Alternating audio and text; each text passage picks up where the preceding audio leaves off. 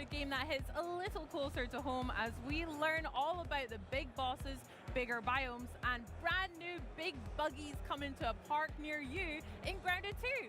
We've got Chris Parker and Justin Vasquez here from Obsidian and Eidos to break it down into very small, teeny tiny parts.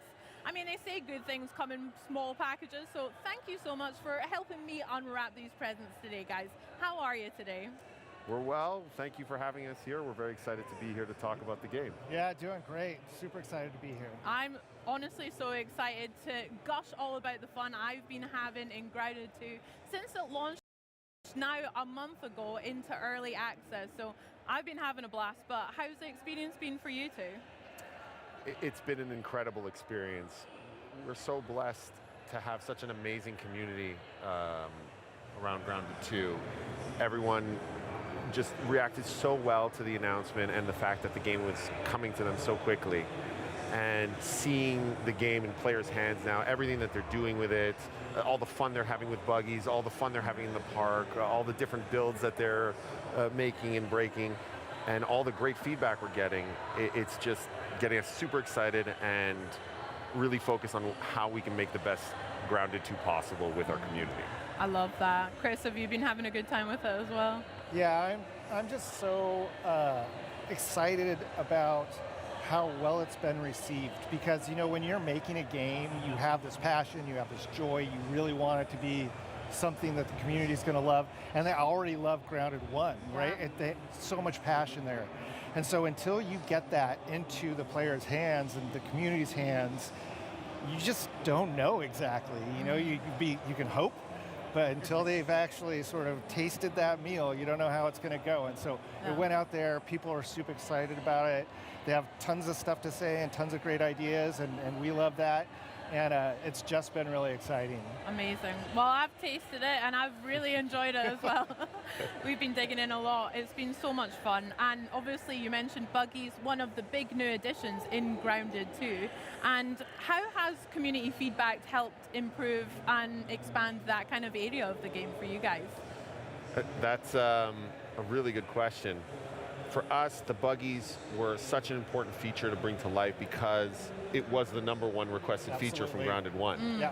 And so it was a big reason why we wanted to do a sequel in the first place, because we knew to do the buggies properly, we'd have to build the whole world from the ground up to support them and to really make them shine. Wow, okay. And so for us, it was a question of the balance of how much of this feature do we want to develop and solidify to make it a full experience and to really show the potential of the feature, but not go so far that we don't get the community's feedback. And so we feel like we found that balance with our Red Soldier and our Orb Weaver buggies, and now seeing how players are playing with them, what they're doing with it, and what they're asking for, not just for those buggies, but for future buggies, is really giving us a lot of clarity on where we want to bring the feature, how we want to fulfill its potential, and of course, what exciting new buggies we're going to be introducing in the future.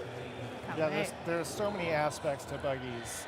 Like Justin said, we kind of went for the minimum approach and said, let's see what the community has to say about these. We have all of our own ideas that we're like, these are great ideas, but let's see what the community says first, and then we can kind of hone in on that stuff and help that really guide the future of buggies, whether that be with customization or progression, or even what sort of new buggies we might introduce in the world. And what's been really great is seeing everybody's feedback. A lot of it is very much in line with where we wanted to go. Absolutely in line. Yeah. It's all stuff, almost all of it's been stuff that we've talked about. Yeah. Like, and it's great to see that, and especially, you know, we look at what the community feedback says, and our community guys like put it all together, and we count like what's been upvoted and what people are reacting to the most. And the things that they're reacting to the most are things that we're like, yes. Yes, that's what we want to do. This is so exciting. This sounds great. So not only does it confirm our belief that this feature has so much potential, it's really nice to see how aligned we are with our community. And it really feels like we're all one big team trying to make the best Grounded 2 together. One big colony, that's so cute. I totally missed that. Well don't worry, I got you. My buggy is called Ant McPartlin. It's a Red Soldier ant. I haven't got to the Orb Weaver just yet. We're taking our time. Which is a very UK insular joke, but that is fine for you. But have you guys got any buggy names that you're particularly proud of? Any good puns that you've heard? I've or got from one up the my team? sleeve. You, Chris? Well, no, the favorite one that we always fight around the studio right now is Stinky. I don't know why. Stinky? But yeah, when we start up a co-op game for the first time, yeah, everybody goes and like makes their buggy real quick together, and then whoever names their buggy Stinky first is the one that wins, basically. I always call my aunt Antonio Banteras because you get the double The ant pun there. Double ant pun, And that's also just because crazy. I like to think of my red ant as this like charming, roguish ally that I'm like going on an adventure with. So Love Antonio that. Banteras. That's beautiful. He's your own very real sidekick. That's Yeah. beautiful.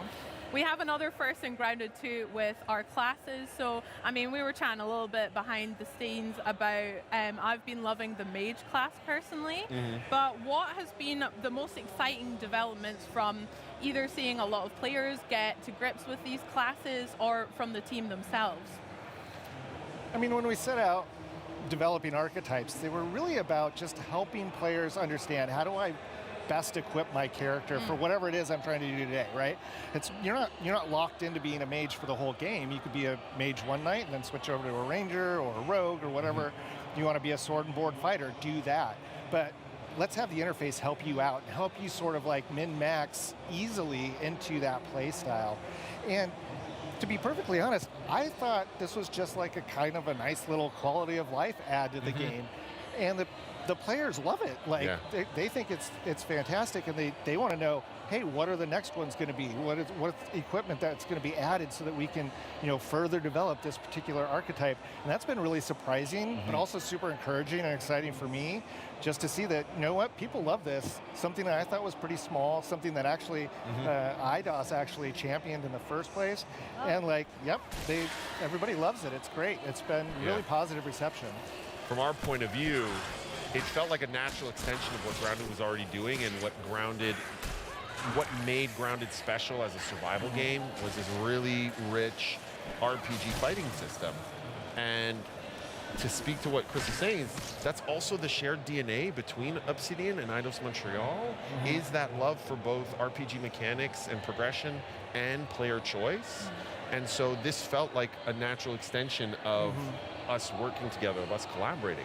And to see it in players' hands, not only them finding really cool ways to break the builds and push them to really cool limits, like the dual wielding rogue that can, one-shot, even our biggest, toughest foes. Yeah. But on top of that, seeing them use the builds in really creative, unique ways that, like you said, speak to their play style. And you're not locked into anything. If you want to be a mage that whips out a sword and a board, you can do that. If you want to be a ranged who is still packing a mallet, you could do that as well. And so we really want the players to express themselves however they want, and we want to get their feedback so that we can find new ways to help them express themselves over the early access of this game.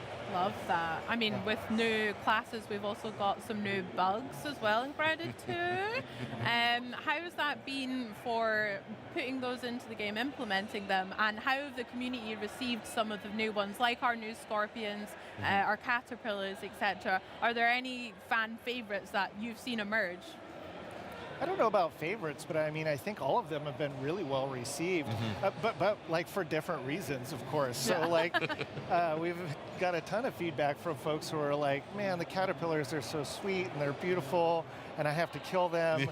Why have you done that? Why have you ruined my life and blackened my soul with this? And then, another example is this cockroaches, where they're like, I can't deal with cockroaches. Why have you put this in the game? This is where you're like, oh, well, we put it in there to be gross. That's why it's there. It's serving its purpose. But the reception to those has been really fun, very exciting.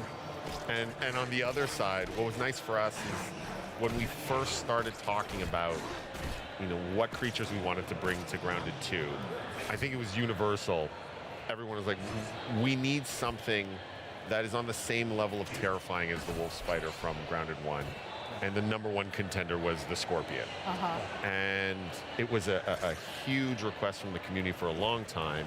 And being able to bring that to life but in a way that like does justice to it being this terrifying predator coming after you, and seeing all these reaction videos online of people in their camps being, hunted by the scorpion and popping out, them freaking out and trying to hide. Like, this thing is coming after me. What do I do?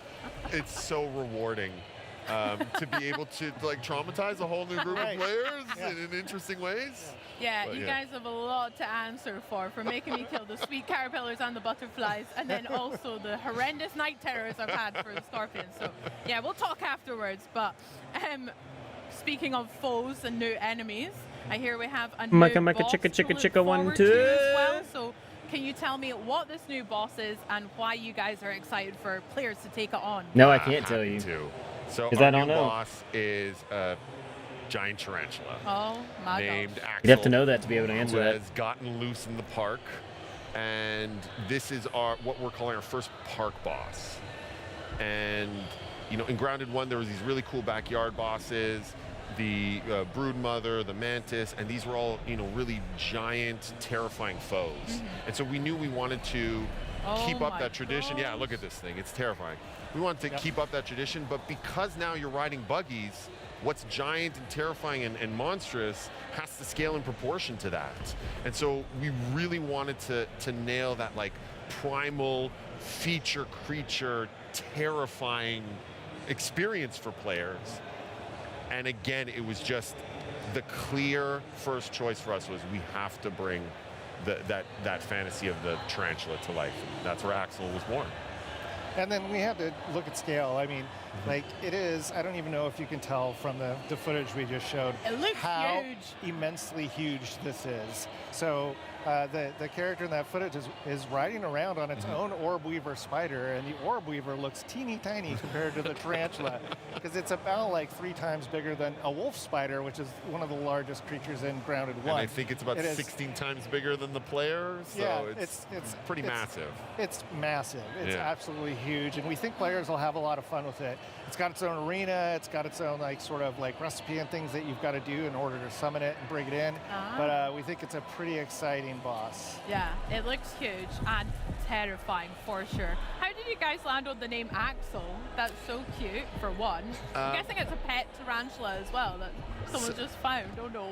So one of the best things about our franchise is it's set in the 90s. This one's set in 1992, and so there's all this nostalgia around that era that means a lot to all of us.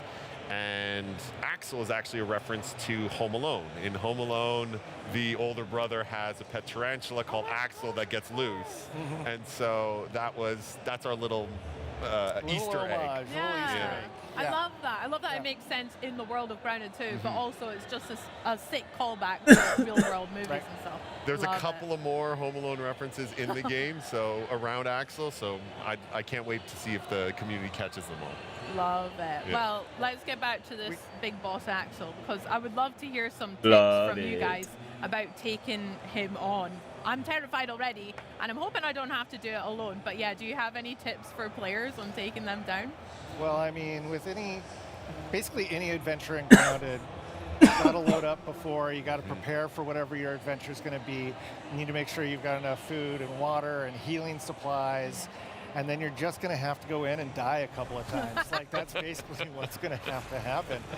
He's got a lot of special attacks that are really cool, and you're just going to kind of learn that sequence, because there's also some stages to that boss fight as well. So once you've figured out the first one, you're going to have a couple of surprises for you. Figure out the second one, a couple of surprises for you. Hopefully it'll keep players entertained for a while. And when they finally beat it, there's a lot of goods on the horizon there. You can, like with everything in Grounded, you murder it and then turn it into fashionable attire. And that's exactly what you wear your do. Trophies on your body. Absolutely. Make weapons and armor with that, maybe some furniture, right? Yeah, absolutely. You want to upholster something with that, and that's exactly what you can do here. My advice would be, whether you're playing single player or with your friends, to bring a friend. Go with your Orb Weaver buggy. Okay. Hey, if you want to take it on alone, go for it. Become the stuff of YouTube and Twitch legend. But if you want to, try to survive, bring your Orb Weaver buggy. It will come in handy immensely. The fight was designed with that in mind, and we had a lot of fun figuring out, okay, what makes fighting a giant creature on another giant creature a fun and unique experience. So we really hope that the players will get a kick out of the grounded style massive boss fight, but now on their own, impressive buggy mounts. Nice. I can't wait to try it myself and die multiple times, no doubt. Very good. And Parker, you mentioned that there's some, obviously our favorite thing about Grounded is getting the loot. My favorite thing is going and analyzing everything, breaking it down. Can you tell us a little bit about the spoils that we can expect from the tarantula? Is there going to be some pieces in particular? Absolutely. So a couple that spring to mind is there is an absolutely, as you would expect, massive bow that you can craft. Okay. It's sort of ridiculously large, but that's what makes it sort of charming, is that like you made it out of the biggest creature that's been in the yard so far, so it is ridiculously large. You can make yourself a new fancy chest to adorn your base that holds a little bit more stuff, as I recall correctly. Correct. And is of course again fashioned out of axle pieces. You can even make yourself a cool little throne. There's all kinds of stuff you can do. So that's the one that I'm most in love with, and I can't wait to see how the community reacts to that, because it is a significantly impressive throne for a significantly impressive boss. Yeah, big Spider King throne. That sounds great. I can't wait to see it. I hope it's fuzzy as well. Yep. The colors on it look so sick. I mean, I'm imagining your guys' offices are kind of just, do you just have tarantulas kind of like lying around, or any bugs and stuff? Like, that would be terrifying. Our art director makes these massive, mood boards whenever we have a new insect, and it's just like a wall of terrors. And we're like, okay, which of these is the most interesting terror to bring to life? And so when we were working on Axel, it was just all of these different tarantulas, and we're looking at them going, I didn't even know tarantulas came in those colors. Yeah. Your dreams must be haunted, but no. Also, on top of the new boss and the new tarantula, I hear we've got a new biome on the horizon as well for winter. Could you tell me a little bit about what we can expect to explore there? Absolutely. For our winter update, we're going to be introducing our first new biome in the park. It's our garden biome. And what's really exciting about it is that the park allows us to explore areas that are really a good mix of human crafted, handcrafted areas, as well as the more natural, This shit'll be organic going on areas. all day. And so the idea of a community garden was very appealing for exactly that reason. And so we get to see, our pumpkin patch or a vegetable garden or a greenhouse. These all feel very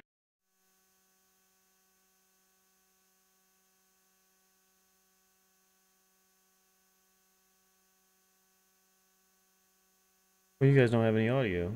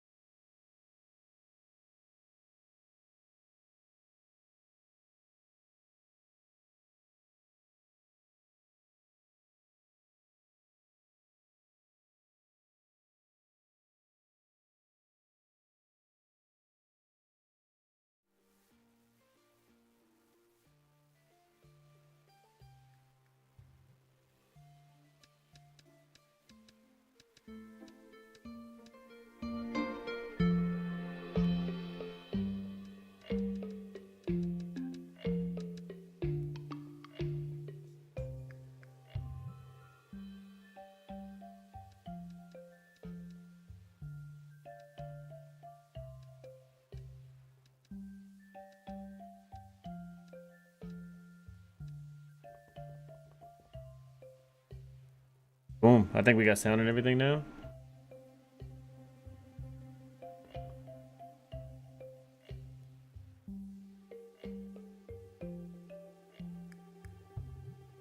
Alright, I think we're good to go.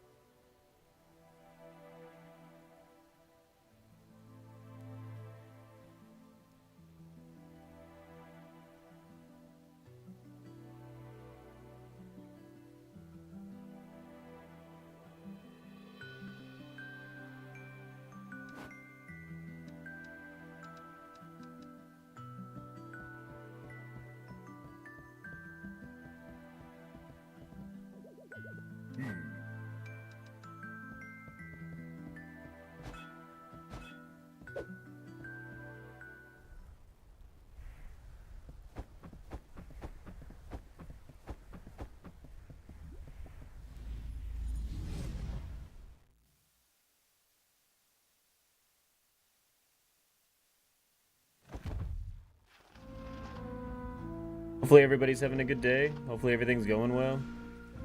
No, mine just started. I appreciate everybody showing up and showing out already. You guys are awesome. It's a freaking Wednesday, my dudes. If you want to see something else, just tell me what we're playing. I don't really care. I was thinking about playing more of that Marvel game, but I put so much time into it. I was like, man, I can take a break from it for a second. What is it, Gwen?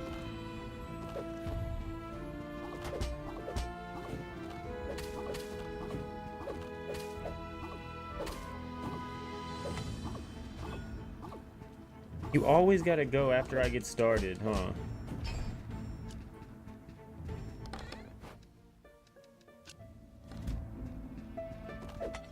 Give me a second, I'll take y'all.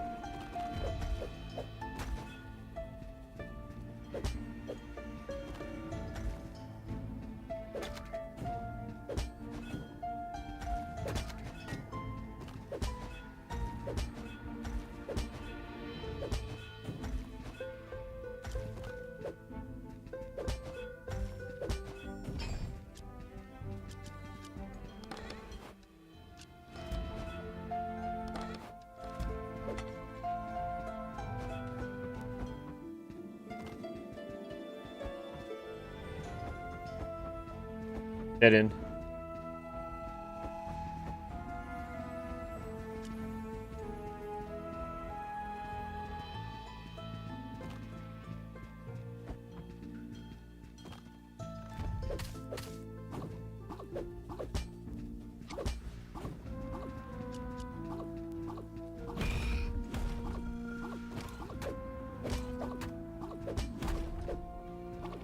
Damn it. That did not go well. First run of the day and already felt it.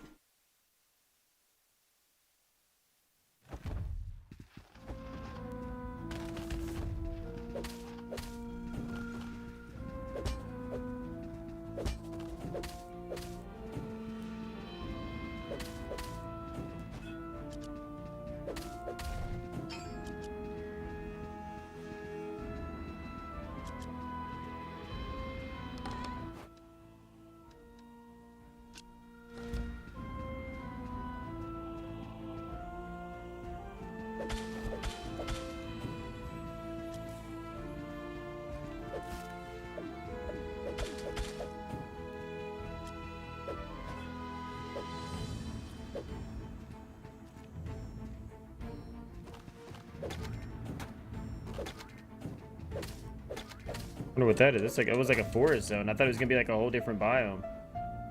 It was like it was one map.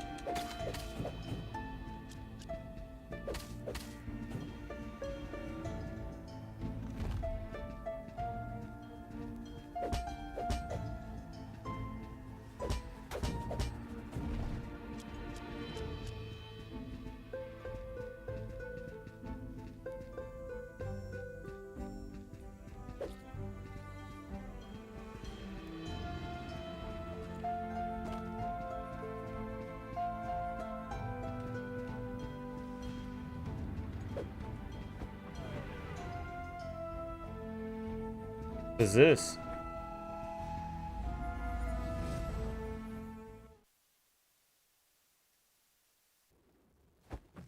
Lacey, you okay?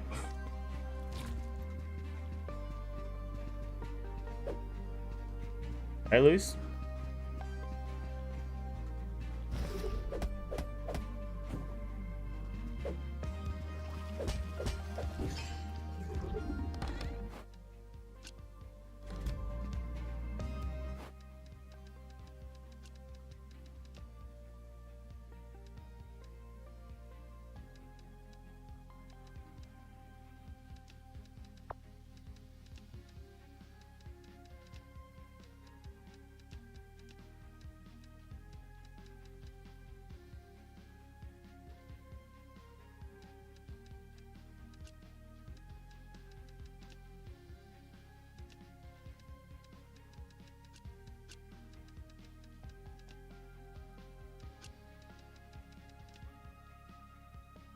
Hmm.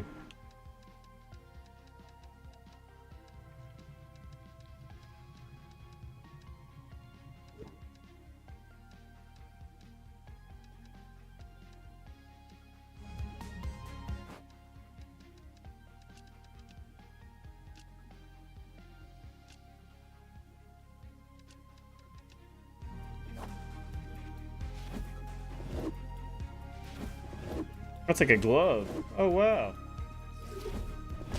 Oh, shit. One tap that dude.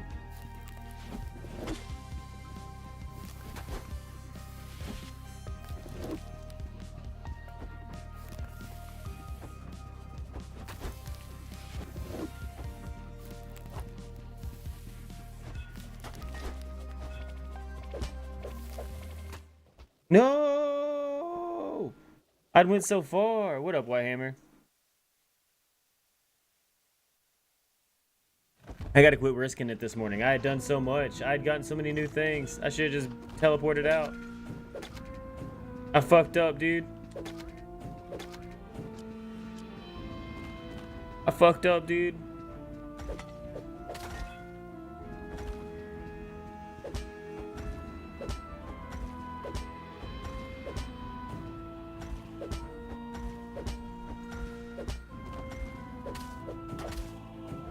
Because I had lost all that stuff. If you die, you lose all your stuff. Like, you're able to restart the mission or whatever, the dungeon, but yeah, you lose everything that you got that run. And it's procedurally generated, so you don't know if you're gonna get that tile back.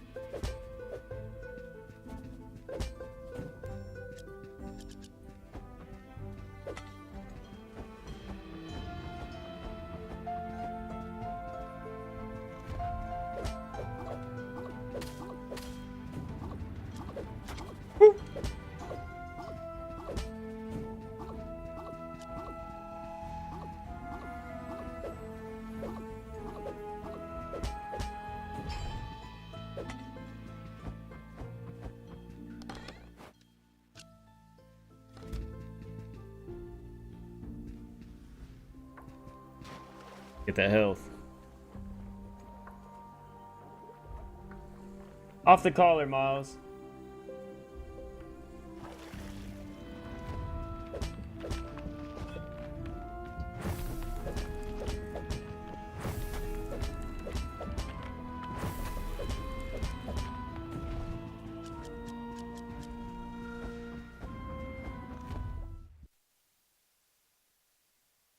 You don't know what to play?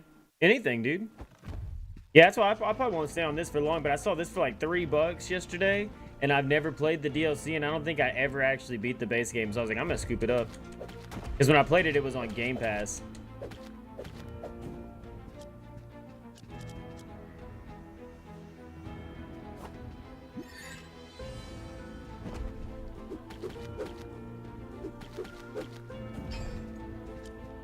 Thinking I might play some more of that Marvel's game here in a bit. Oh.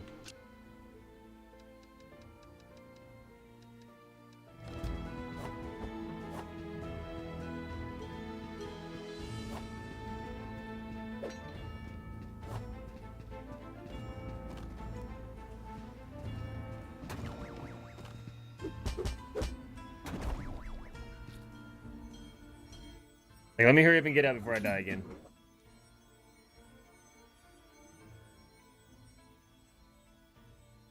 You gonna play some Crime Scene Simulator? I think I just saw that they crossed over with Ghostbusters.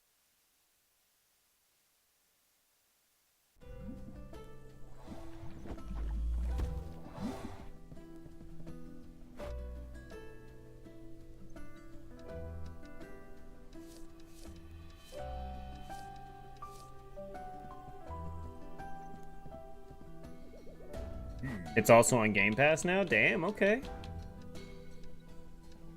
I did not know that.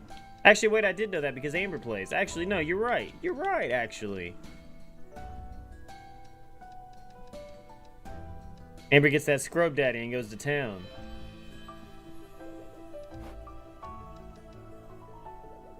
Or wait, no, it's Scrub Mommy on there, isn't it? I don't remember. I think it's Scrub Mommy because of the copyright.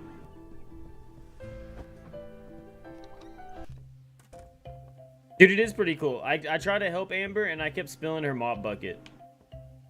And so she was getting mad because I kept spilling, like, apparently, yeah, you got to make, like, a whole mop bucket thing and then use detergent and shit and cleaner and...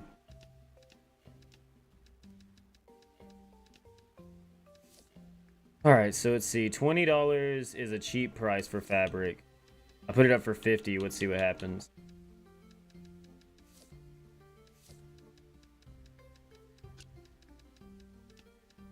$25 seems to be a cheap price. Let's do $35, see what happens. $6 seems to be a good price. $5 seems to be a good price. See what happens. Is Crime Scene... I don't think it is. I think it's just single player. Like, me and her were just handing the controller back and forth. I don't think there's any co-op.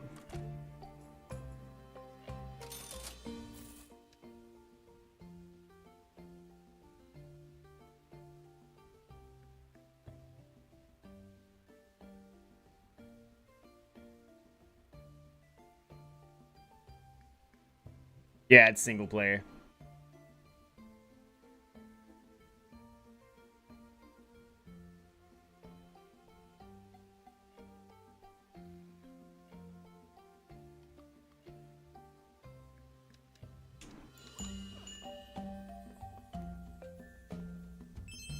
$35 was still a cheap price? Damn.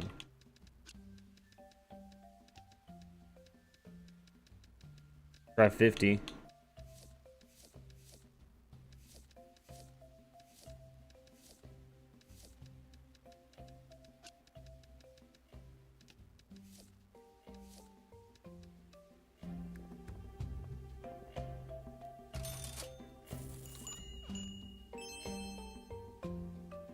Dude, really? That was still a good price for those?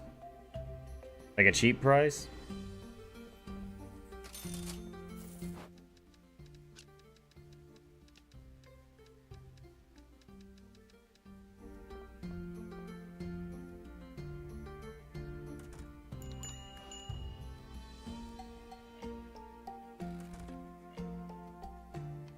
I think this game was on Game Pass. It might still be on Game Pass.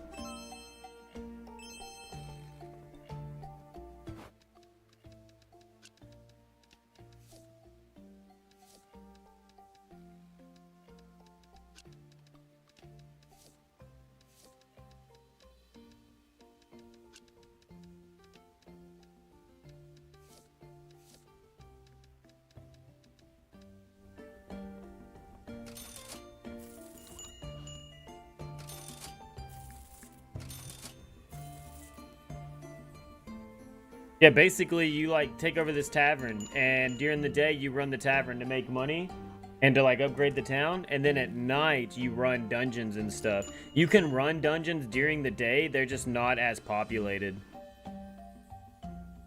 Oh, do what you do, man. Yeah, you know me. I'm just gonna sit here and chill for the day. I'll be up and down doing what I do.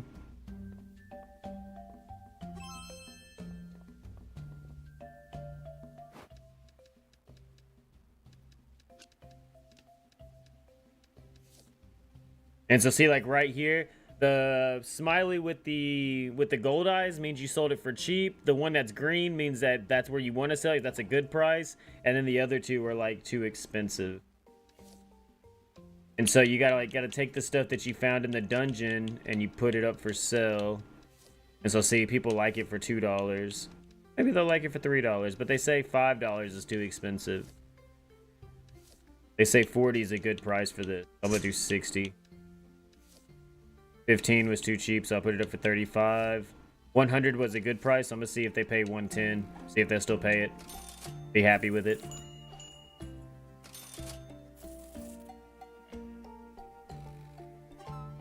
Boom.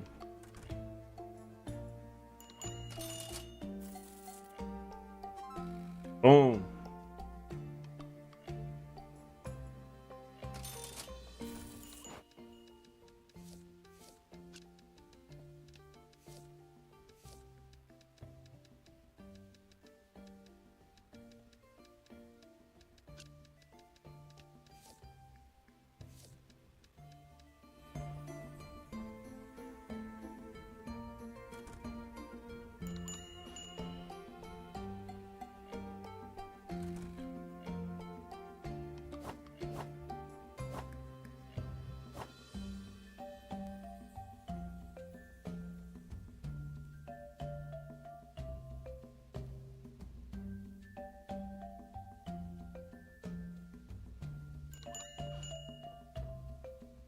Maybe I should close up. Seems like the store's kind of slowing down for the day.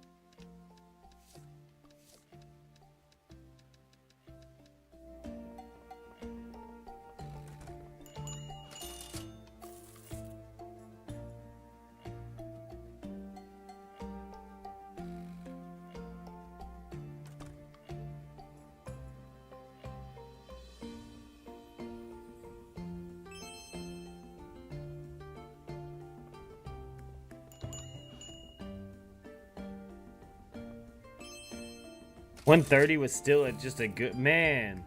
Keep selling shit too cheap, bro. Did I get new blinds? No, it's just stormy today.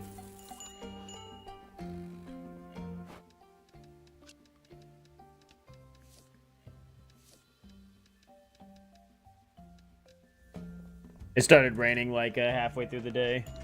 I think this is a deep freeze behind me that me and Amber been needing to move.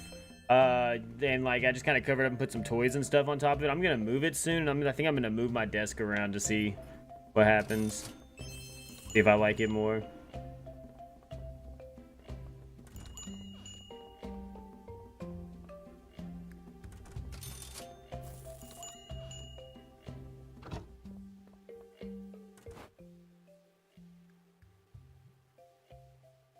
Hey, almost $3,000.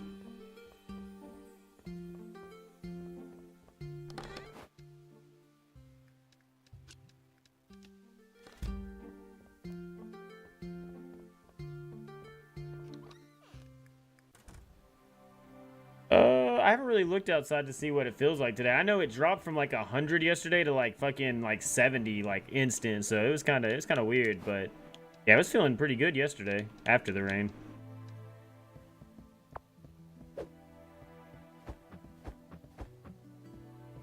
I got 3 potions left.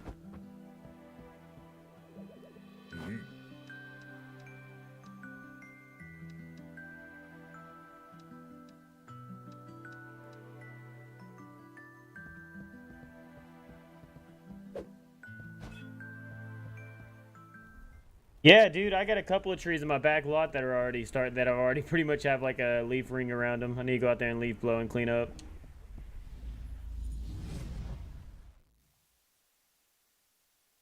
It's crazy. Amber keeps fucking hassling me about my birthday because I didn't even realize that it's in like a week. I'm like, bro, Borderlands is coming out. We're going to Memphis Comic-Con. Like, I'm good, bro.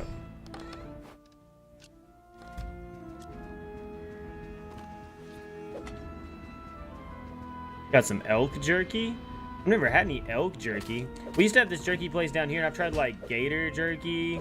I've tried like bison jerky. Maybe I did try elk actually, because they had like a lot of different things, and I remember trying quite a few different things there.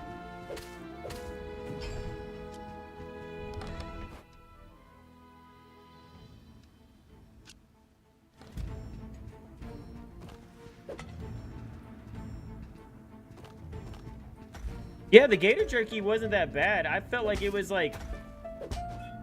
I felt like it was like way gamier than it needed to be. And so like maybe if it wasn't jerky, it would have been okay. But as jerky, I don't know. I felt like it never ended. You liked it? Yeah, it wasn't bad. I feel like there was a lot of flavor there, but I felt like it lasted forever. Like just the smallest piece. It was almost like gum.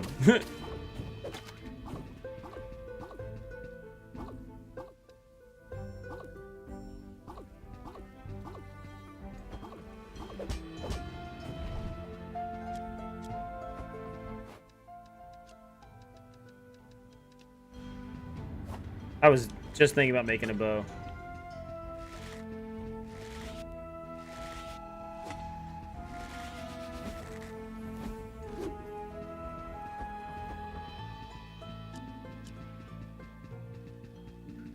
Gator meat and mac and cheese. Oh. Hell yeah.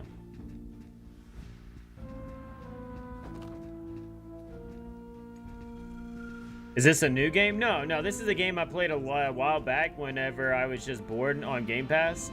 And I really enjoyed it, but I never finished it, and I never played the DLC. And the second one got announced yesterday at Gamescom. I called it too, because I saw this little dude, like, and he looked way different, but he had the big backpack, you know, and all this. And I was like, bro, that's Moonlighters. Because I had forgotten all about this game. It was just like one of those games I played in my off time that I just never really went back to. But I really enjoyed it. So when I saw that this with all the DLC or whatever for like $3 yesterday, I was like, dude, I gotta scoop it. Yeah, so basically it's a roguelike dungeon crawler, right? And the stuff that you get, it's kind of like Extraction. The stuff you get in this thing, like you see how like I only have like 10 out of 20 over here on like the right side. You have to like get your bag full of stuff and you extract it out, and then you either use that to upgrade your stuff and upgrade the town, or you use it to sell to make money. So you have to, because you're running a tavern as well.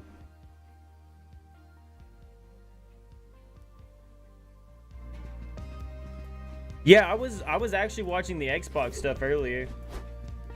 It all ended up like Grounded stuff. Like I was just listening to the Grounded interview.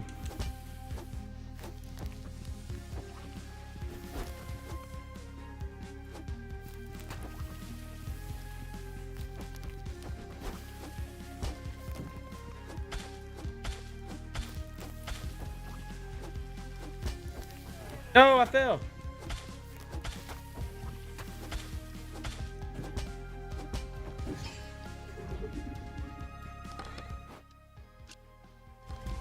Whew.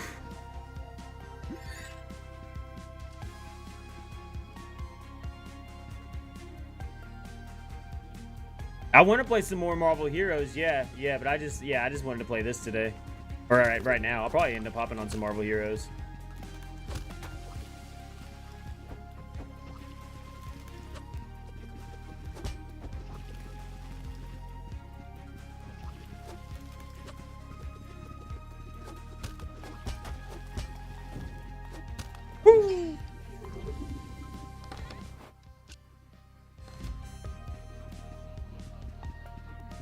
You got Gambit? Dude, I bet Gambit's good. Gambit used to be like one of my favorite people to play on Ultimate Alliance.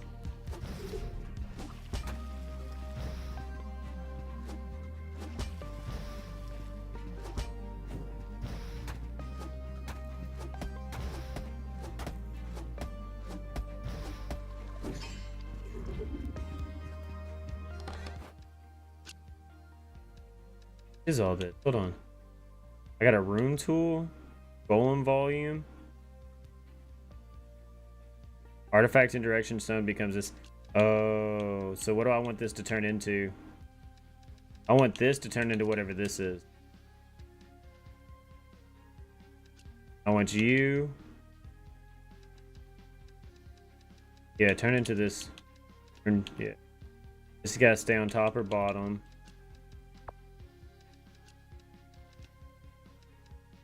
Artifact interaction shown becomes this artifact to become returned to town. I don't want this to become anything. We'll put that there.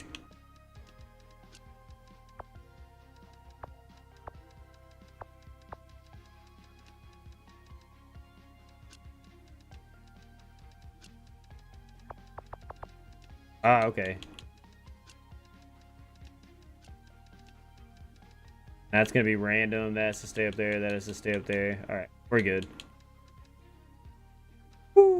Kind of understand it. Oh, dude, I've seen most of the movies. Yeah, I've seen probably all of them. Is traversalist super speed? Wait, what? Yeah, it's like, and then if you look at their traits, you can mess the traits around and stuff. But I think that they said some of the traits and some of the skill trees aren't implemented or something yet, or something like that.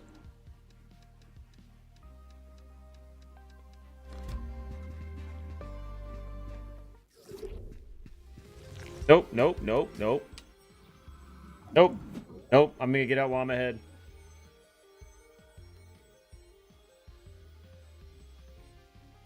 So I got 20 enemies and I opened up 5 chests. Whatever. Happy with it.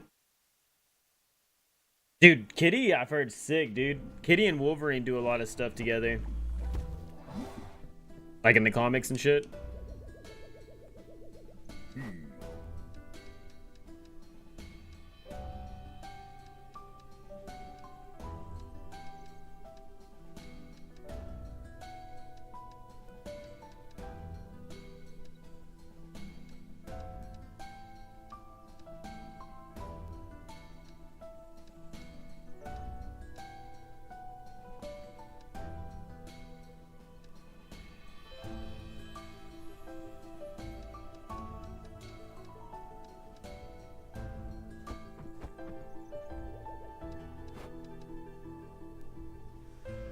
$500 more, I can afford the next town person.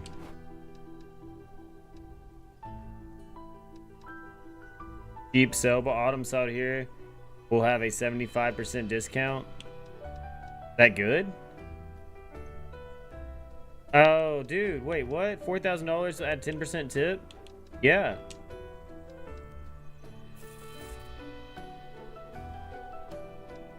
Is it on Game Pass or is it on Ubisoft Plus? Because, you know, like, isn't Ubisoft... No, because Ubisoft Plus, no, it's EA... I swear, all these fucking subscriptions, dude. EA Origins, or EA, is on Game Pass. Because Ubisoft is its own thing. But if you subscribe to Ubisoft, it can connect to Game Pass. I want to put some more time in Mirage. It just, like, it was fun. You know, don't get me wrong. But, like, the thing with Assassin's Creed is I think they've missed that zest now. Like, I think they're just past it. Like, I don't know. Yeah, it probably is Game Pass, because I was just trying to remember how all these fucking subscription things go.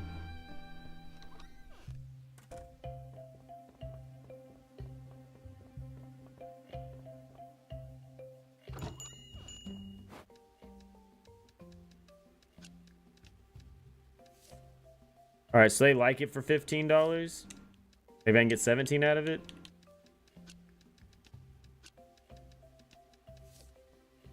So they said 130 was cheap. Do 160. Dude, I want to play Ghost of Tsushima so bad, dude. Yeah, look, it's on my fucking wish list. It's been on my wish list for so long, dude. My birthday's coming up. Someone buy it for me. Bro. I've been wanting to play this so bad. When I go to California to see my family, they have a PS5. They have it. And I don't even know why I didn't ask to play it. Maybe because, like, I didn't want to spend time playing games. I wanted to hang out with my family, you know? But I should have totally fucking played it. We talked about it. Like...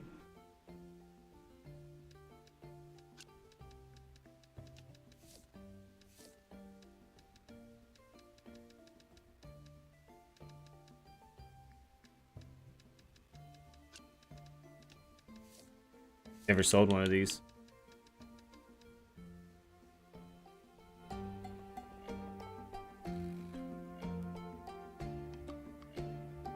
And Rebirth? Damn, I need to play Rebirth as well, yeah. Damn, that was cheap? Fuck.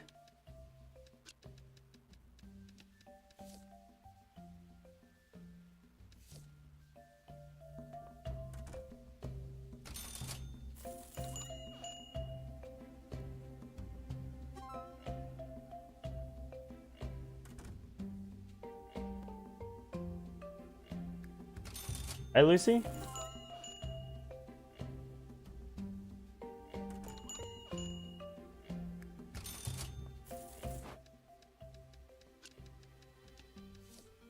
They think it's cheap at 60, so let's go up to like 80.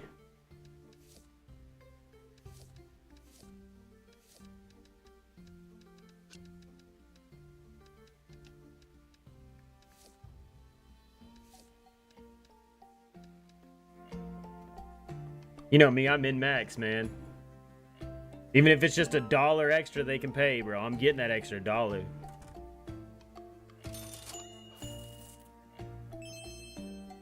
Yeah, so like I was saying, like you either sell the stuff or you use it to craft, which a lot of the stuff you need to craft, but you need money to craft it too. So you got to sell a lot of it, then go back and get some of it. Like it's a whole loop.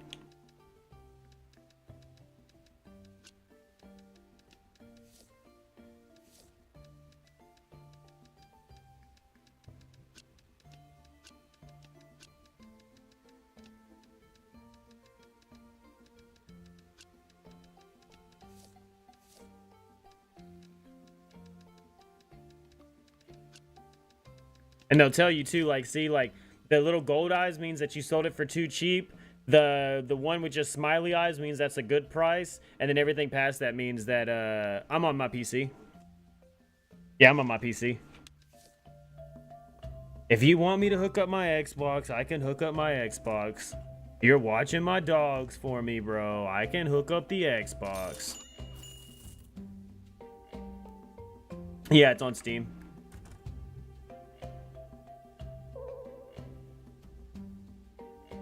Yeah, like, see, he was mad that I,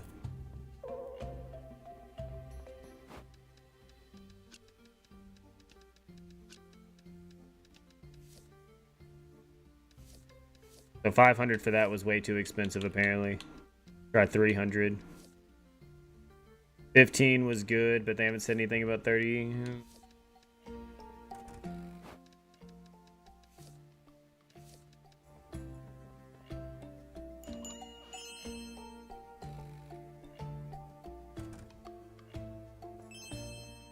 See, those were cheap.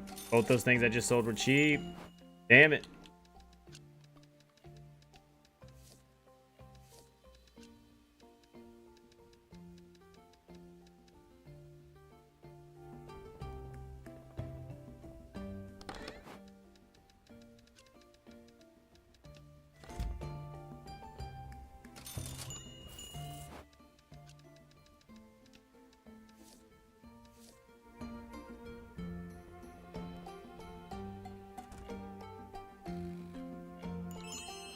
$130 was cheap. Fuck.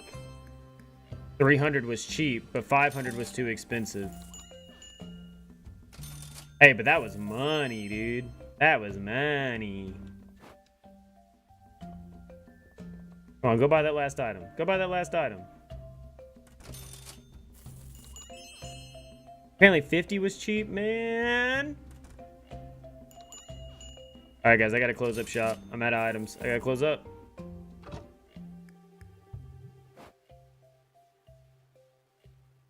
Shit, I made $4 grand, and I made $3 grand the night before, so I'm going up, dude. I'm making more and more money.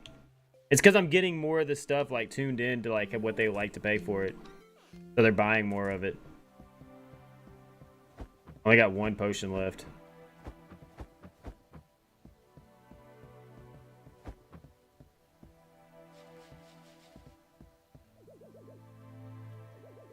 What do you want to craft today? Potion.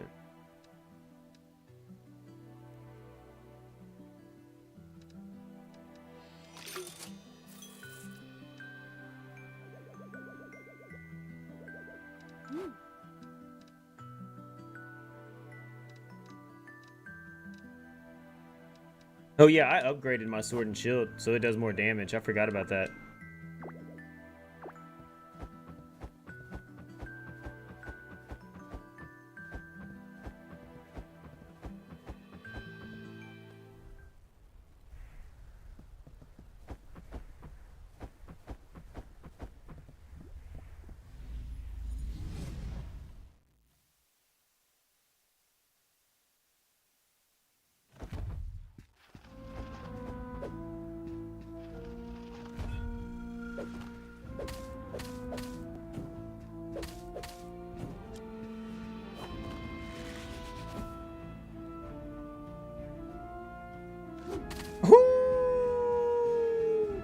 Look at that aim, dude. You see that aim I had?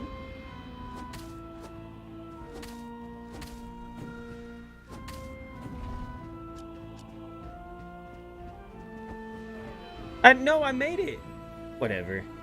At least it was this room.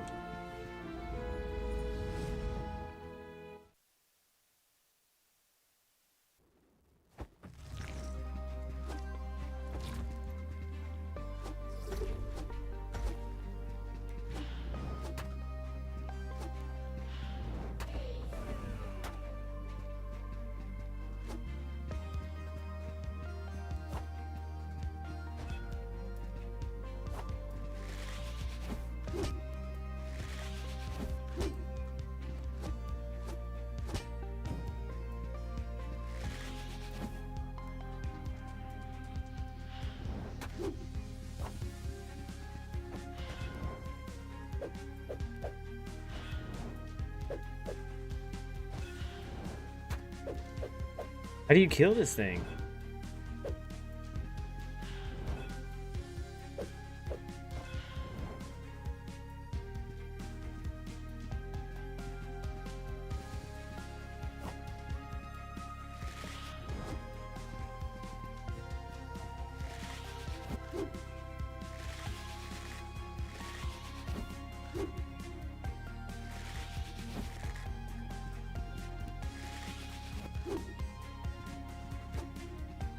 I'm confused.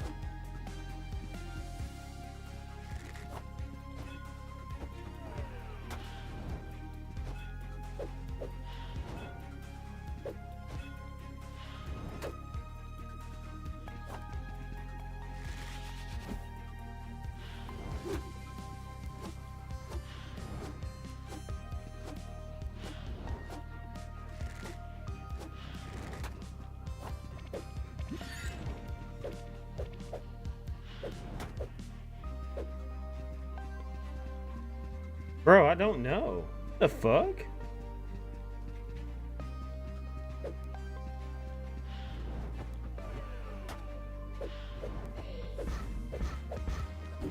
Did I dodge through it? I don't even know. I'm just glad I made it out.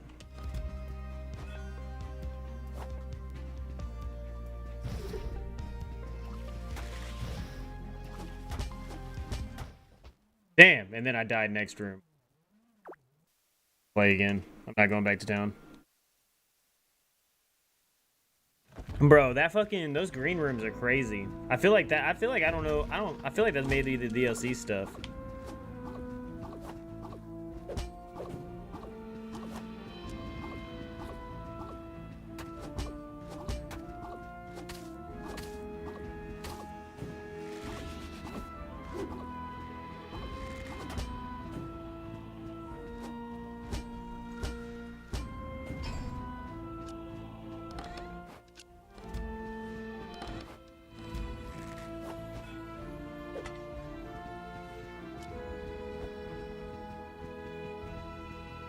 Do I multi-stream? Yeah, I'm on YouTube right now as well.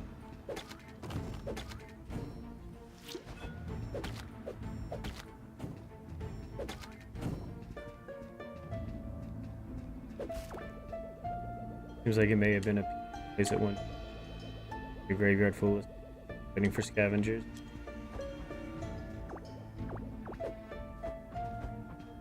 Yeah, I'm on YouTube and Twitch. It also helps because that means every time I get done streaming, YouTube automatically has my video. Now I have to cut it up and like upload anything specific that I want, you know, but as far as like the live stream goes, it's all on YouTube all the time.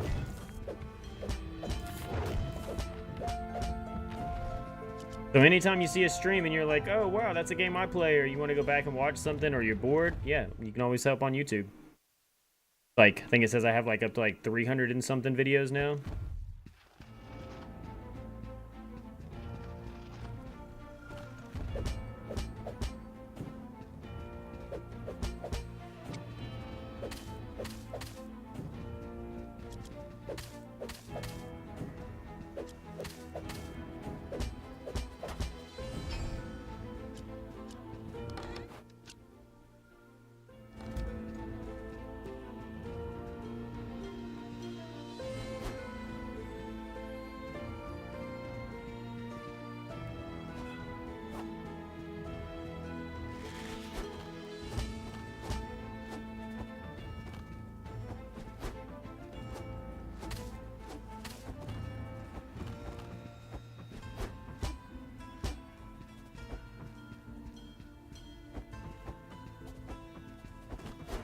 No, I fell.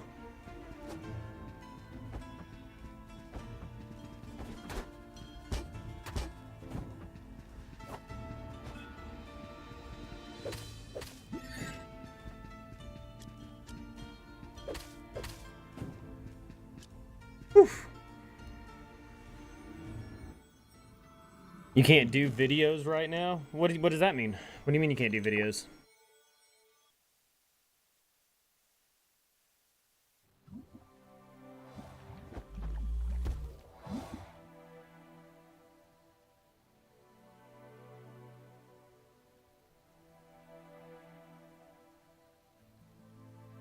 There's the YouTube link.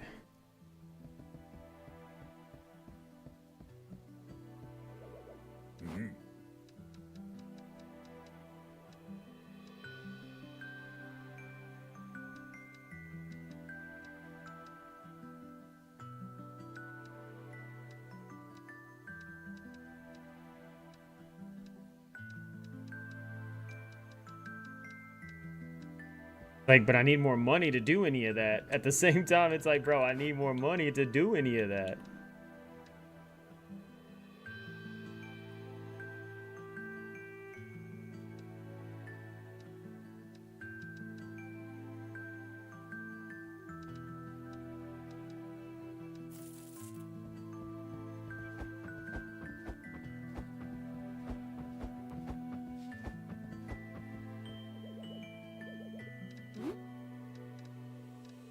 Oh, I needed one more crystal.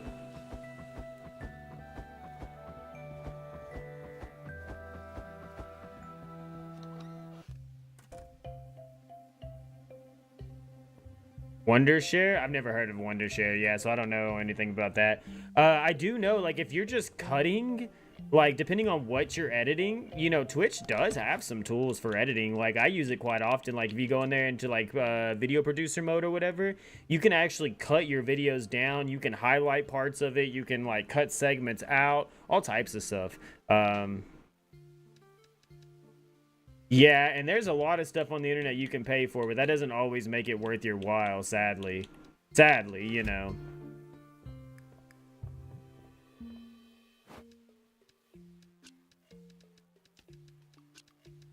When I was using TikTok there for a little bit, I was using, like, what was it, CapCut, and doing stuff through there. That worked pretty well for making little short videos. I don't know if I'd recommend it for long videos or... I think, what is it, OpenShot Video Editor, I think I used a little bit of, too. That one was kind of confusing, though. I think I stopped using that one, but...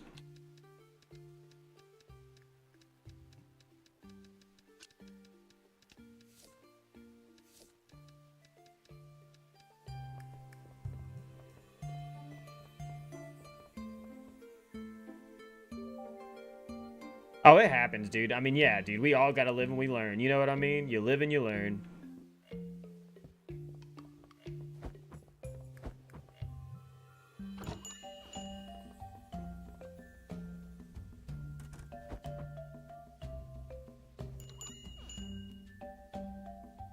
Yeah, OpenShot Video Editor, CapCut, yeah. I guess it changed names. There we go, OpenShot. Boom. I used this one for a little bit too. It's just a free one. Like I said, it's a little confusing, but it's free, so.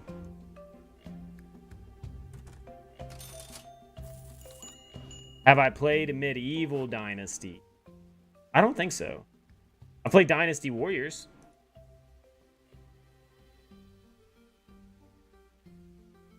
Oh yeah, this is on Game Pass. I've actually seen this quite a bit. Yeah, it seems kind of cool.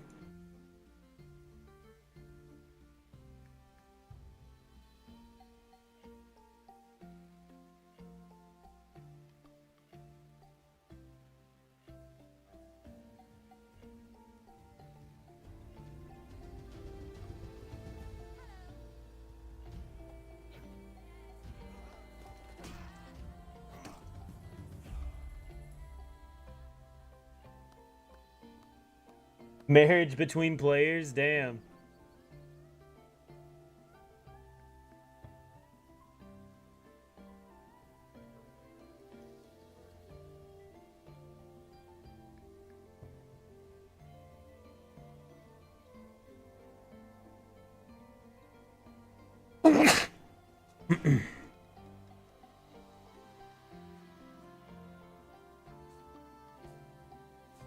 That's crazy.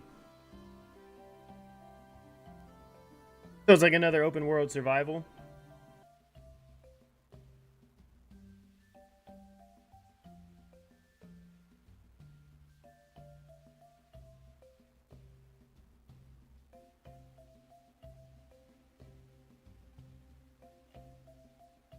Yeah, I might. You just have to catch me, you know what I mean? If I'm not playing anything else. The survival MMO thing that I've been playing right now, and actually it just got updated and stuff, so I really need to go back. Dune Awakening, bro. Like, that has been super fucking good. I know it's a pretty hefty title right now, but Dune Awakening is such a good fucking game, dude. Like, I want to put more time into it, but like, I don't know. I felt like I was crashing out on some friends at the time that were playing with me, so I kind of took a step back. But yeah, no, I just need to hop back on it and then just start up a new server. I don't know. I will say this before I play any survival games with anybody. I love survival games, but the main reasons I don't play with a lot of people, though, is because, like, I don't know. I'm one of those people that I don't mind if you use resources that I get. It's like, hell yeah, it's a survival game. We're all trying to move forward. We're all trying to get these pieces. We're all trying to do this stuff. But if every time that, like, I need to do something or I go to craft something and I know I have stuff and you've used it all, I get pissy. I don't know, bro. I get pissy like that. Like, if I know that I've grinded for, like, the last 10, 15 hours for a bunch of stuff, and yeah, we do all this stuff together, I don't mind what you use. Use whatever you want, but if you know that you used a bunch of iron, go get iron. You know what I mean? Like, if you know that you used a bunch of fucking coal, go get coal. If you know that you used a bunch of whatever, just go get it afterwards. Like, okay, you used it, you did all this stuff, and then you do your time to go get the stuff. You know, it's like, hell yeah, I got my stuff, but I do kind of need to replace this. You know what I mean? Like,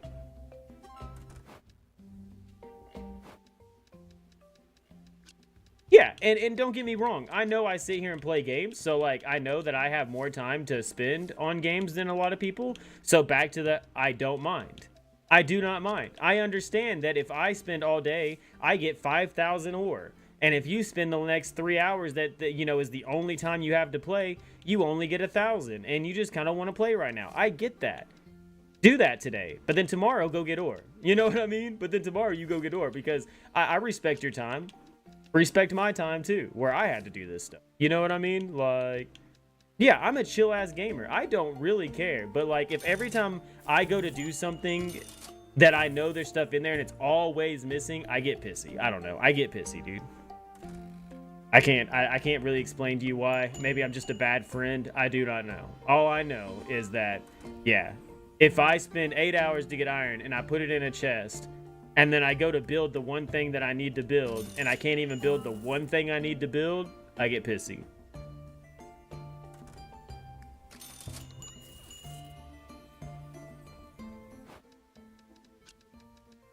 I don't mind being a mule, you know what I mean? But, like, fuck.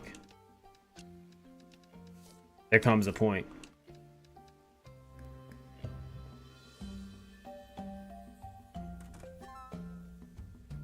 Yeah, definitely stream it and I'll check it out. Yeah, because, I mean, I've definitely been, like, have you ever looked at Kingdom Come Deliverance? It's not really, like, a survival game, but I know that Kingdom Come Deliverance 2 is, like, it's up for, like, Game of the Year this year, for sure. Like, and I know a ton of people love this game. I've never just put time into it. Like, that's the only reason I can't say I like it. It's not because it's not because I haven't played it. I've never put time into it. I've booted it up and been like, wow, this seems kind of cool, and then just never went back to it.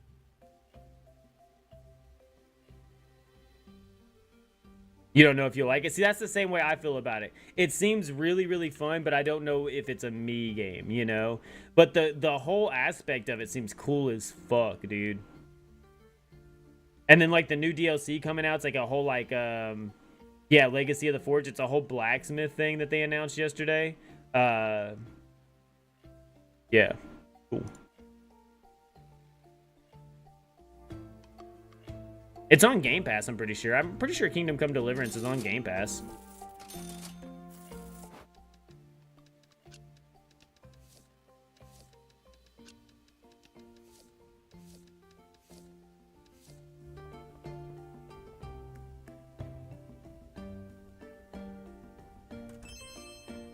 Apparently I sold those too cheap.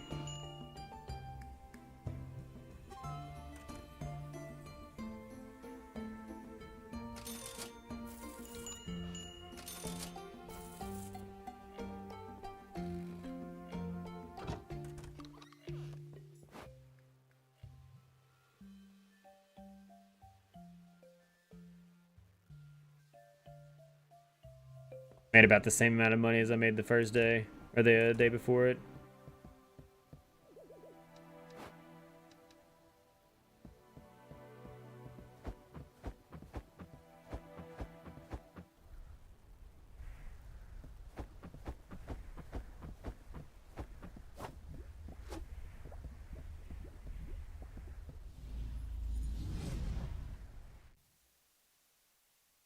That arcade boss simulator I was telling you about, like the that the developer and stuff popped up in my stream, it's a really good game. Like I really, really like that game. I'll play it sometime here soon again on stream because they just launched 1.0 with the new like story system and everything. So got to check that out soon.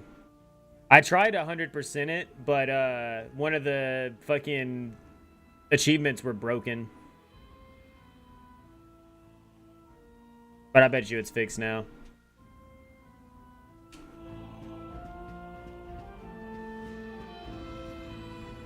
Kingdom Come Deliverance? Yeah, Kingdom Come Deliverance 2 is definitely not on Game Pass. Yeah. I was talking about the first game. Yeah, 100%. Yeah, the second one is definitely not on Game Pass.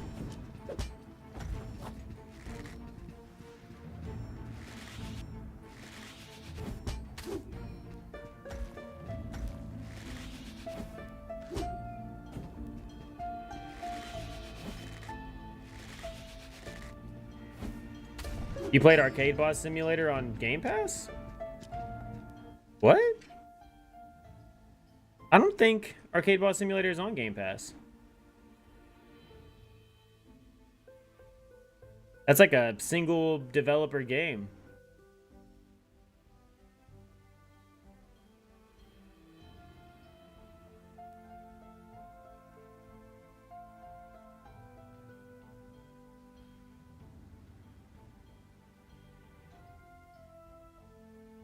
Yeah, no, this game is a no-name game. Yeah, this game would not have been on Game Pass at all.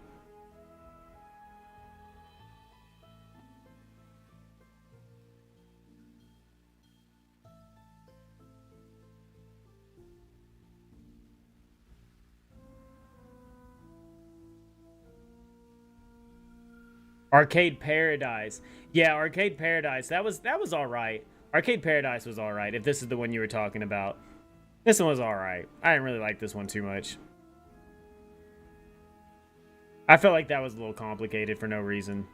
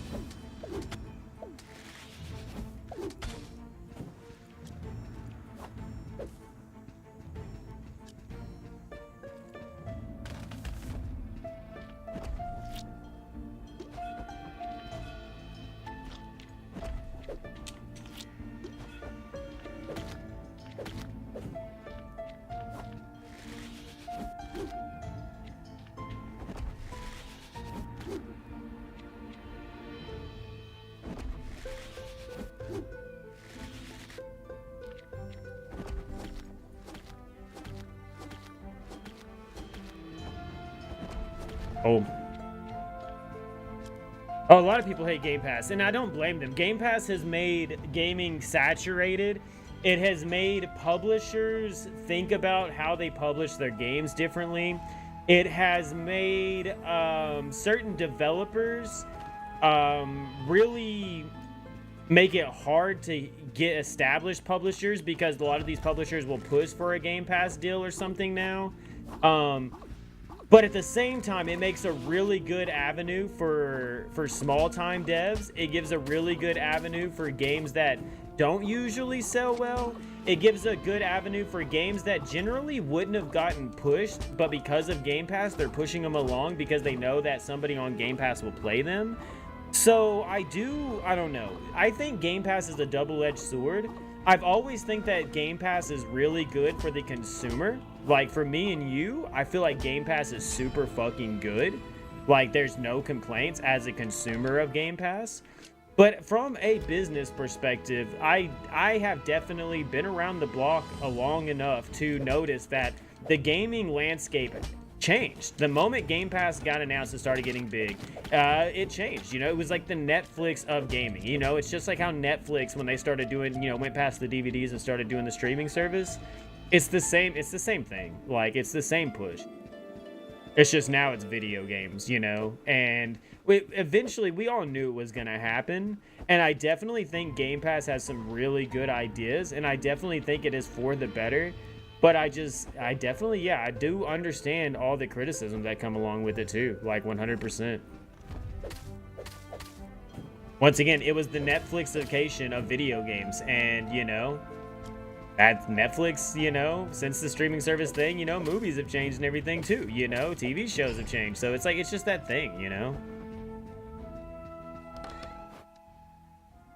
So you just skipping the middleman? What do you mean? What do you mean skipping the middleman?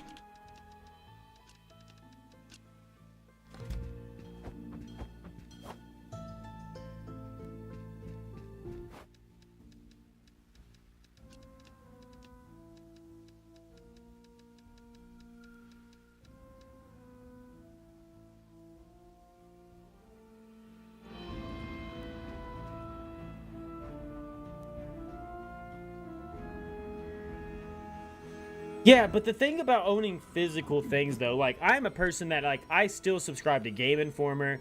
I buy comics. I go to Comic Cons and I buy sketches. You know, like, I buy art. Like, physical media needs to stay. Because all this digital stuff can go away. Like, we all forget that all of this digital stuff is technically saved on a server, and if that server ever goes away, all of our stuff goes away. So we've basically gone into nothing. If I physically own an Xbox and I physically own the disc and I physically have a controller and I have the means of connecting it up and I have power somehow, then I can play the game. Like, I can sit there right there, no connection to a server, no anything.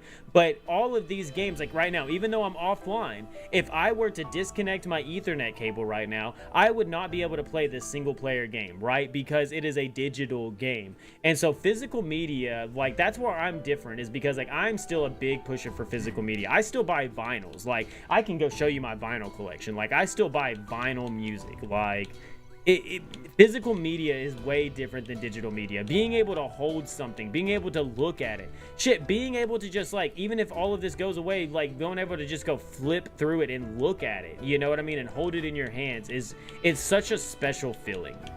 You know what I mean? It is such a good feeling. Like with Comic Cons, you know, the main reason to buy comic books and stuff like that, you know, is like because I get to go meet these artists. I get to go see them and, like, really, like, talk to them and pick their brains sometimes about, like, these things that I like. And they get to talk about how, like, it's special how they even get to still be in print media and stuff because the digital era has ushered in stuff. And so it's like, once again, like, I love Game Pass, you know what I mean? But, like, yeah, like, do I agree that GameStops were dumb and that GameStops needed to go away? Okay, I'll agree with you. GameStops probably needed to go away. Most of the people are dumb that work there. They rip people off. You gotta fucking buy a $60 game today and you're gonna go turn it back in a week later and they're gonna give you 25 cents for it. Like, GameStop probably needed to go away. You know what I mean? But not all game stores needed to go away. You know what I mean? Not all physical media needed to go away. Like, there is something special, like, even me, like, I have nieces and nephews, you know what I mean? Like, I don't have any kids, but I have nieces and nephews, and they have Switches and Nintendo products and stuff. And you know how hard it is to, like, go and, like, want to buy them something physical? Because, like, buying digital for that kid is easier because they don't care. They're not gonna break it. They don't have to worry about losing the cartridge, any of this stuff. So, like, it's like, I don't know, man, there's give or takes, you know what I mean? Because then when I buy Switch games, I'll go show you all my Switch games, like, besides a select few, are physical. Like, all my Pokemon games, I still go and pre-order my Pokemon games. I get them in my hand, you know, like, physically. My Mario games are still physical. Donkey Kong Bonanza, I still bought physical. You know what I mean? Like, and so I do think there is a trade-off, you know? Steam games, I've always been used to buying digital games, you know? So for me, when it comes to Steam, there's nothing new because from day one, all the way back in, like, 2005, 2006, Counter-Strike days, I was used to just booting up and being like, here it is. Or, you know, I went to the store and maybe bought a code off of the rack. or, you know, the orange box back in the day. You know, like Valve did have the orange box, you know, Team Fortress, Counter-Strike, Half-Life, you know. So, you know, that was like the only physical thing. But there was like, you know, like digital gaming had always been around, at least for me being like a PC gamer. But I don't think that physical media should have went away. I don't think that trade-off should have happened.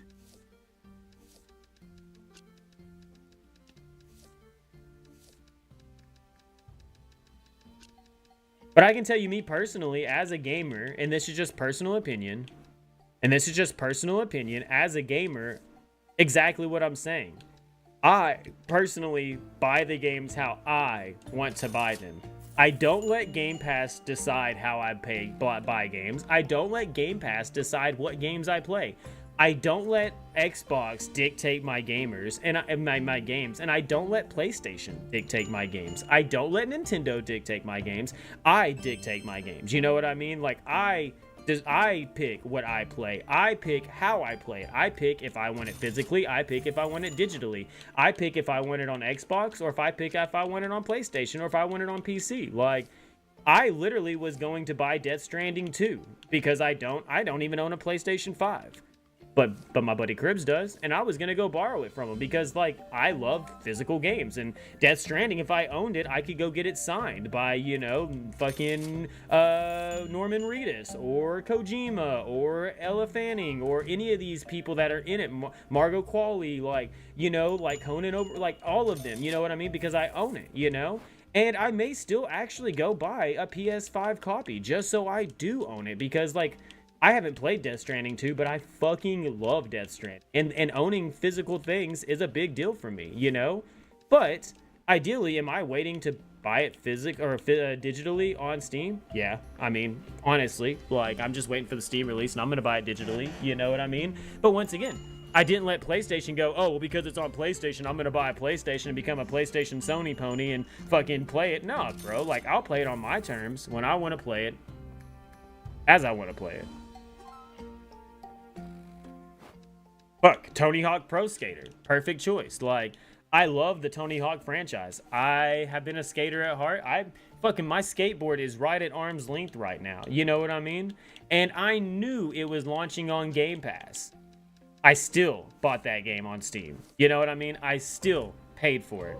And I own it. You know what I mean? I could have went and bought the physical copy, which I thought about. You know what I mean? I did think about buying the physical copy. But instead, I still was like, fuck Game Pass. Like, I don't want to boot up one day and be like, well, I don't have a subscription to Game Pass, or, you know, because I don't have this, I don't, you know, because whatever, you know what I mean? Like, I didn't want that limitation.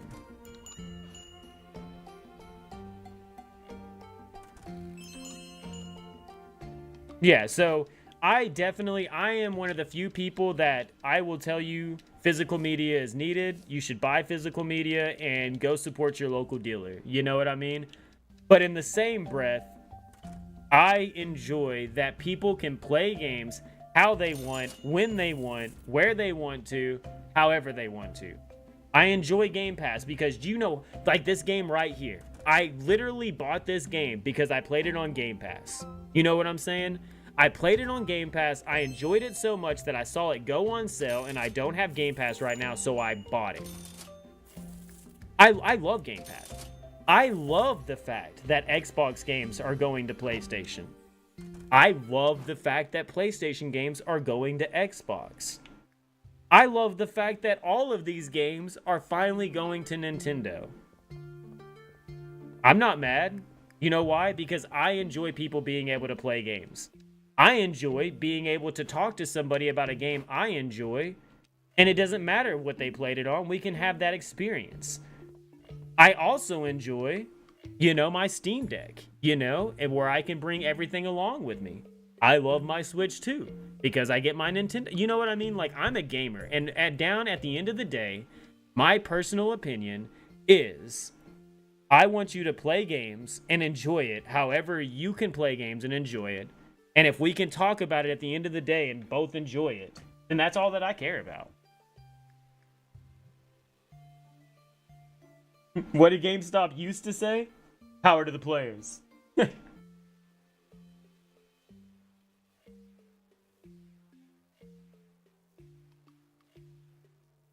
Sorry, guys. Give me 1 second.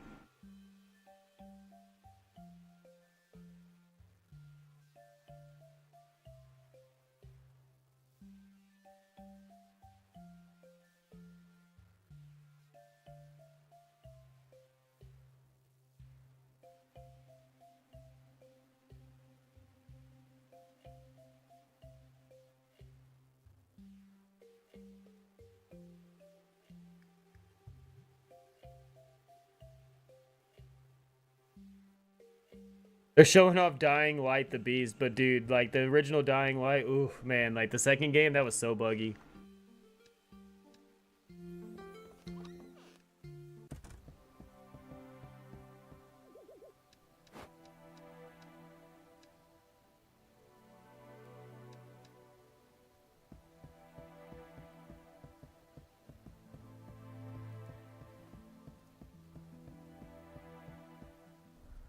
We played the whole game on stream, but every 30 minutes, literally every 30 minutes, we had to restart.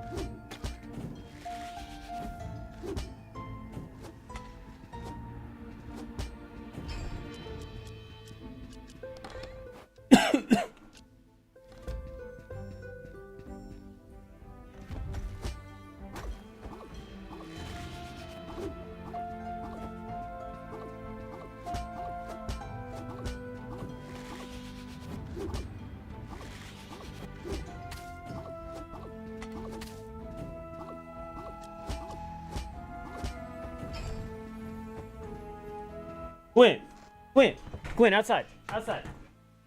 Come on, outside. Why do you never eat in the morning?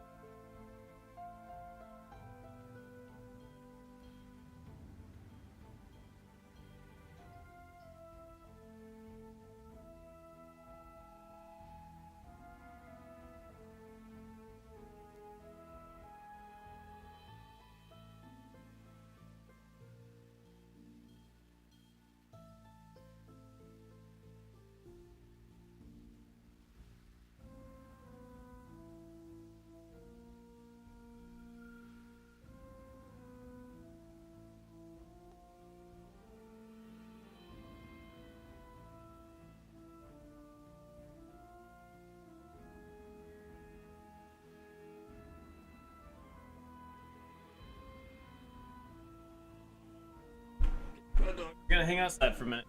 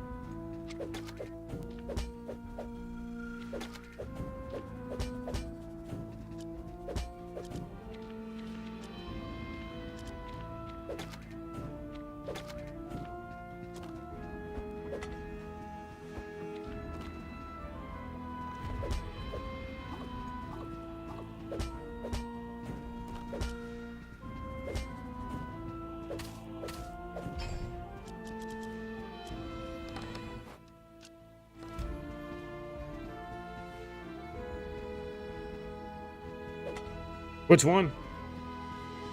Because I know I have, I think I own all the, let's see, there's Go Pikachu, Go Eevee, which is like Pokemon Yellow.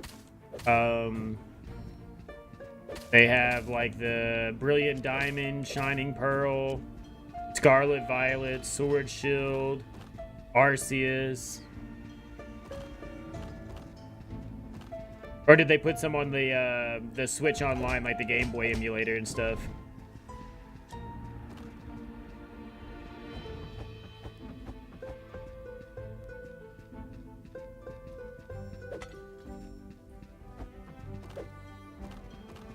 I know they also got like, what is it, like Coliseum on there, I think? No, that was the GameCube one. Stadium, N64 one I think is on there, the Stadium games, which are fucking awesome. Love the Stadium games.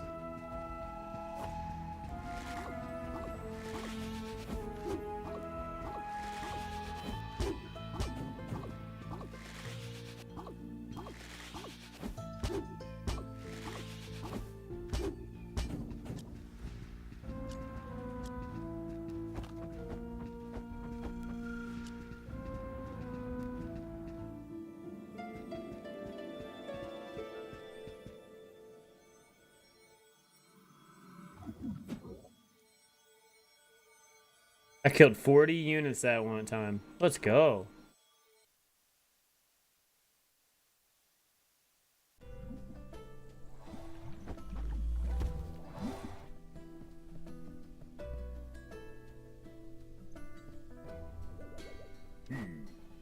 Well, yeah, because I announced all the titles that they have on there, but I didn't know if they added something like the Switch Online, because like I said, I know they have like Stadium, and I'm pretty sure they said they were going to add Coliseum to the GameCube one. I think like there's Mystery Dungeon on there.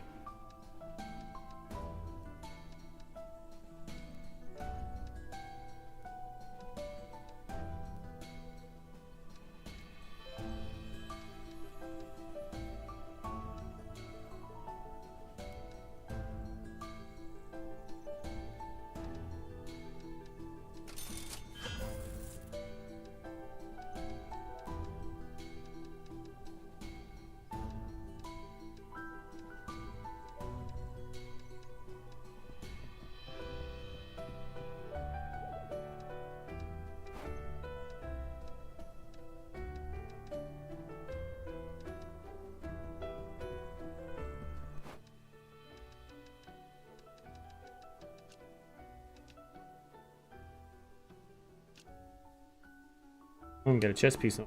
Oh, and it made me look different too. Let's go.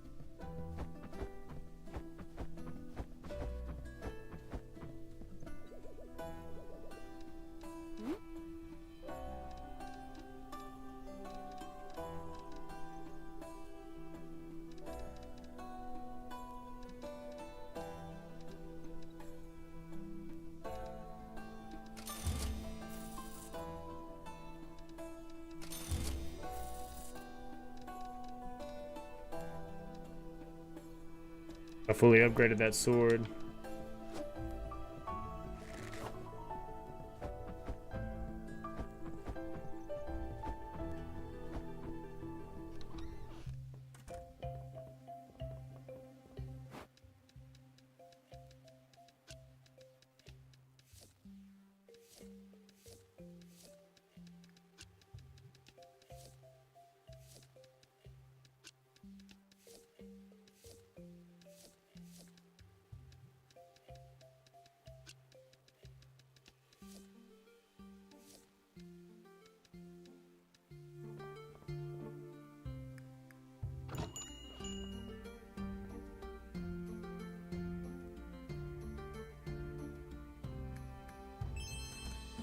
Damn, that was still cheap? Fuck.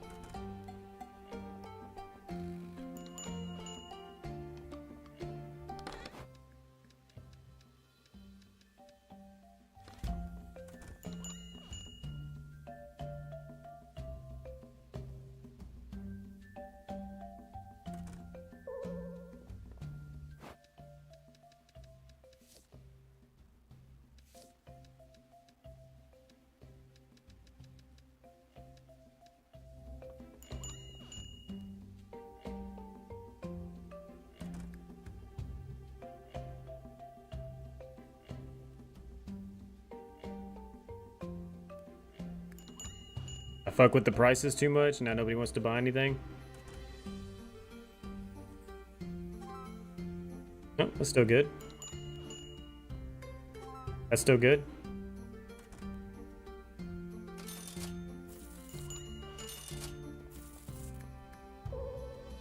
Too high.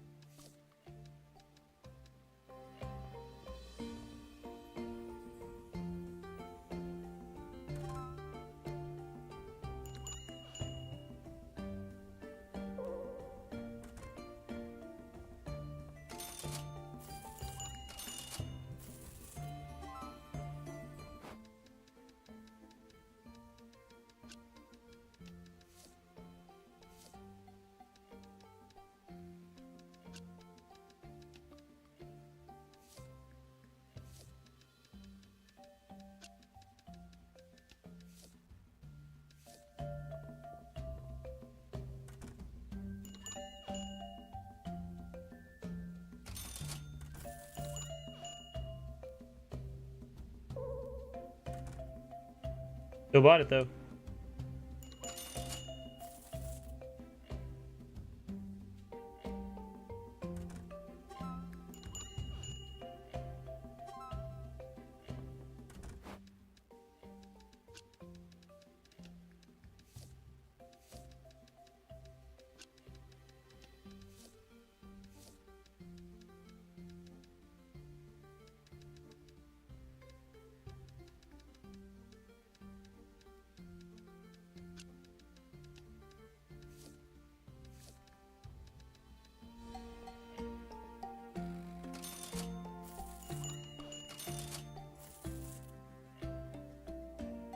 I need to go check on my dog.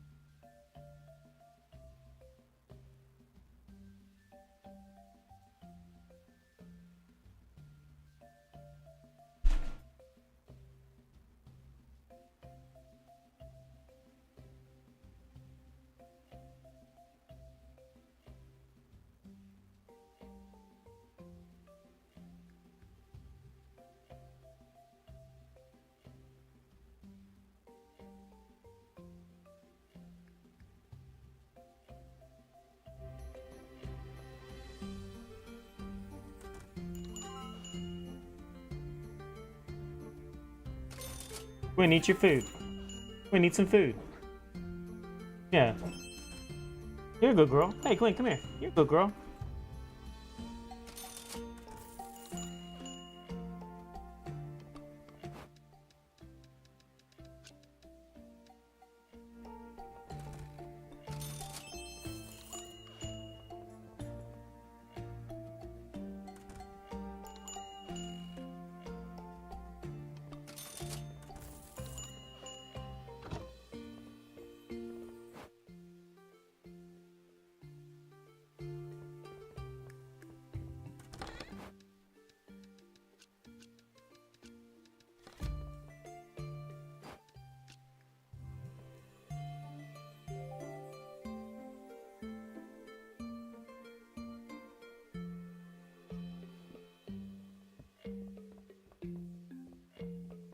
Guess I'm gonna go into the dungeon during the day.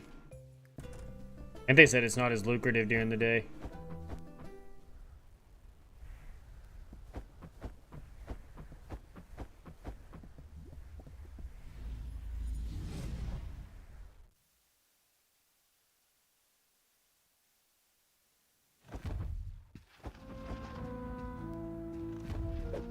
Oh.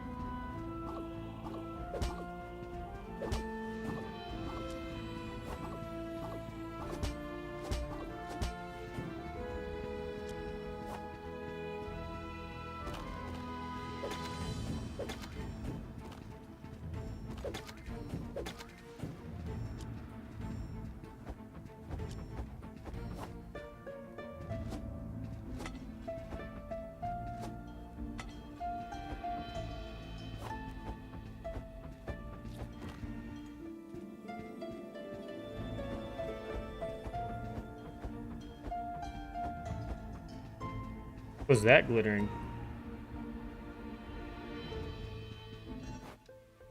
Chest that's already opened? Why does this chest look so much different?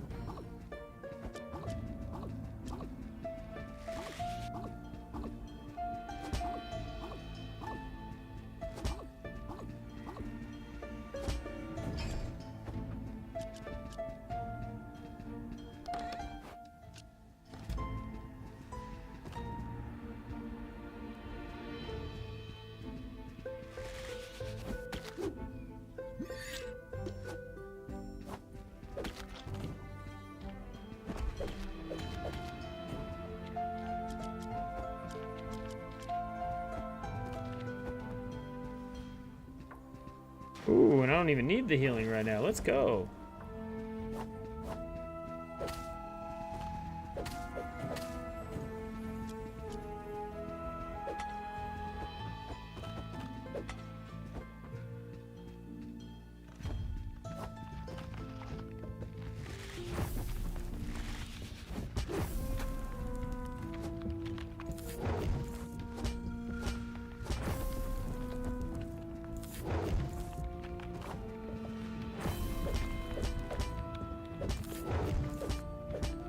Bang. Had to put the bow away.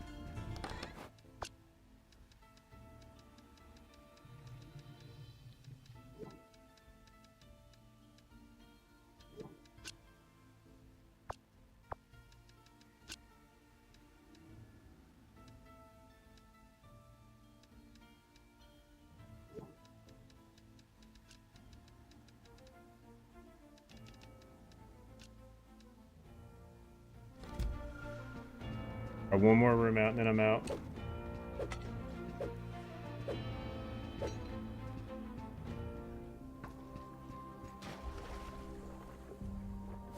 I just want to see if I can't stack a few more of these things. Best viewers on, about to get banned, dude.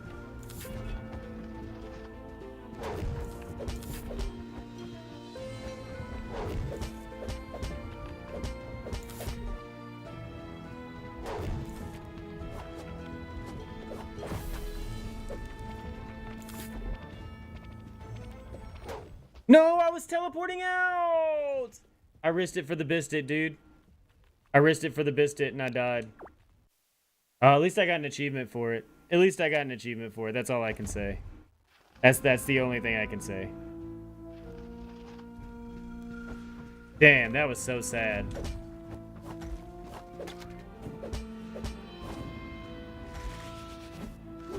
Dude, that's the worst. I was even teleporting out, too.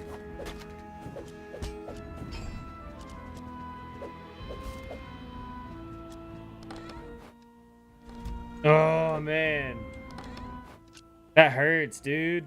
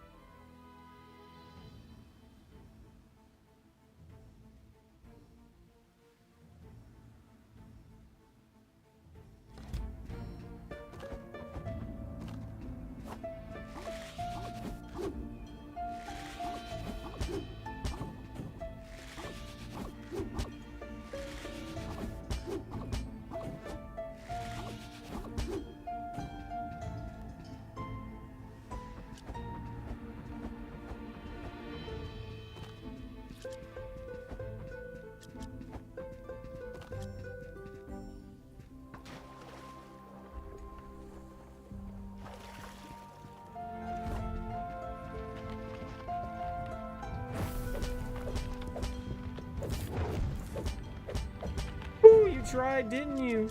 Oh. Gotta lick more butts than me, dude.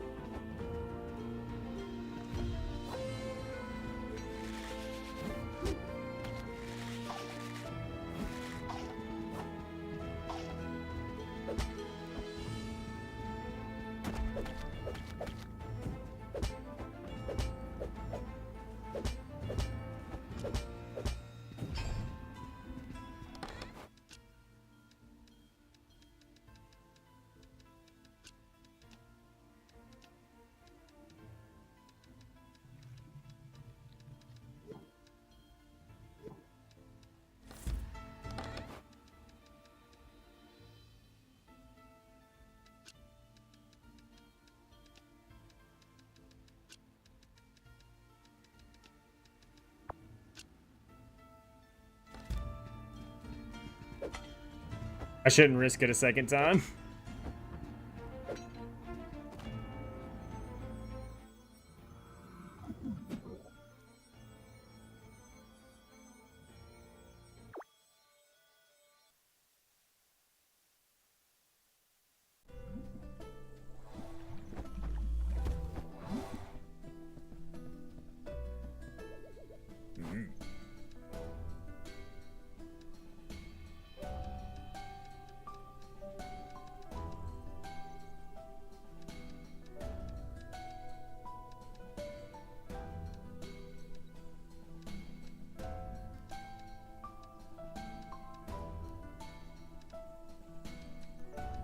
Got a spear now.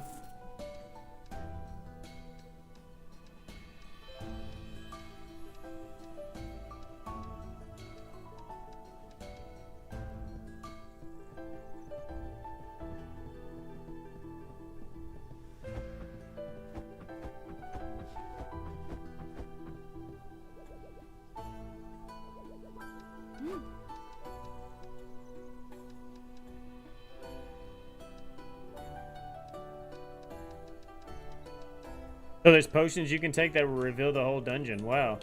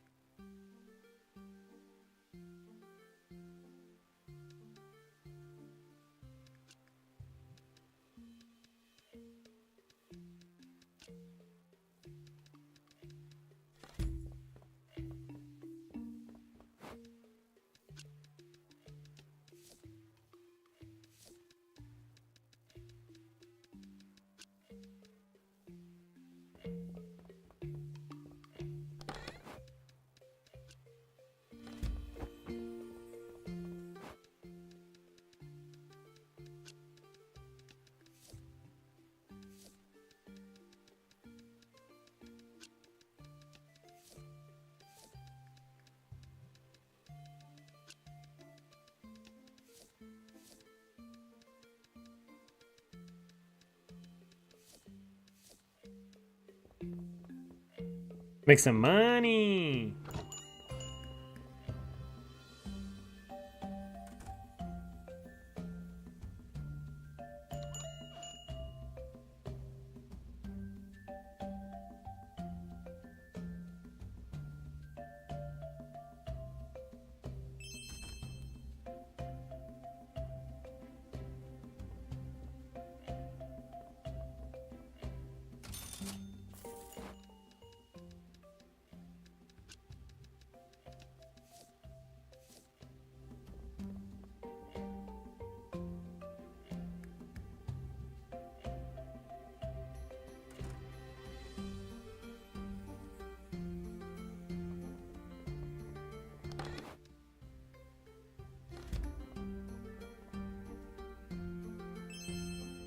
Damn, that was still a good price. Fuck.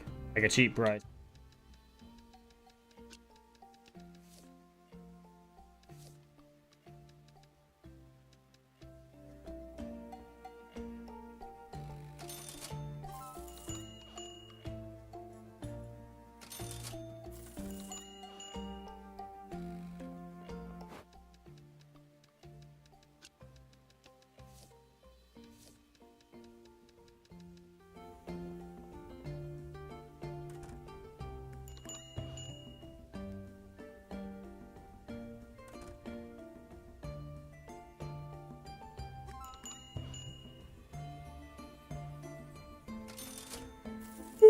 That was a good chunk of change. Go.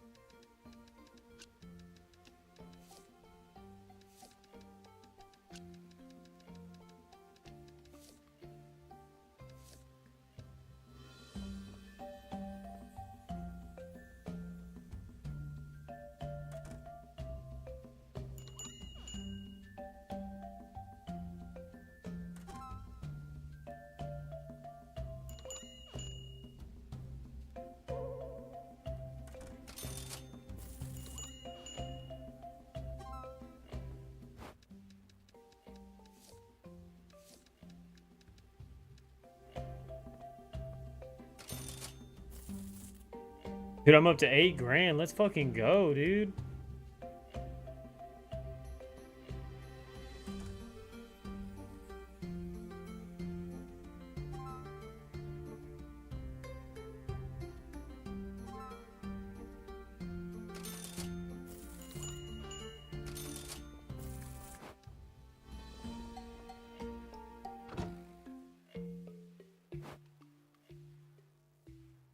Woo, made 7 grand that day. Let's fucking go.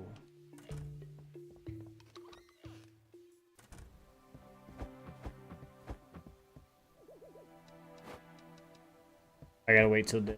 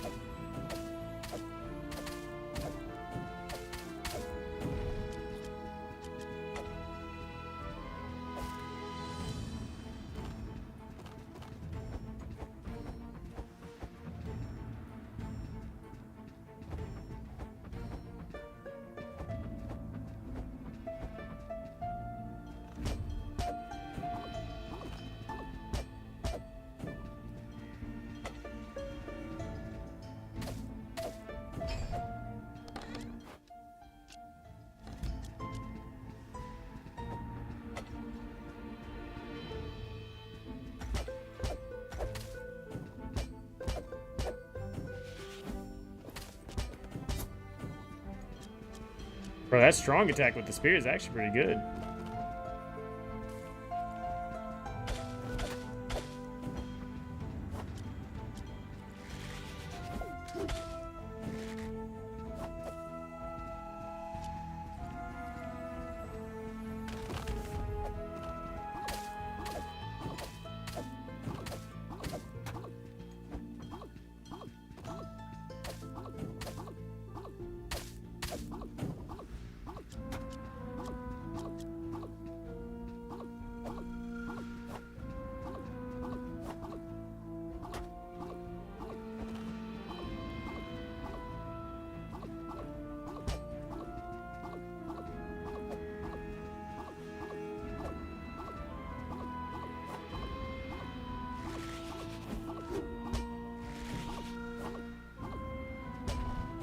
Oh.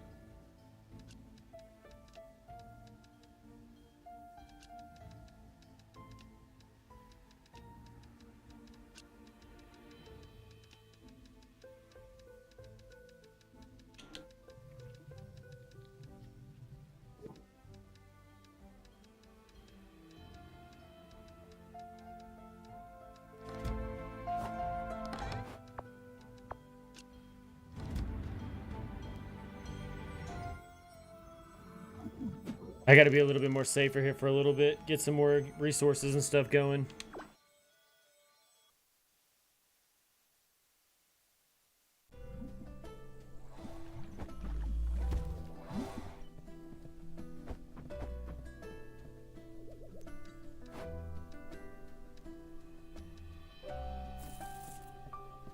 Boom, just got a new retailer.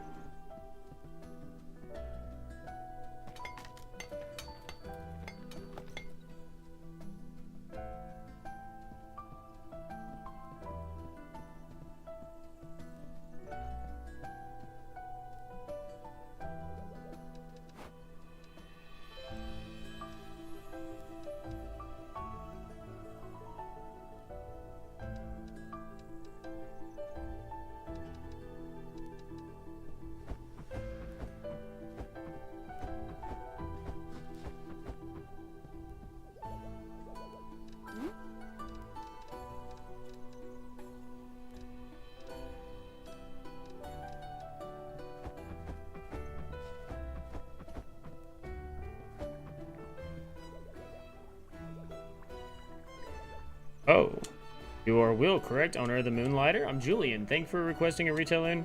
I look forward to our healthy competition. Oh, so I can just buy things if I need them. Hell yeah. They're expensive as shit, though. Man.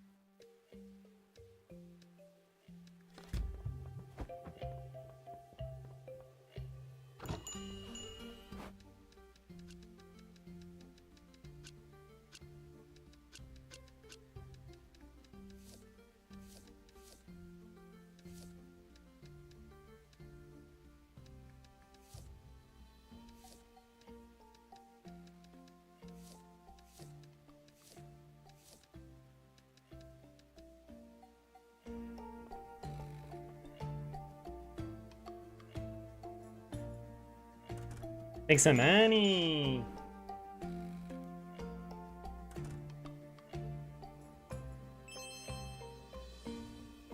Damn, still sold those for too cheap.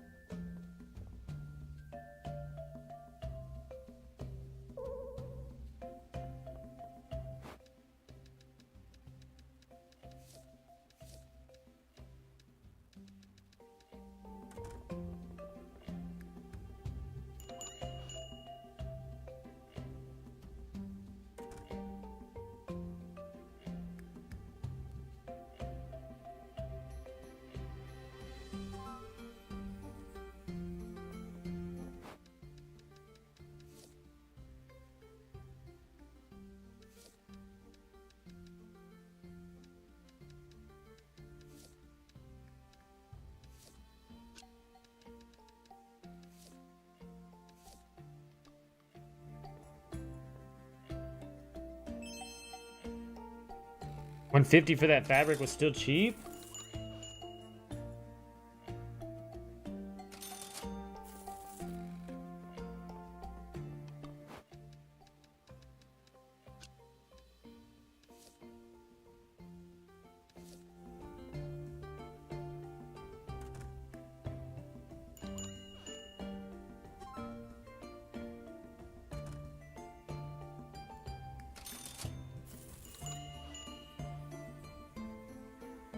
At 8,000, I can upgrade the shop.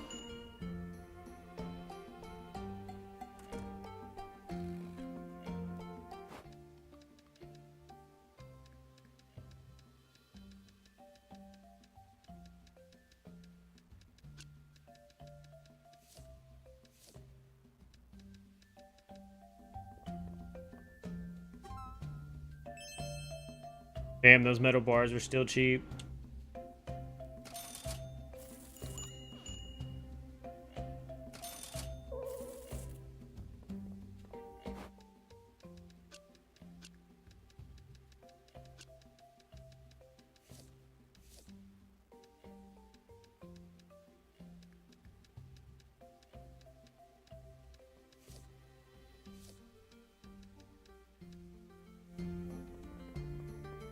Honey on that table. Damn.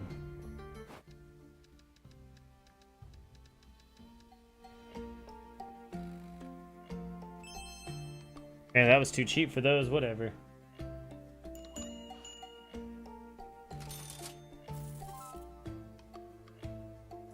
I just need to get back up to 8 grand so that way I can upgrade the shop. Boom.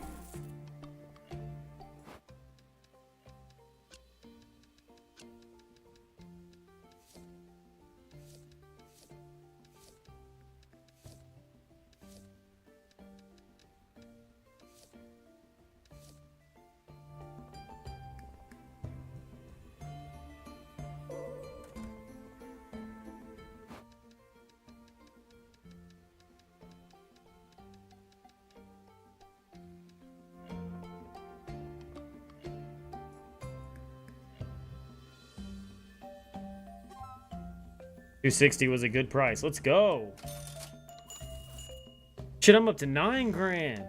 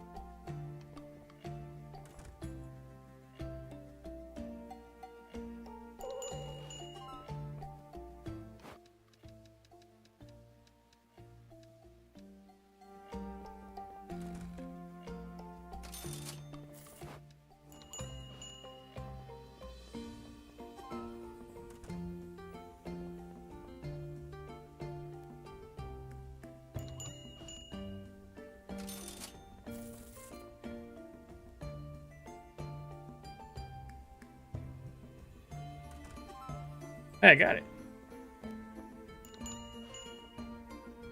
It took all night to get that price right on that thing, but hey, I got it.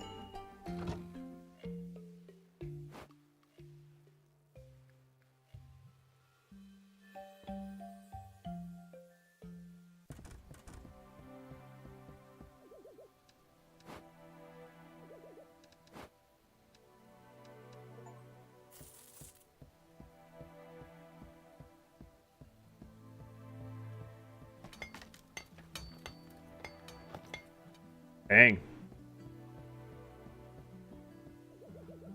That's what you call a good job. It doesn't seem like a big change. Well, beauty comes from within.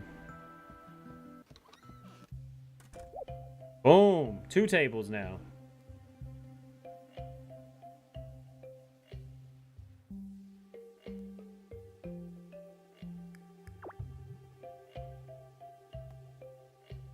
Item prices are not stored in the notebook when their popularity is not neutral. Or the valuation comes.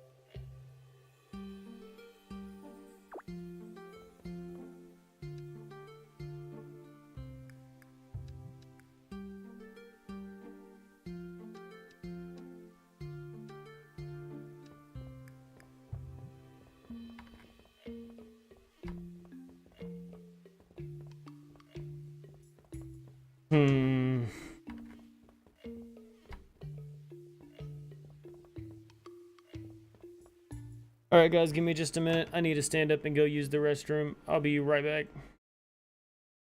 If I can't get things still going.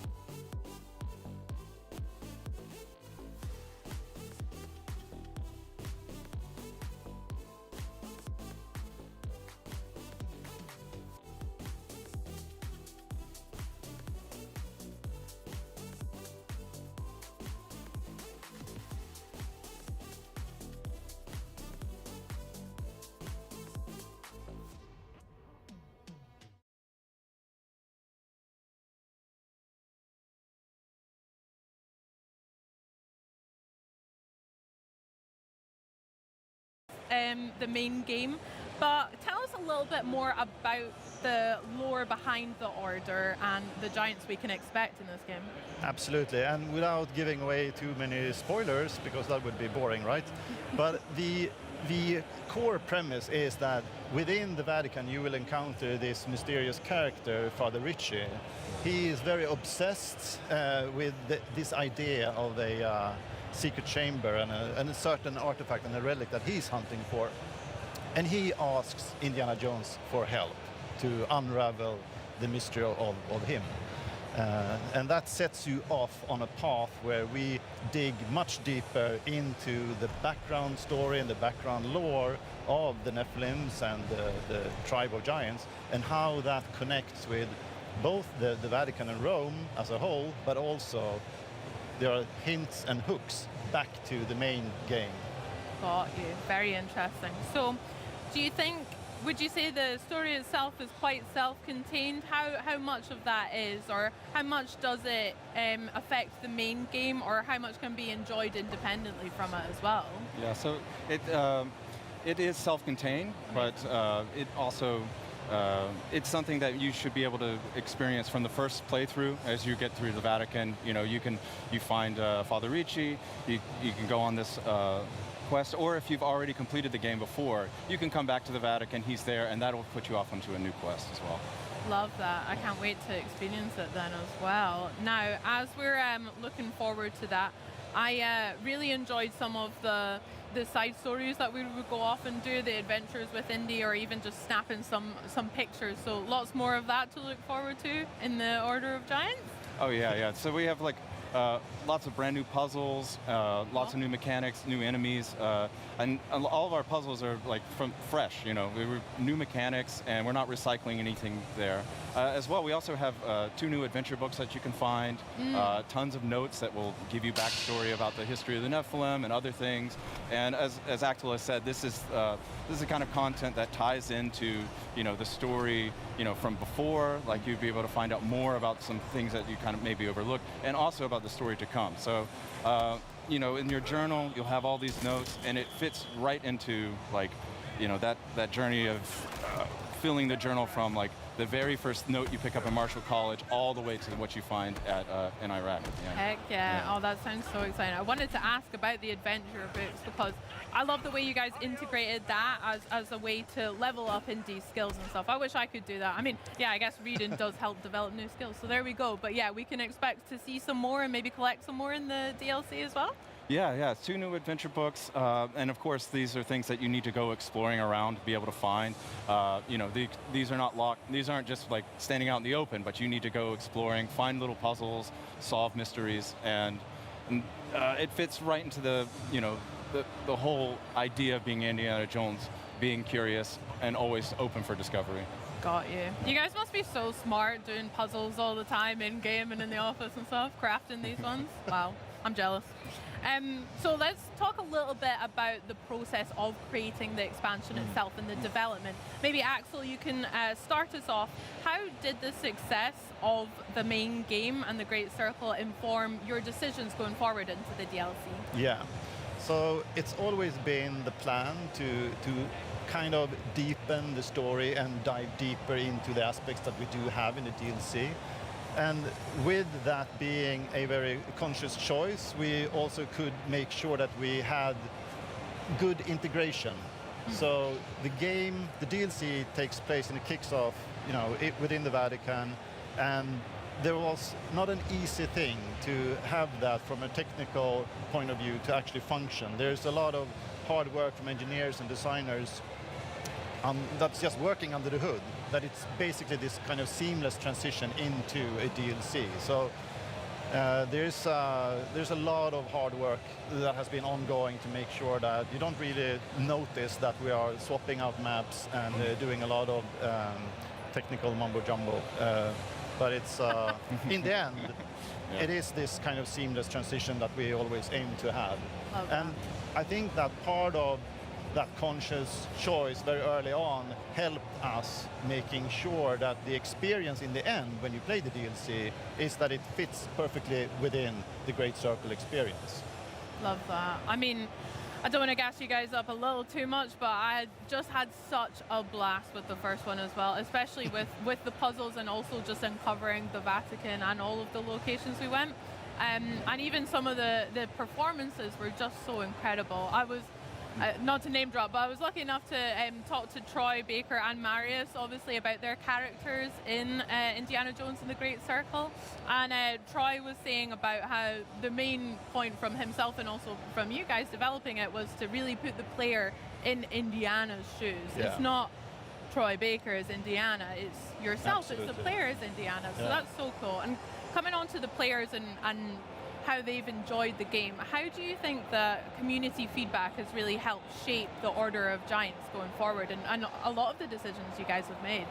I mean, at Machine Games, it's always important. We always listen. We love to get, community feedback or player feedback, to hear from the fans.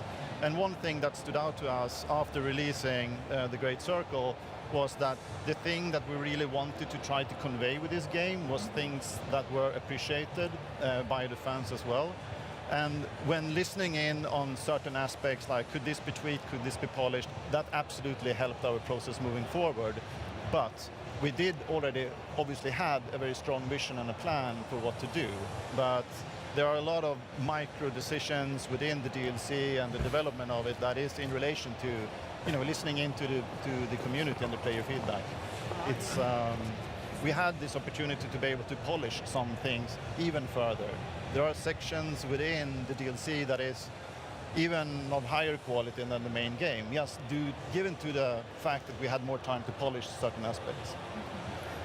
I would say it was a really great place to be in terms of confidence on development side, on design side. Like being off the base game and going right into DLC, all of the level designers really had a nice chance to just start making new puzzles from, after years of working on a lot of content that had been started long before. We had a lot of new people join, and so this was their first time to get to take a puzzle from start to finish, and it was just, having the success behind it was, and all all the fans saying that they wanted more was just Yeah. like the greatest impetus. It was Heck nice. yeah, that sounds really refreshing as well, like really gearing up. I love that. Well, speaking of developing it, and Zeke, maybe you can give us a little bit of insight behind the curtains and what the team were up to. Was there any like fun fan favorite moments from or experiences that you could share with us from the team about making Order of Giants? Oh, I was thinking, yeah, or I think maybe,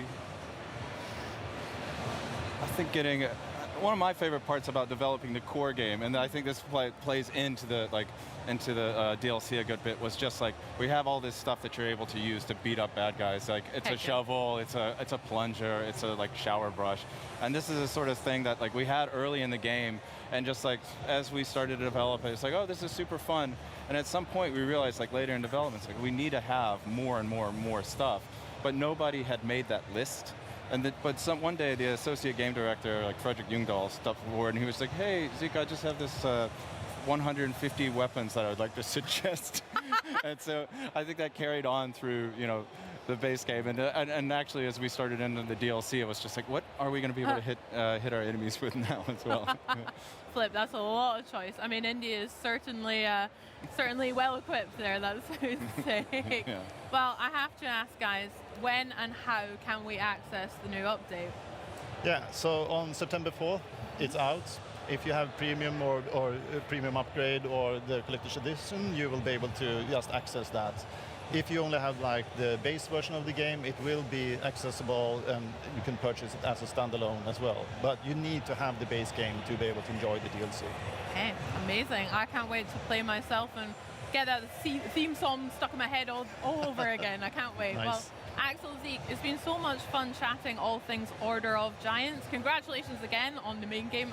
Can't wait to play it, and maybe we should go over to the Indiana Jones booth over there and have a look at the puzzles there. Yeah, But indeed. yeah, thank you guys. Thank you. Now, from ourselves here at the Xbox at Gamescom broadcast, we have a very special edition of the official Call of Duty podcast.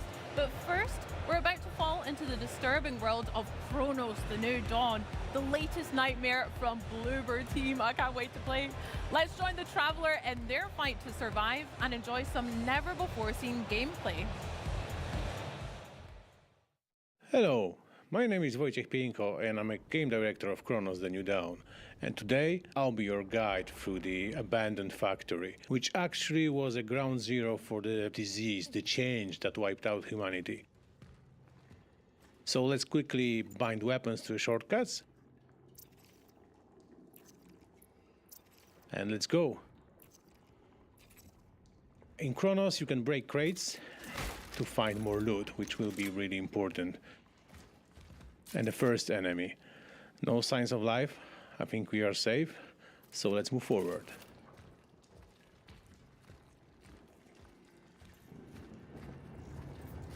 And these guys are definitely alive.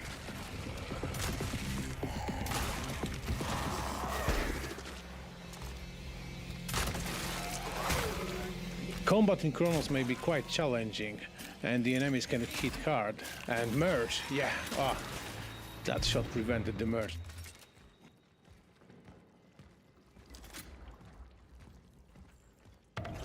And the biomass can also spawn monsters, so be aware wherever you are. And this guy also wanted to merge, but not on our watch. Let's use the flamethrower to interrupt the merge, stun the enemy, and finish him off with the shotgun. We are calling it the Hammer.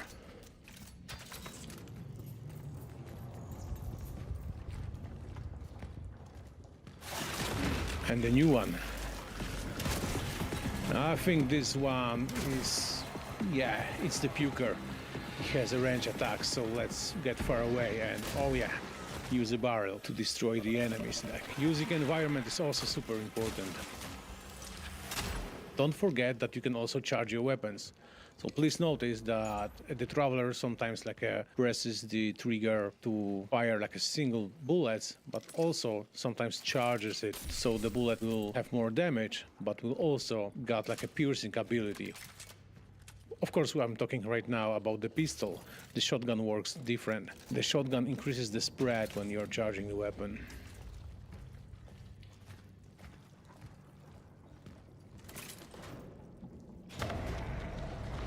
And the big guy just woke up. This is charging, yeah, the weapon has been charged, and we've got hit. Let's switch weapon to the submachine gun. The big guy wants to merge, so yeah, again, using a flamethrower to interrupt the merge. Remember, don't let them merge.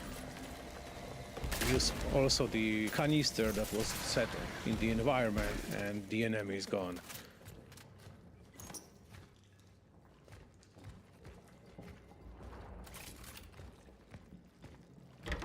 It's worth to exploring the area to find like supply boxes left by the collective and other travelers. So the trick is that the collective is sending only one traveler at a time, to not too much with the time flow, since they are of course jumping in time. So the game, starts when your predecessor went off radar, and then you are picking up his mission.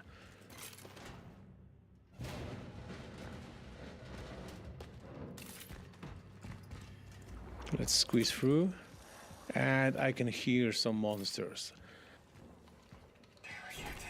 Oh, and the soul, the essence of someone we extracted before is talking to us.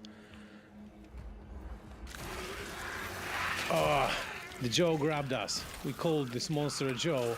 It's like a sticking or being attached to a wall, ceilings, and it can grab you as a traps. But you can hear them always, like, yeah, there is one more. And now, he will not grab us. We can safely loot the place.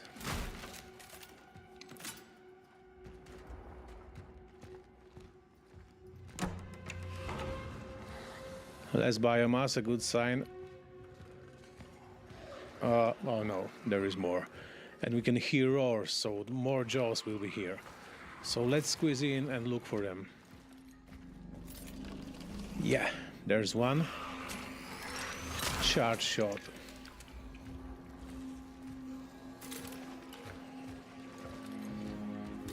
And more growls means that the area isn't clear yet. Yes. One more charge shot, one more down. And I don't hear them anymore. I think this sector is clear. So we can grab more ammo. And let's go back.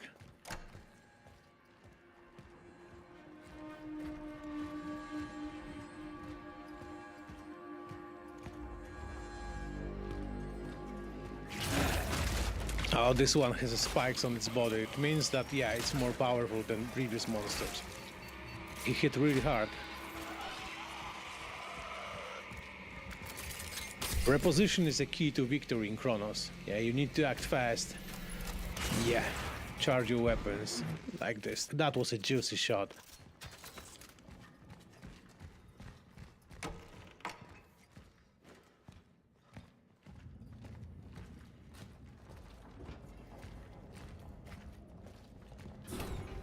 And the shower area. This body has tentacles on it. It means that it may be absorbed by the other monsters. And here they come. Let's grab a flamethrower ammo. Oh yeah. Now we can interrupt merge again.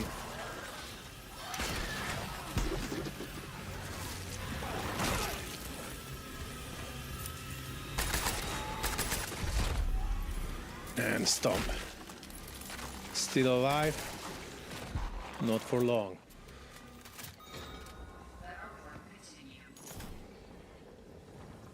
The gates are detecting monsters, and they are sometimes closing you with them. But if you dispatch them, the gates will open.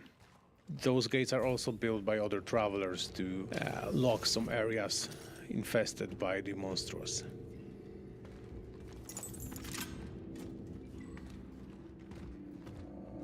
Oh, and we are in more open space. There are some tents left here by the military that was trying to fight with the outbreak of the disease. And there is a barrel. I will use it to burn the biomass and get in the secret area.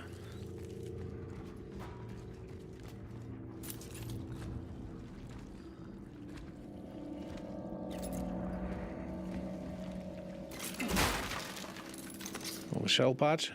This is like a health pack and a lot of loot.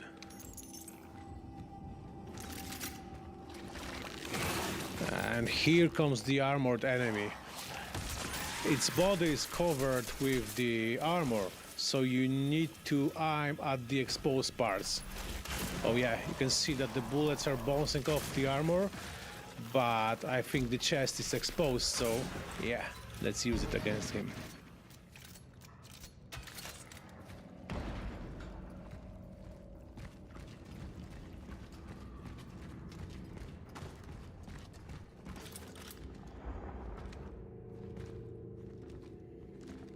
And this stand seems clear. So as a traveler, you must constantly be aware of your surroundings. Like loot every place you can. Also, you can craft some ammunition, for example. We need to make a space for more crafting materials. So yeah, torch fuel also will be needed. And now we can grab more metal scraps from the shelf. Use a health patch to heal ourselves, and let's delve into the rest of the factory.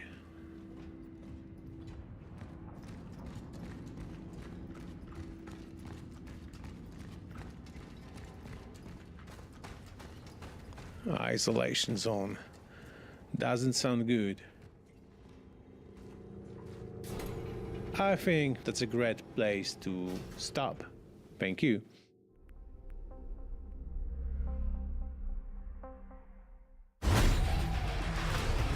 It's time to wake up.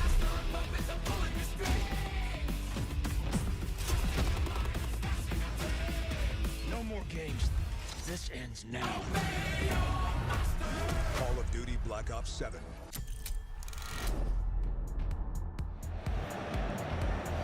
Welcome, everyone, to the crossover event of the century. That's right, folks, the official Call of Duty podcast, the COD Pod, and we are back taking over Gamescom here on the Xbox broadcast. Don't know how they let this happen, but we're in, baby. My name is Miles Ross. I'm the host of the COD Pod, joined, as ever, by my partner in crime at Activision, Stephanie Snowden. Hello, hey, mate. Miles. We took the COD Pod on the road all the way to Poland, Germany. It's my first time at Gamescom. It's been awesome because the official reveal of Black Ops 7 happened last night at Opening Night Live, and it was incredible. It was a big one, and we have a huge amount of information to get through today about Black Ops 7. Tons of juicy details and wonderful tidbits of gameplay. We're not going to do it alone, though. More on that later. Yeah, we've got some special guests joining us later in this show. But yes, at ONL, we got the very first look at Black Ops 7, which is coming later this year, and there's so much to get into. There's so much content. This game has so much to talk about, and this is just kind of the tip of the iceberg for us. So we're going to get a little deeper on the co-op campaign, and specifically the end game, which is part of the co-op campaign, but a world, an experience that unlocks after you complete the linear campaign. We're going to get into the juicy details. Okay. More on the deep dive in co-op campaign a bit later on, but Steph, thousands of fans tuning in online as well to check this trailer out, and it was very, very cool. Here in person as well at Gamescom, absolutely fantastic. Gamescom's been great. Yeah, I mean, being in the room for Opening Night Live is something that I've never experienced, and just meeting so many Call of Duty fans in person, getting chills. I thought what Natalie and Miles did on stage, and the lights, and getting the Menendez experience, right? He scared the life out of the crowd. He did. There woman in front of me audibly jumped. Audible gasps in there. But it's not just Opening Night Live, because we dropped the official Black Ops 7 developer direct on the Call of Duty YouTube channel. Definitely check that out if you haven't. So yeah, we just have a few things to talk about. That was a nutrient-rich dump. The director was great, just a few, but we're going to get into it. So Steph, let's start high level. What are some of the key things to look forward to here in Black Ops 7? So I think some of the most important things to know about Black Ops 7 are it's set in 2035, right? So this is 10 years after the events of Black Ops 2, if you're familiar with Black Ops 2. So think of that near future. It's not quite in reach. It's got ties to BO2, ties to BO6, Black Ops 6, our last game. And like I said, so much content. We have the 3 core modes with campaign, multiplayer, and zombies coming to Black Ops 7. And we've also got Dead Ops Arcade, we've got zombie survival maps, we've got global progression across the game, which means for the first time you can actually earn XP, progress your weapons, earn all the good things, make your gameplay super rewarding, including in campaign. And we've got David Mason is back, Raul Menendez is back. This is a story that Treyarch and Raven have wanted to tell. It's a David Mason story. There's so much to talk about. But also being able to progress through my ranks in campaign is a big one. More on the campaign coming up. But let's go to multiplayer. Place very close to my heart, and there is some serious goodies to get through there. Yeah, so we only got a little bit of intel in the developer direct and in the reveal about multiplayer. So there's lots more to come, which we're gonna, get into a little later in the show. But tons of content coming. Chicken, 1, 2. Really exciting innovations. Maps, maybe we jump in there. Well, 16 of them, right? 16 6v6 maps, which is a lot. That's a ton to get through as players. 3 of those will be remastered.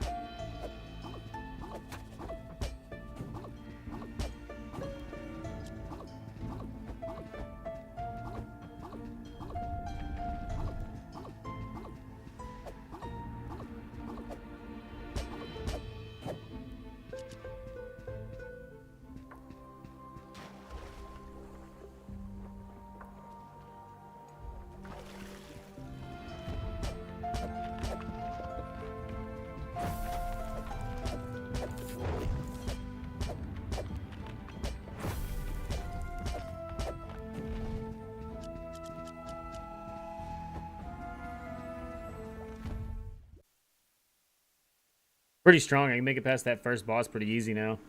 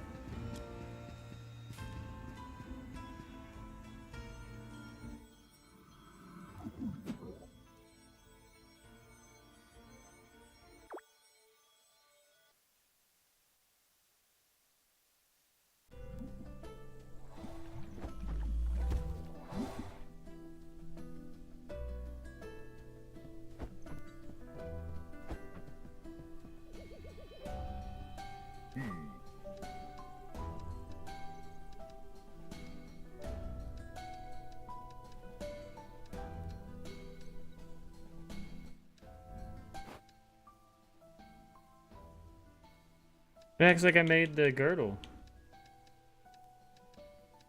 Or the helmet. When did I make that?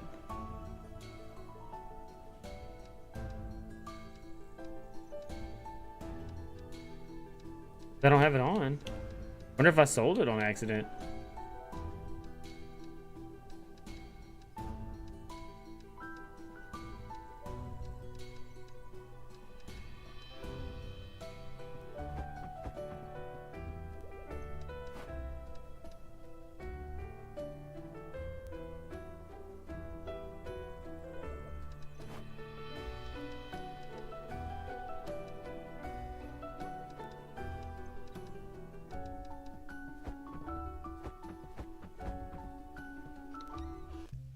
Welcome back, Whitehammer.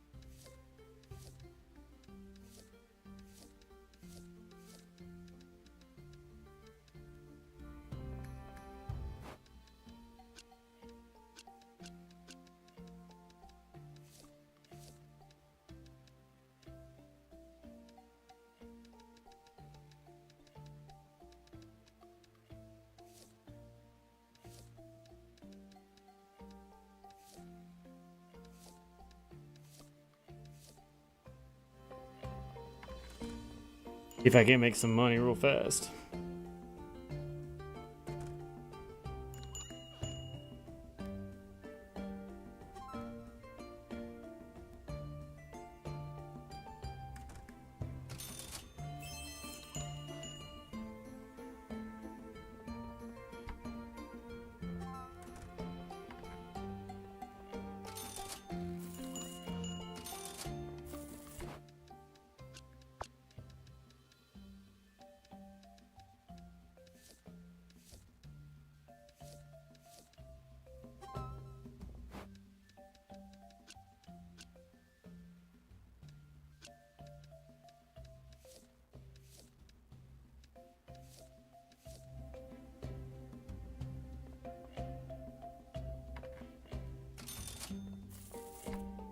Person was a thief. I'm like waiting for him to like shoplift.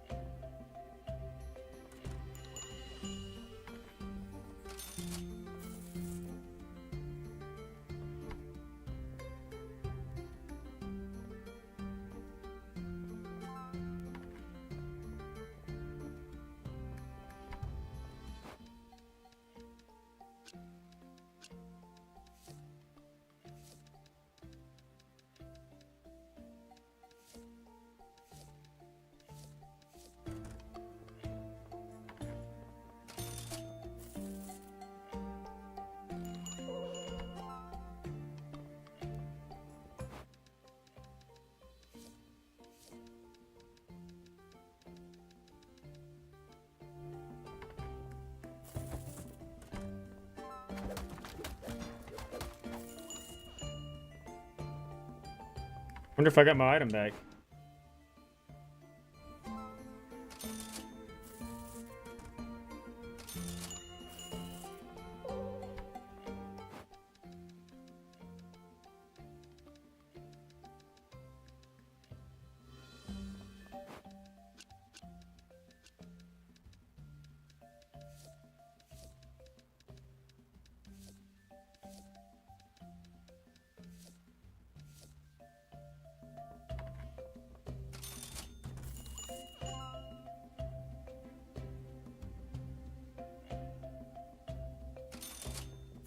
Didn't even see, is that kid a fucking thief?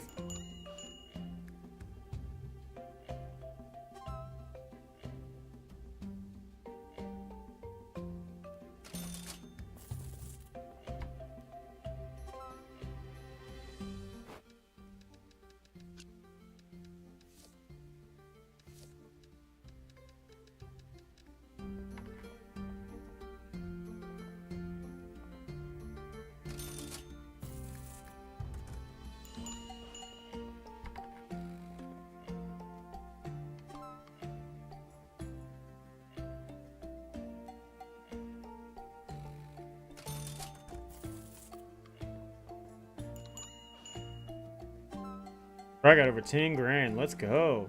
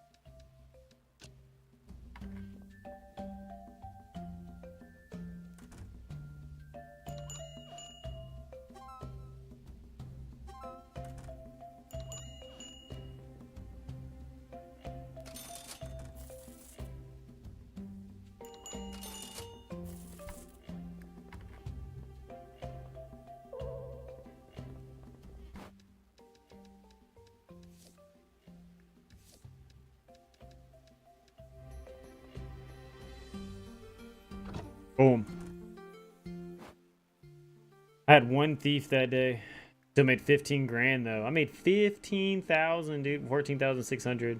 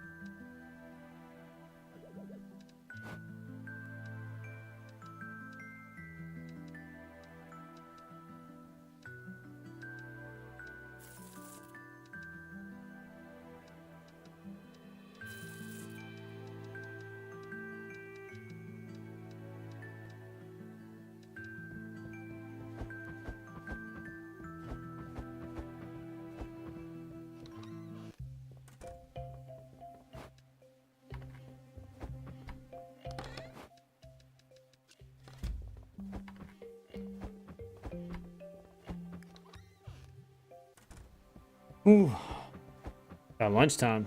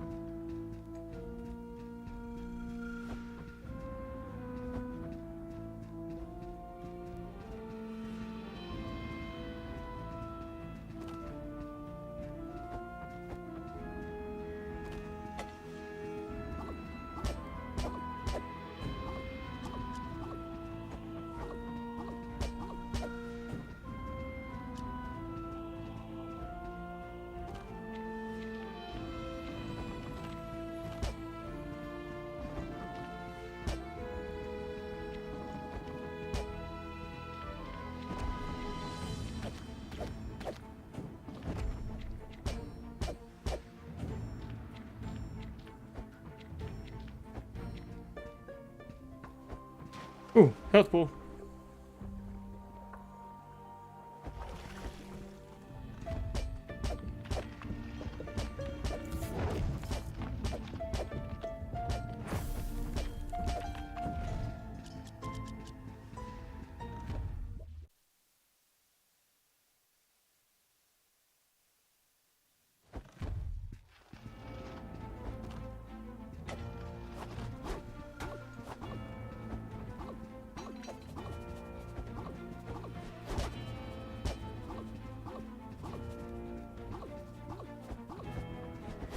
Damn it.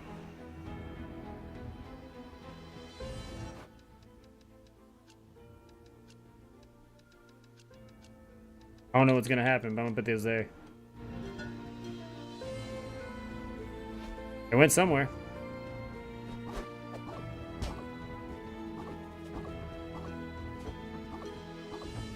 Damn it.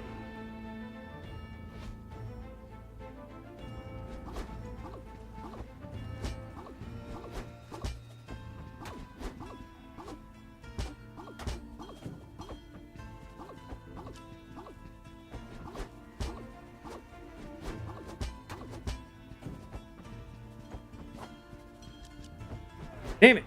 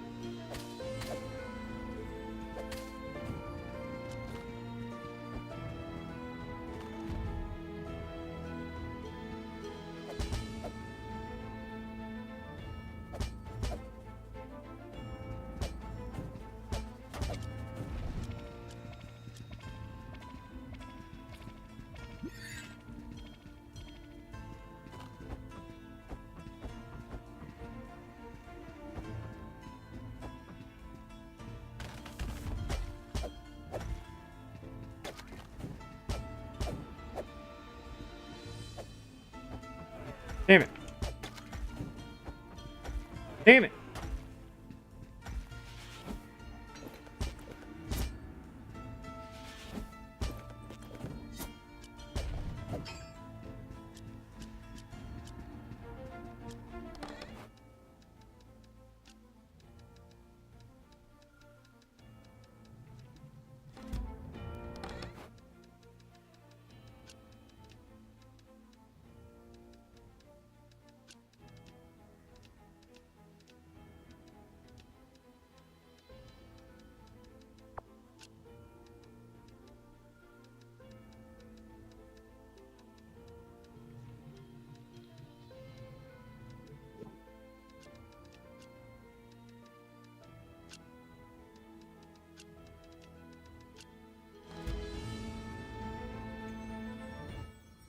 Oh, that's so much stuff. Yeah, I might as well just go back. 54 enemies, 4 chests. Let's go.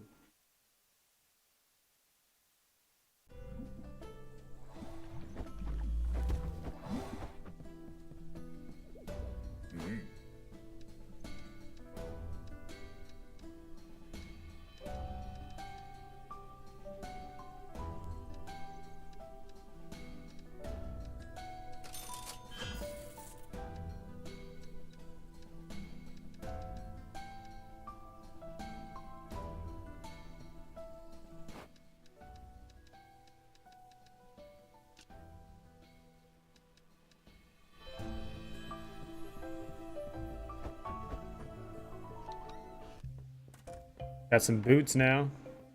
I wonder if those things went here. Doesn't seem like it. Where'd those things go? Oh. They did come here. Let's go.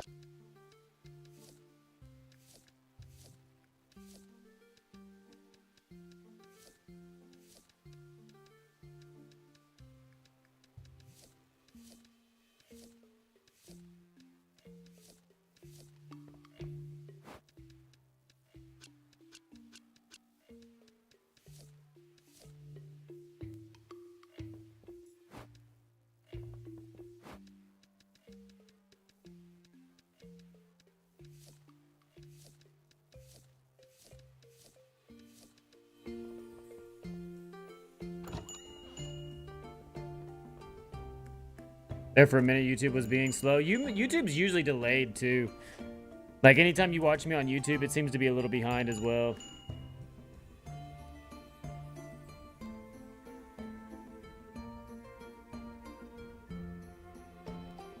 If it has issues or anything, let me know, because it's hard to monitor both things at one time on my own.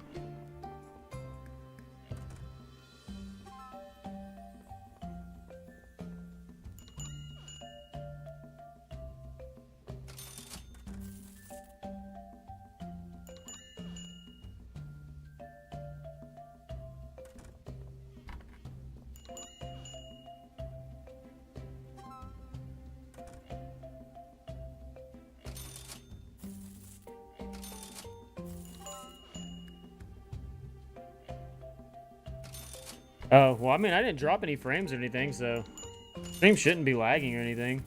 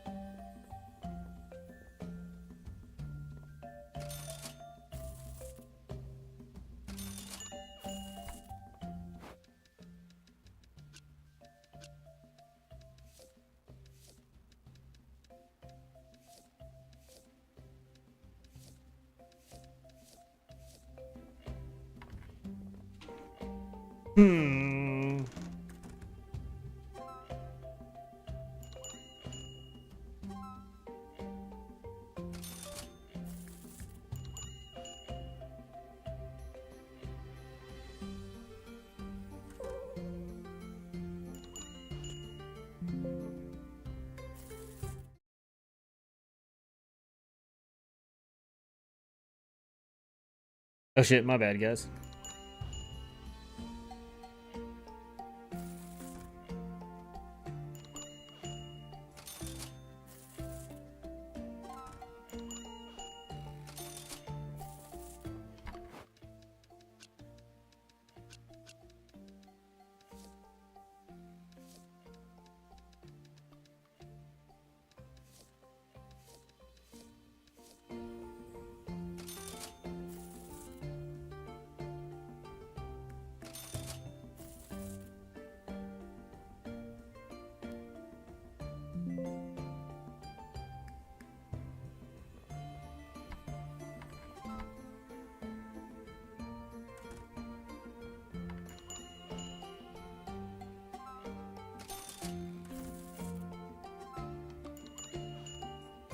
Time to shut down. I'm out of product.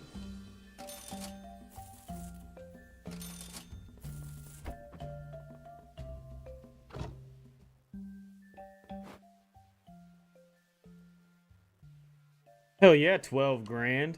Let's fucking go.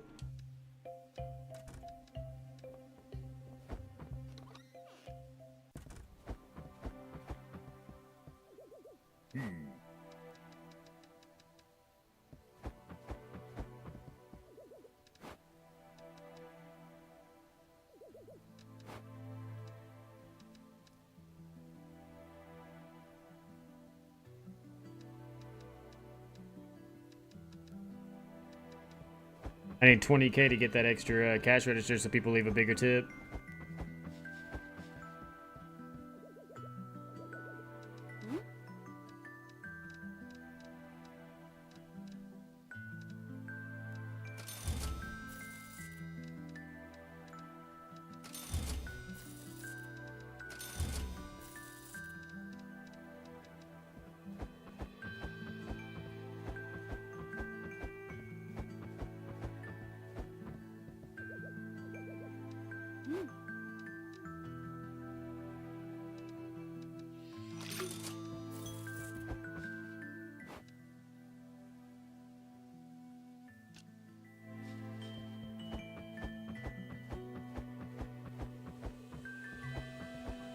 After this dungeon run, I'm gonna get up and make me some lunch.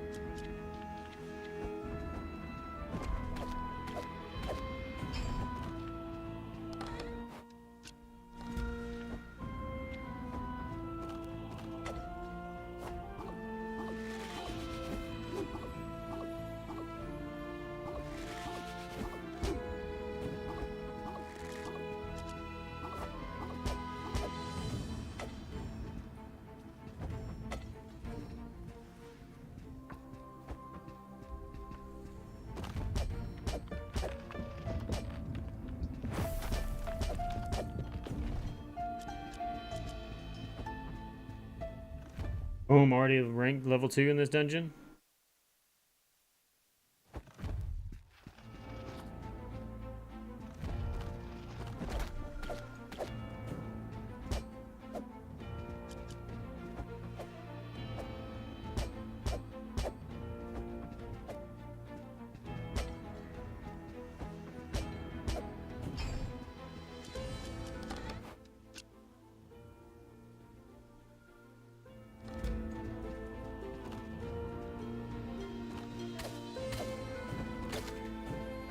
Oh shit.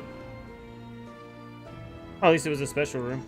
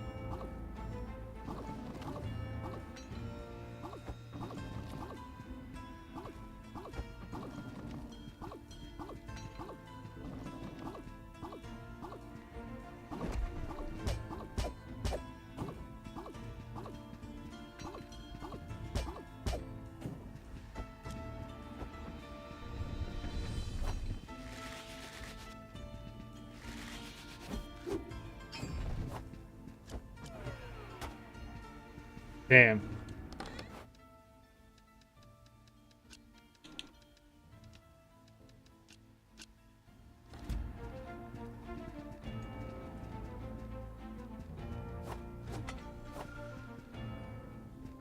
Let's go. Not gonna heal my armor though. Sadly.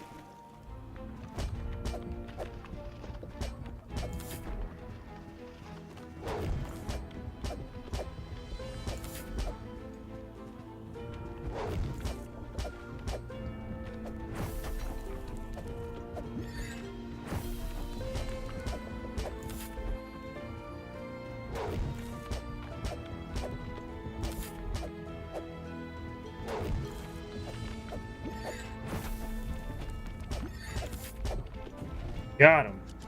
Ooh, he almost got me though. Ooh, floor 3.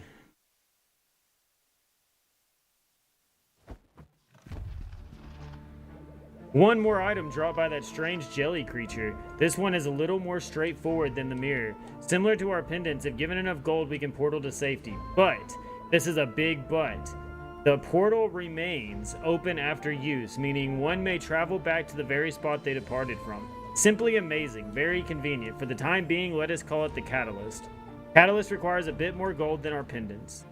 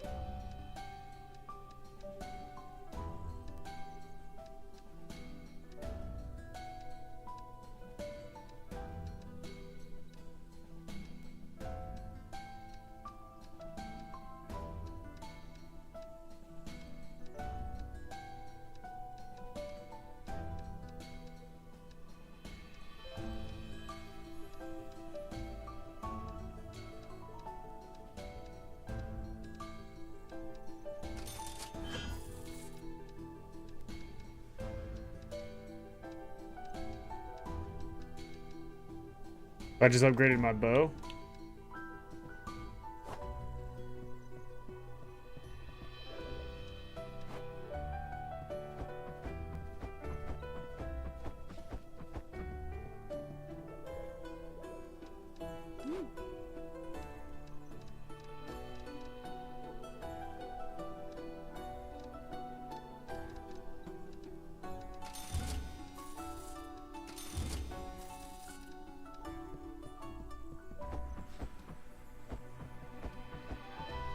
Wonder how long that gate stays open.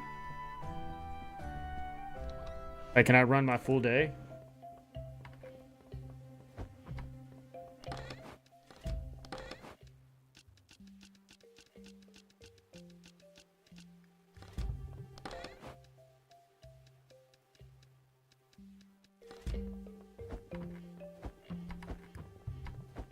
Actually, I think what I'm gonna do, put all this stuff up and then run another day. Like running some more dungeon. Because then I'll just have a bunch of shit to sell. Oh fuck, I said I was gonna go make lunch though.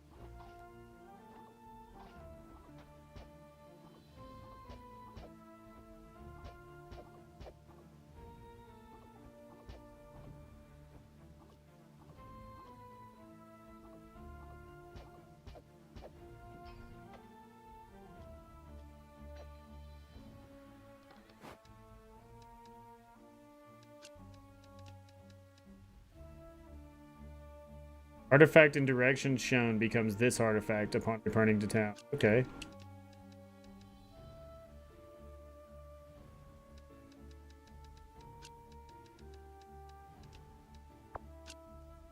Forgot I had a scan for my cancer to see if it's still gone 2 weeks ago. I find out the results on the 26th. Oh, days. So you only got 6 more days. Well, I hope it's still in remission, dude, and gone for good. Like, yeah, my uncle had cancer when I was younger, and so I grew up in the hospital with hanging out with my uncle and his friends there and everybody that he's scared. Like you got to meet and stuff. If you're scared, yeah, I mean it is scary, dude. Like there's really no way around it. It is a scary time, dude. And I apologize, and it sucks that you're going through that, dude. But you gotta stay strong, and I hope everything goes okay, dude. I bet it will.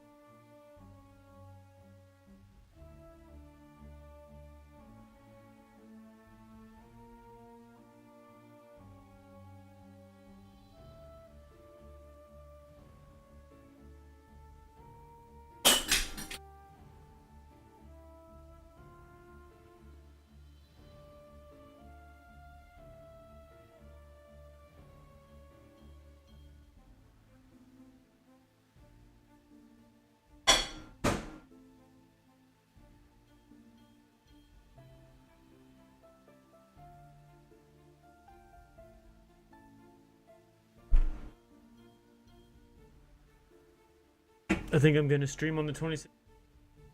Quality or sound? Bro, you know I'll be there as long as I'm I'll be there.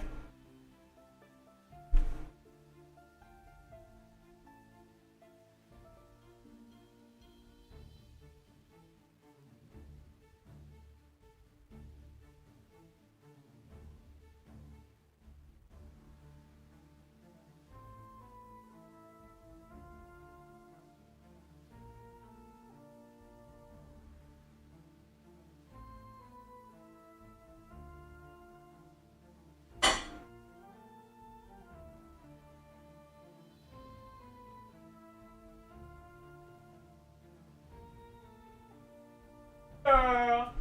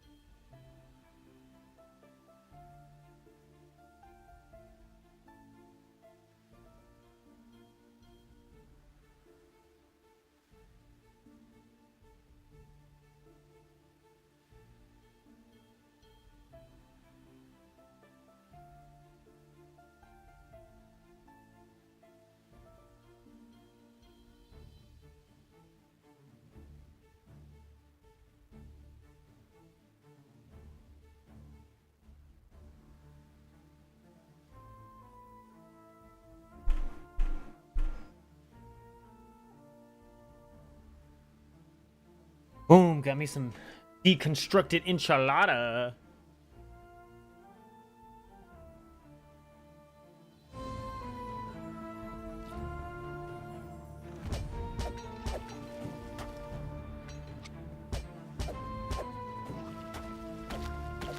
There probably won't be a stream tomorrow. Like, there maybe I'll stream early in the morning. But just be prepared that tomorrow I probably won't stream.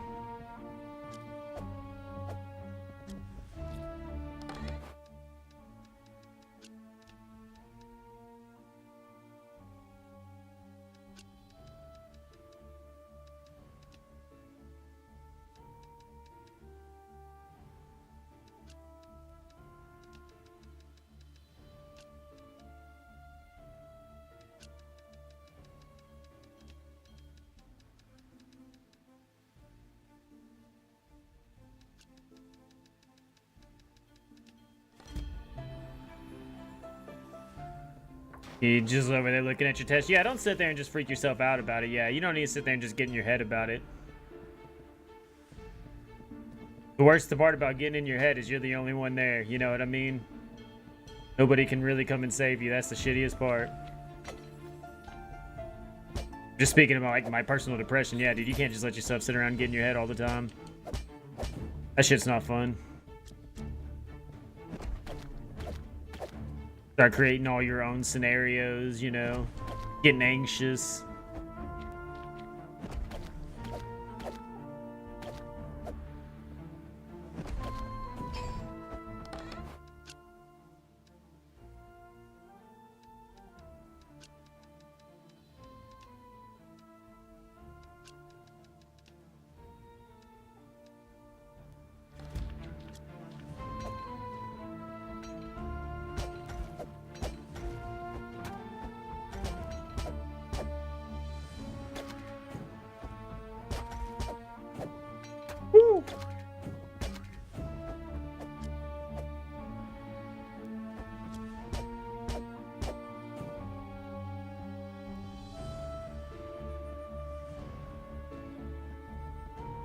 You're like, I want to know if it's good. I feel that, though. Yeah, I feel that.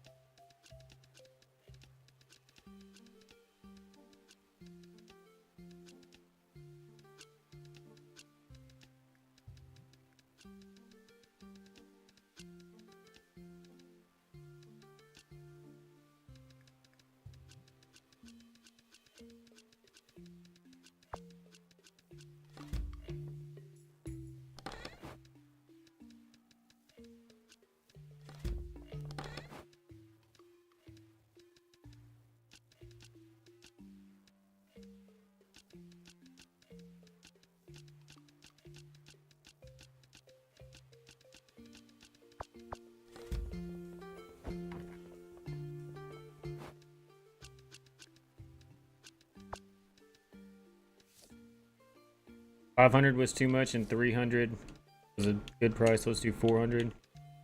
Do 450. 270 seems like a good price. 300 is too much. Let's do 280. 300 was cheap. 500 is too expensive. Let's do the 450 again.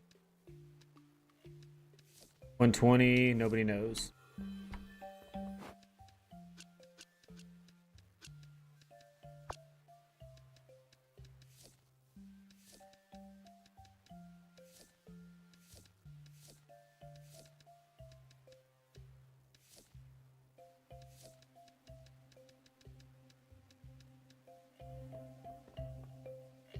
Ooh, that's some money sitting right there.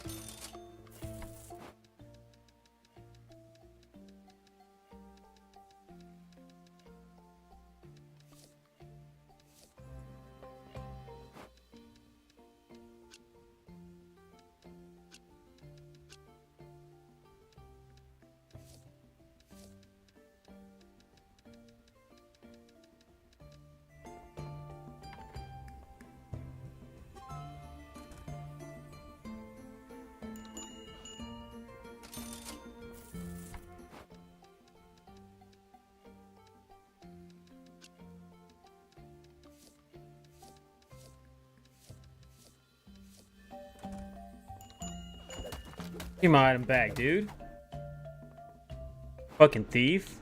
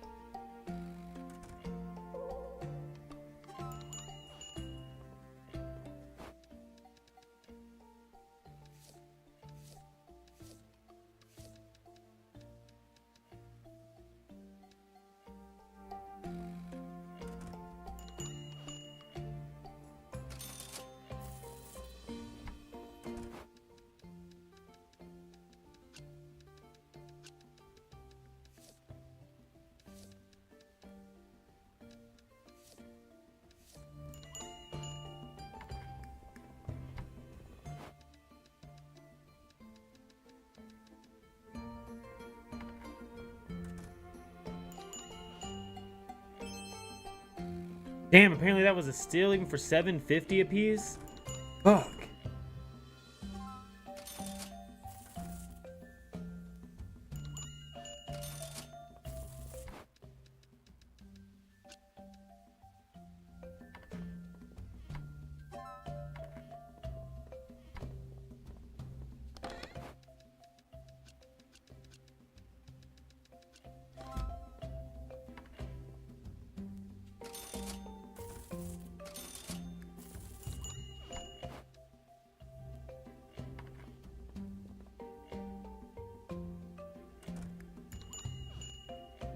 Dude, I have 16 grand right now.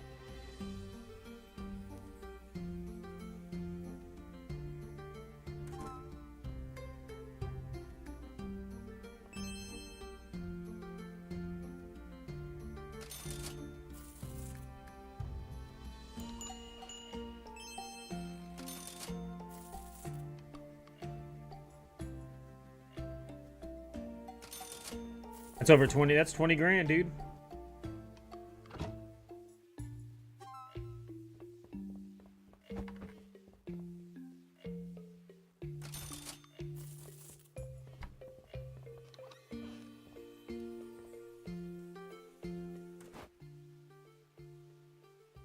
Yep, 20 grand. 20.9. Almost 21.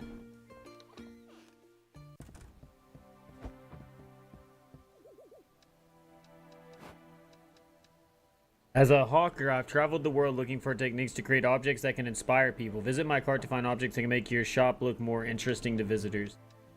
I gotta wait till the morning.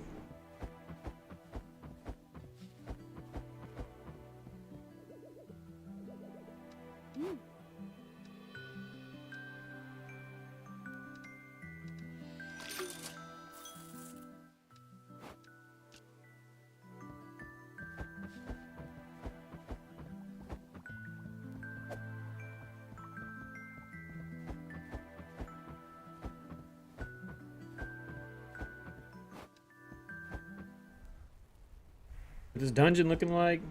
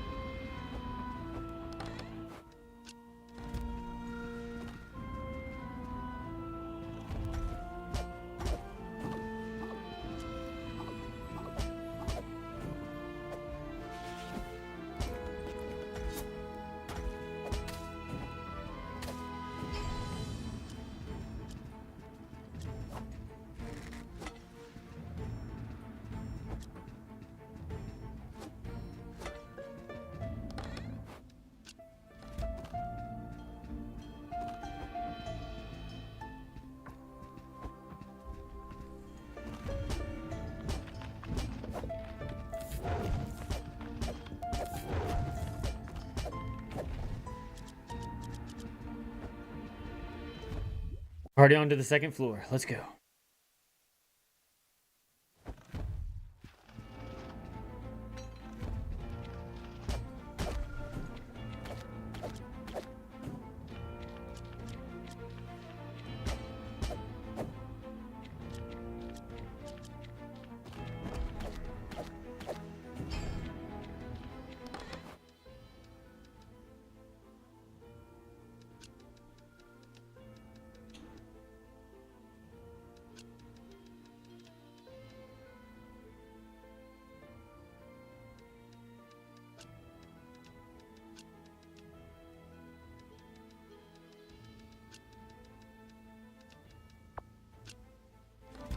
Pop. Bro, that's what I was thinking, dude. All those upgrades are finally paying off, right? It's like roguelites, you know, you start off this way and then you just start getting little by little, little by little.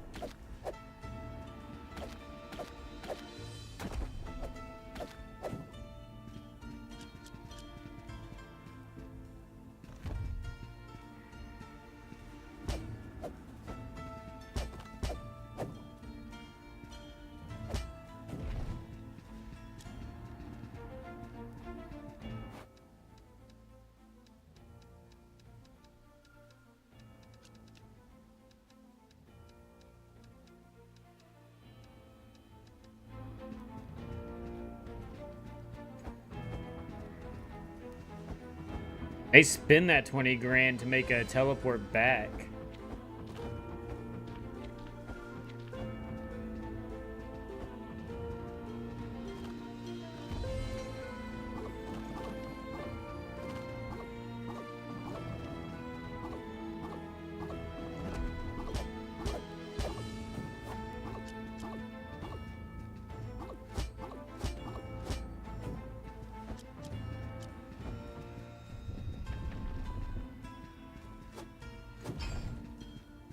So you can go anywhere? Well, you have a map, you see, and there's like certain doors. So I have like a path up over here, and I got a path over right here on me. Other than that, I've kind of explored the map.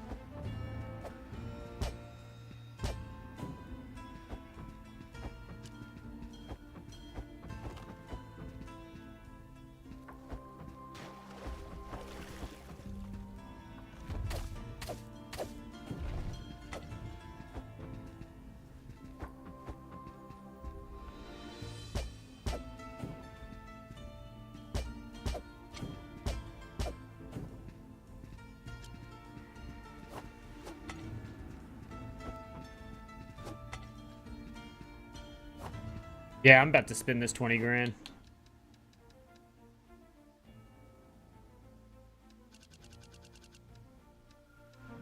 I was only 1,500.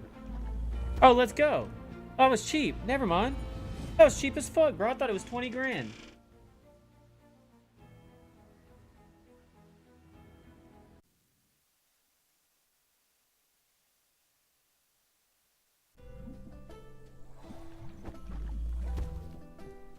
Because that's going to keep that teleport open so I can go right back to that part of the dungeon.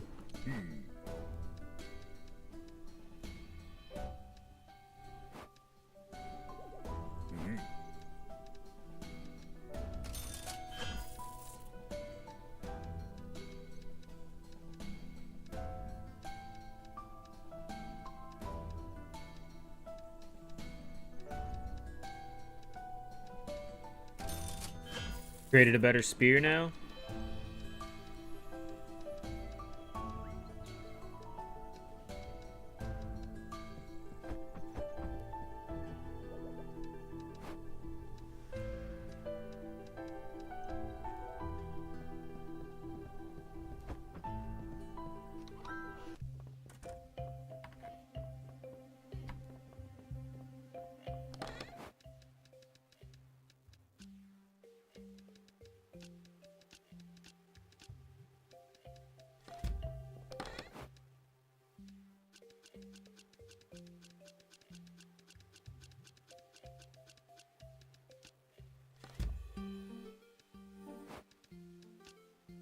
Boom. I love it when I can prove someone wrong. It depends. I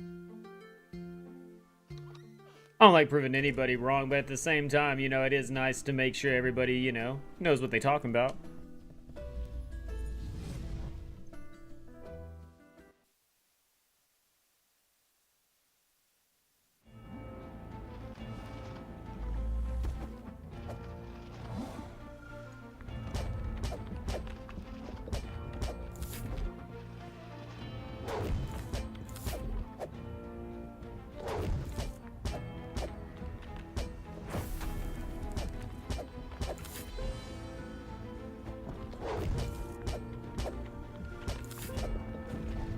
Got him.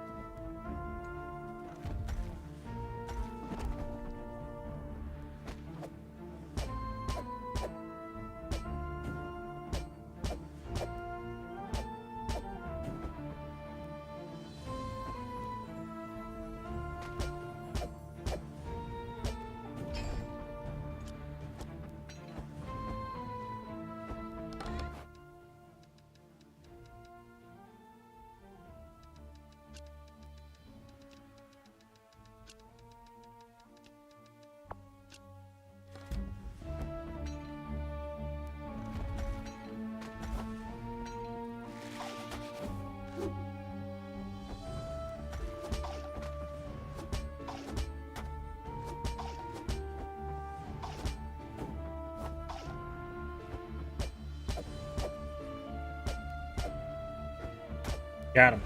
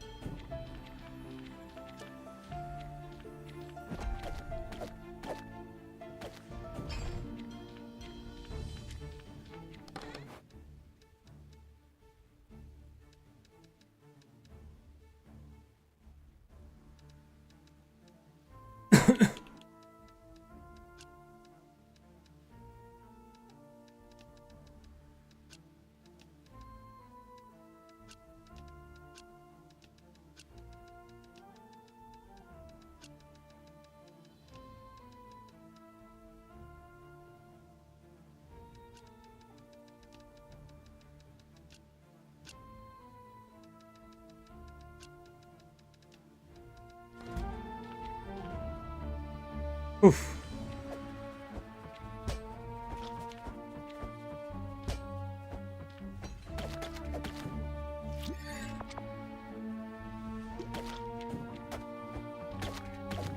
Accidentally healed, whatever.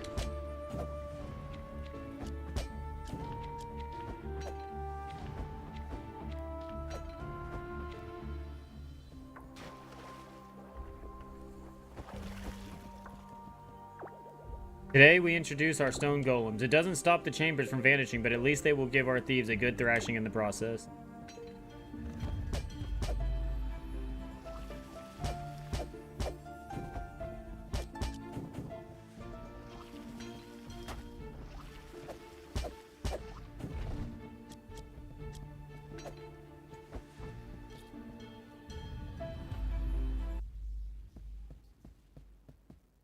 Oh shit, what is this? Big boss fight time.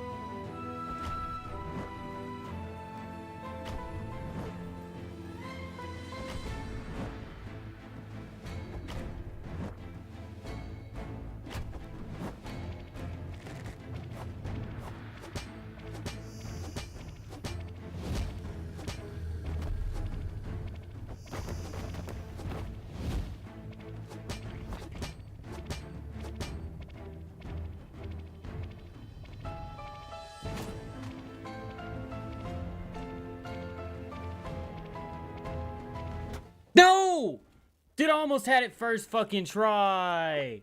No.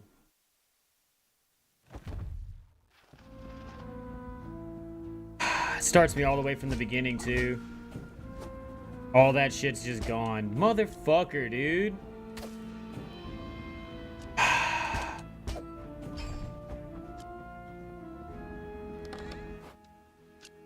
That's annoying.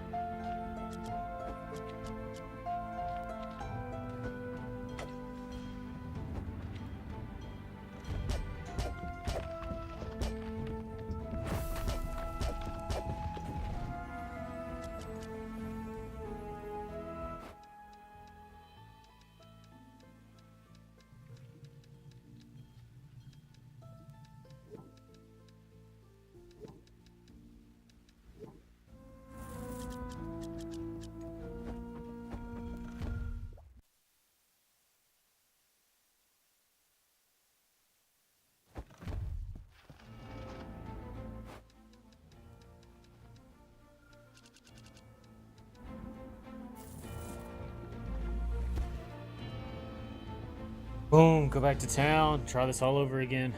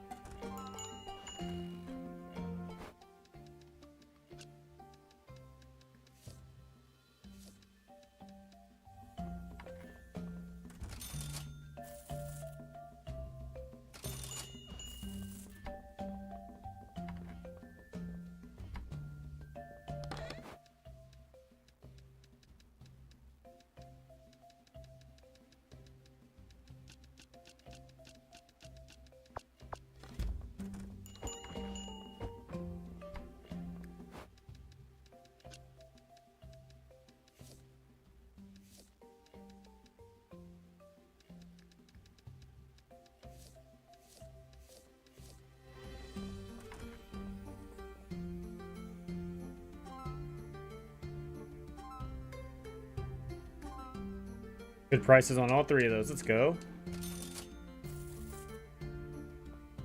I'll make another 20 grand. I'm just go ahead and buy that other townsperson.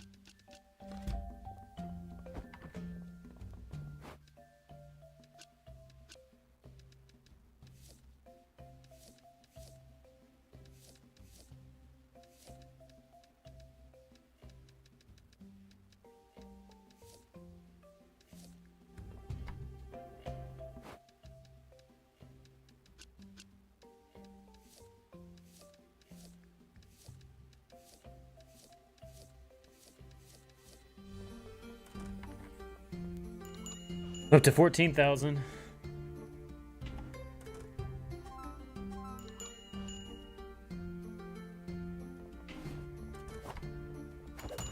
Got him. Woo! He almost made it out, dude.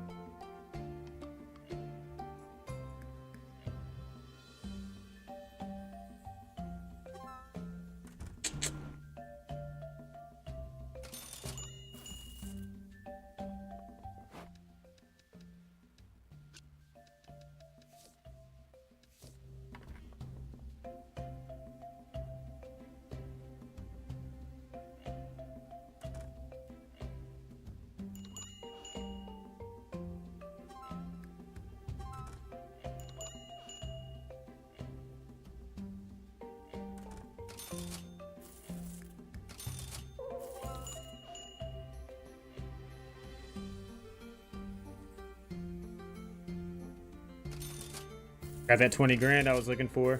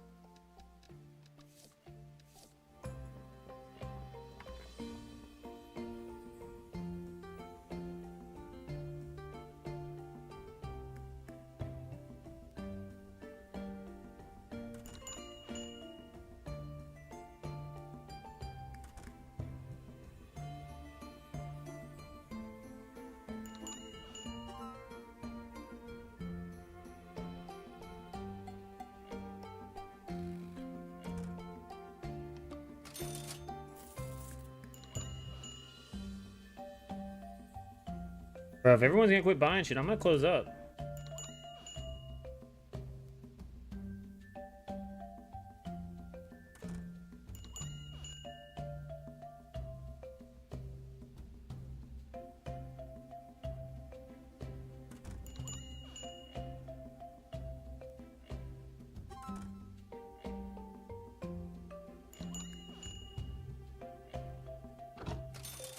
You're on the last episode of Fallout? Dude, it's that easy to watch, right? It's that easy to watch, right?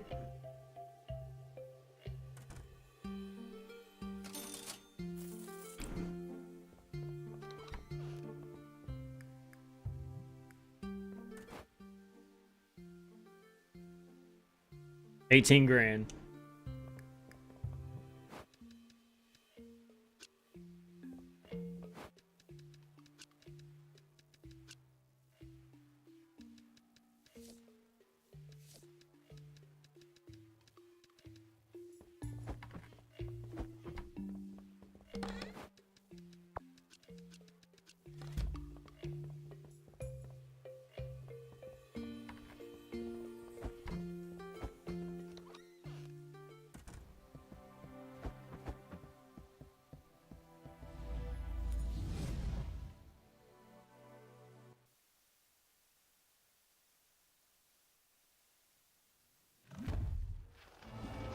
Remind you of Boston, even though it's Fakeadelphia. I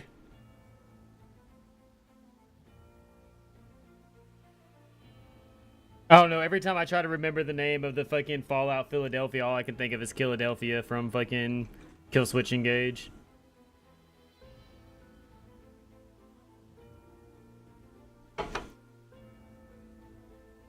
Philly.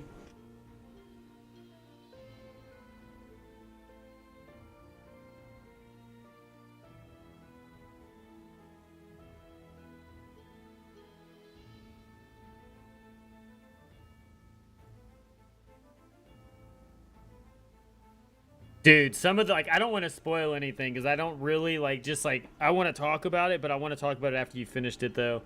Because there's certain characters in the series that once you get to the last episode and you start connecting everything that happened in that season, there's a few characters that I think go under the radar that secretly knew some stuff that was happening. Like, specifically one of the vault dwellers that, like, is pregnant and, like, ends up, like, marrying one of the fucking barbarians.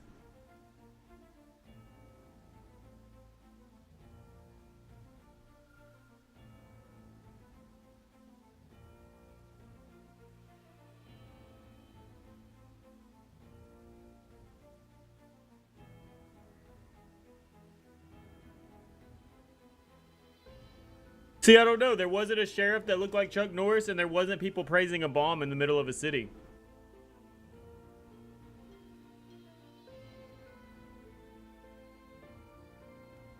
You can change up a lot in Megaton, but I need the sheriff and I need the people praising the bomb.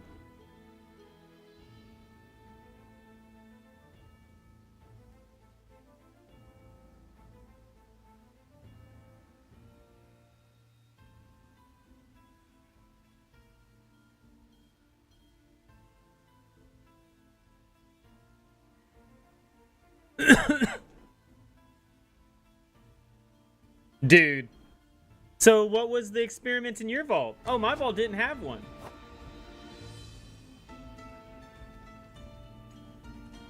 What was the experiment in your vault? Oh, we didn't have one. We didn't have an experiment.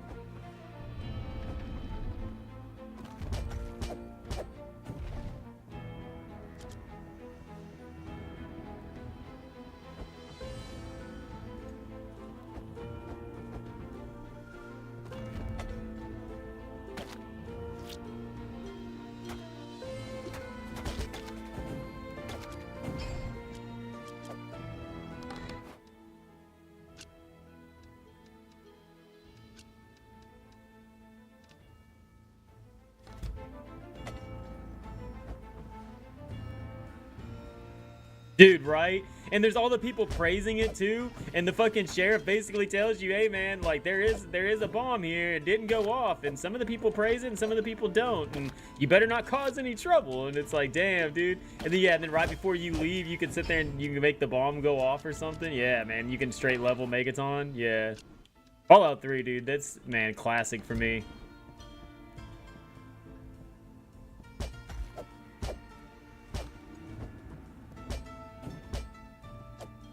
Yeah, but I don't know why the sheriff there that always like greets you, I don't know why. I always used to call him Chuck Norris because he always reminded me of Chuck Norris.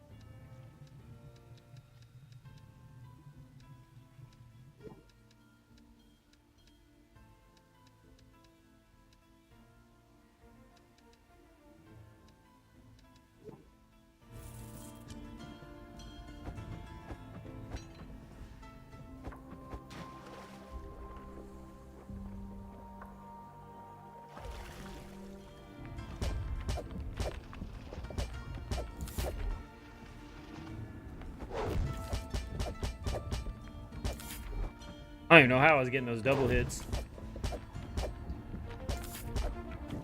Not gonna argue though, I made quick work of that fight.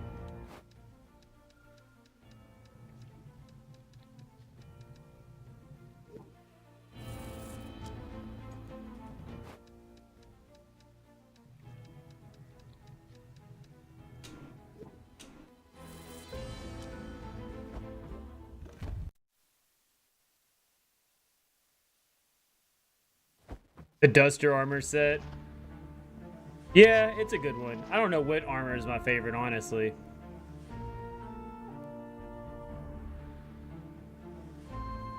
I don't know. 3 in New Vegas, I don't know. To me, 3 in New Vegas, like, that's Fallout. Like, 1 and 2, like, they were all right. You know, like, I don't know. I'd probably have to go back and play them. Maybe I didn't, like, just vibe with them very hard.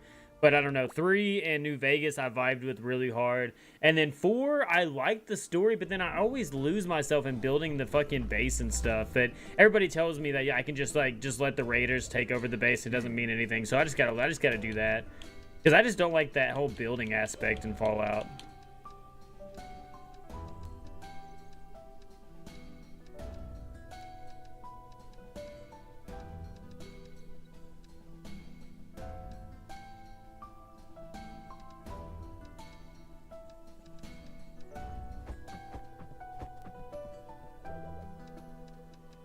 And again, I don't think I ever played any of the DLCs for 3. I own it now.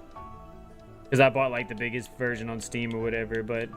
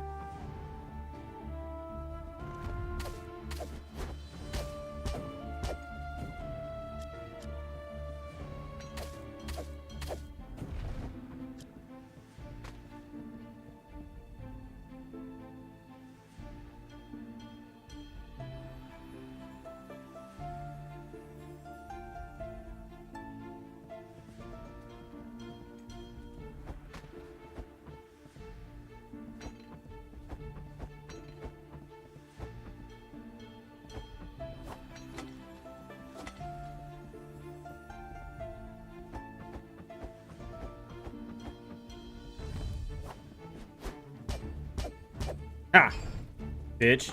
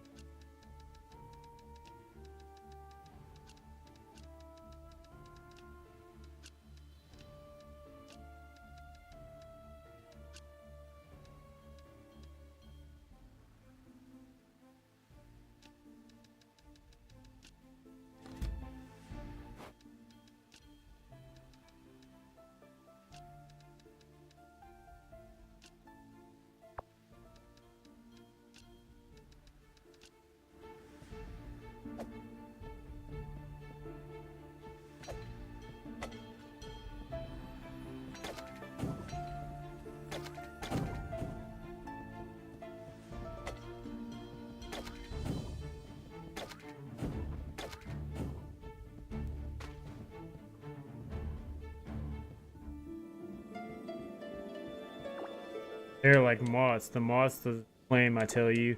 These adventures, so many attracted to the dungeon, so many you only feel a burn. Luckily, if you pass out in the dungeon from exhaustion or pain, it spits you out eventually. It's a messy ordeal, and no one really knows how it works, but one eventually wakes up inside the dungeon with only small traces of slime nearby, and well, any injuries they have accumulated inside? Yes, some left the dungeons and never returned, but plenty have stuck it out.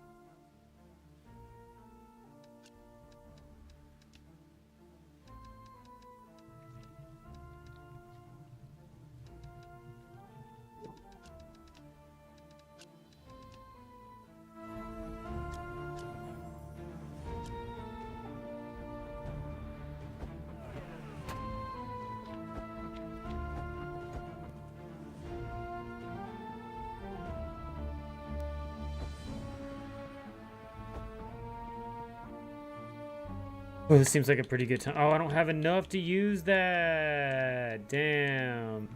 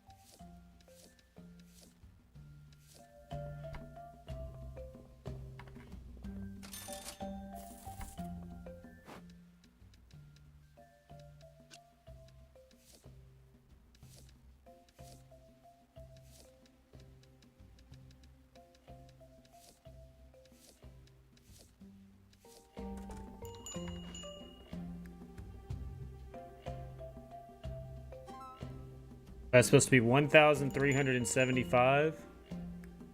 He paid 1,925. So that 20% tip really does work.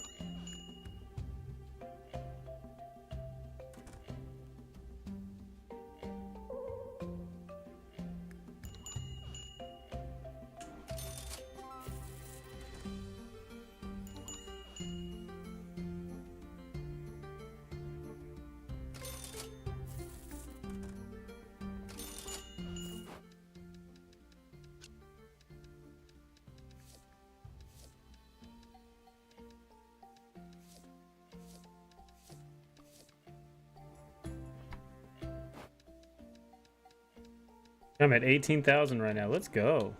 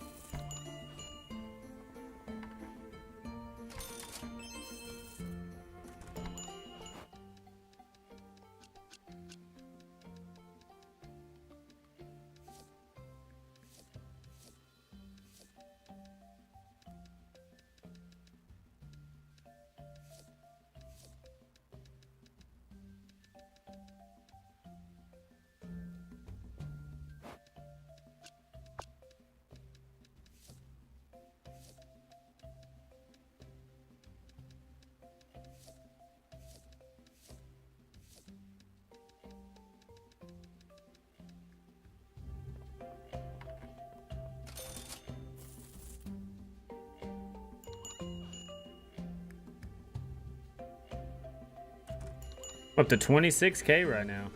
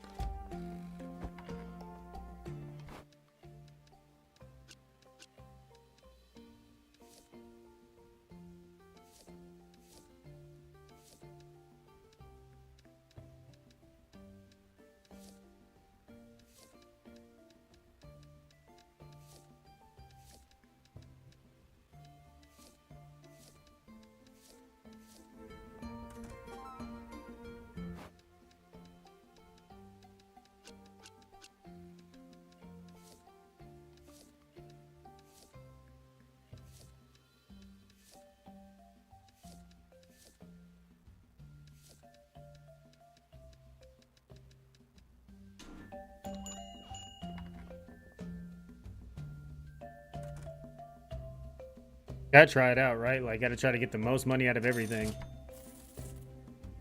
Even if it's just like an extra gold per or an extra 2 gold per, whatever. I'm greedy.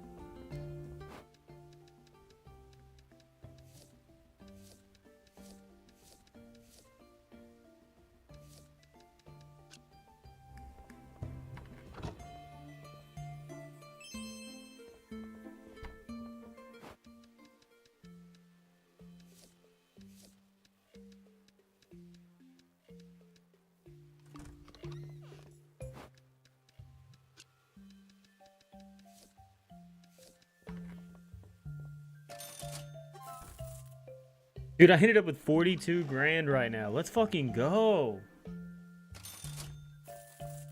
I'm just gonna go ahead and shut down shop. Oh wait, that was the last person. I stayed open for as long as I could. 41,757. Let's go.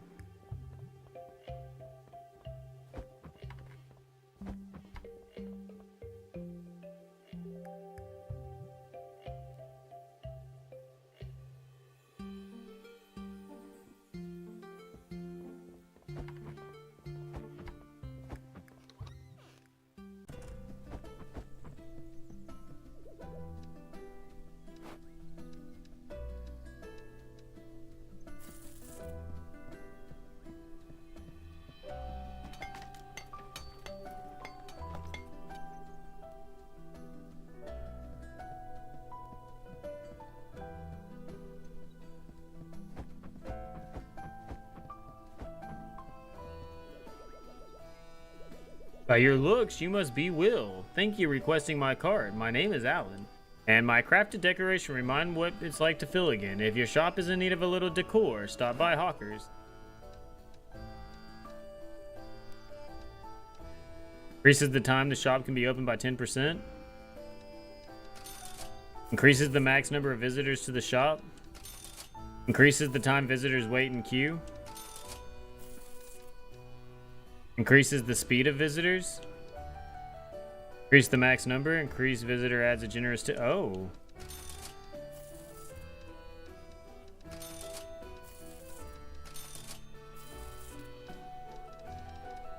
Boom, I bought all the decorations.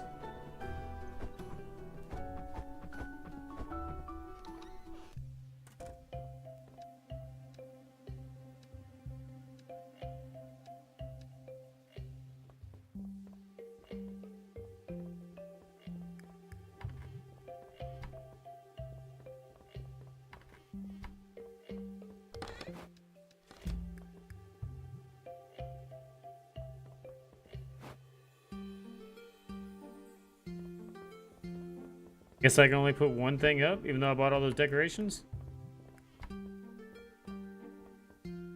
I guess I need a bigger shop.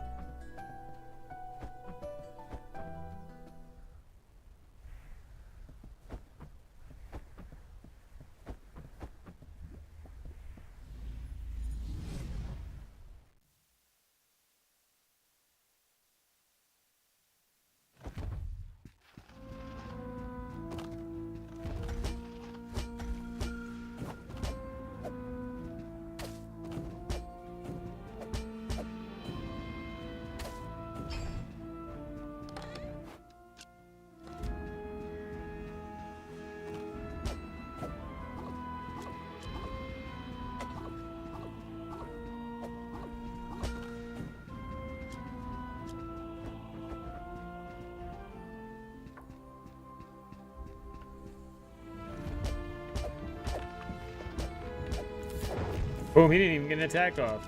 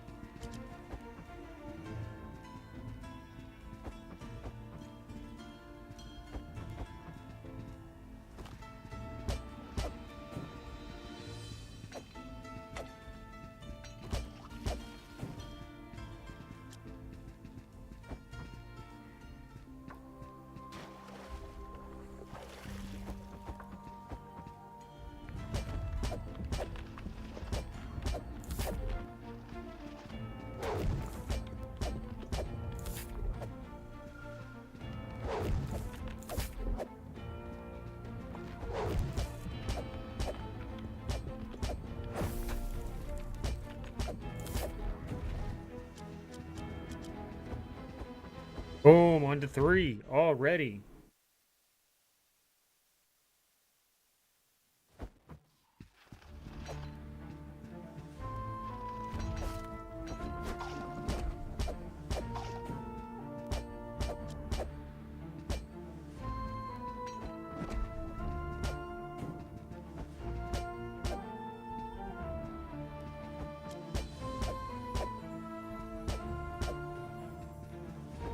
Oh, got him.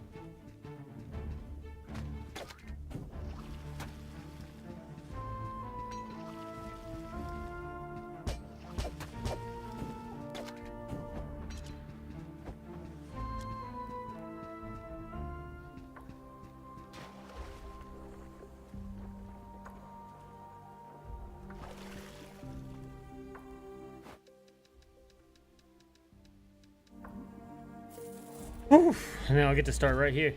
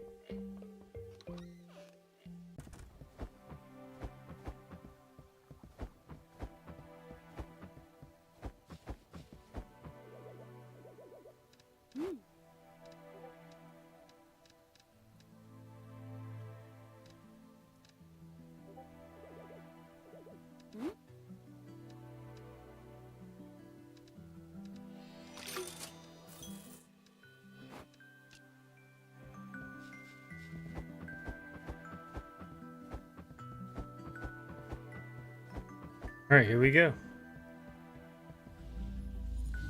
Third boss. I think this is the boss, like that boss I died on.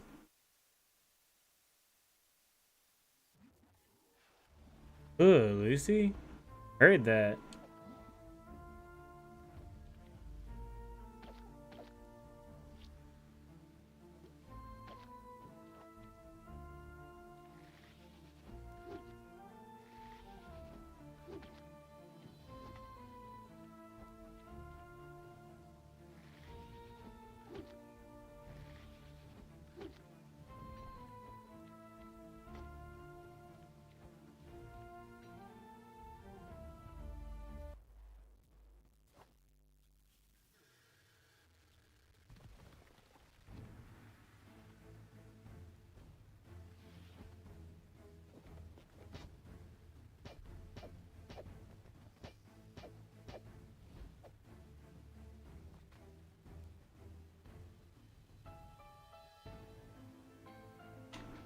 Damn it.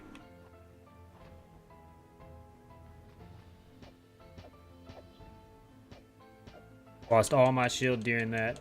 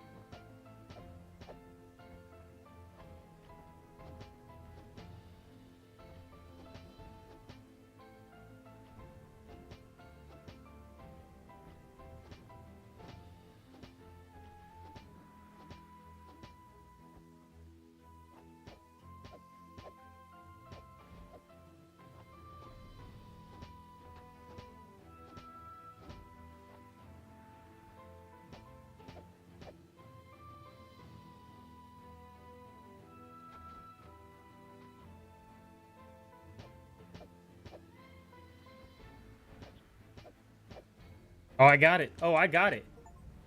Woo!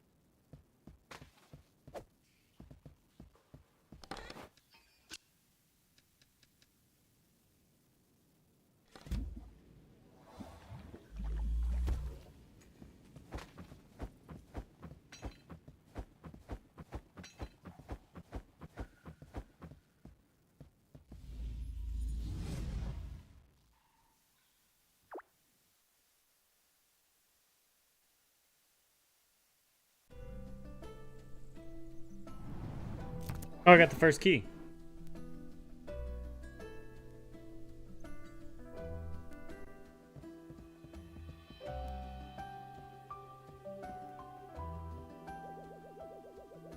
It was you, wasn't it, Will? The one who defeated the Golem King? Boy, you put yourself in such unnecessary danger. A lock on the door opened? Maybe Pete was onto something. Regardless, just leave it. That door isn't worth your life.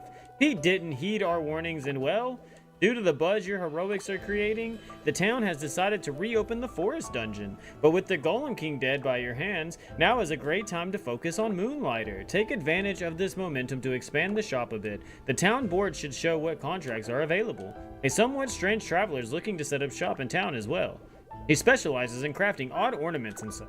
Can make for some great decorations. And finally,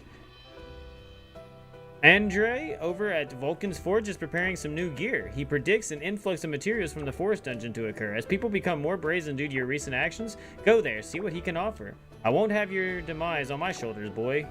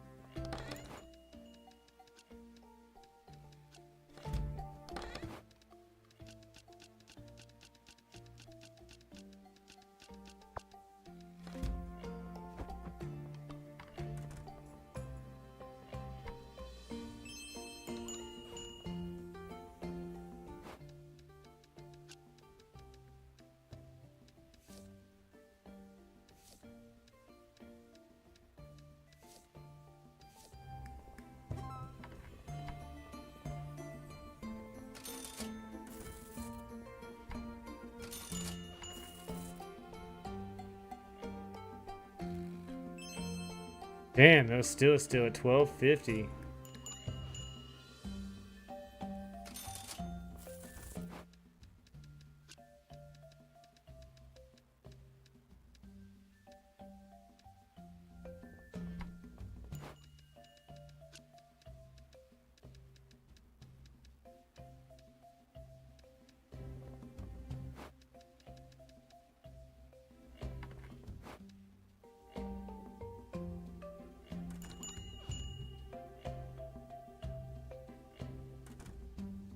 Already back up to 20 grand again. Oh, there's a thief.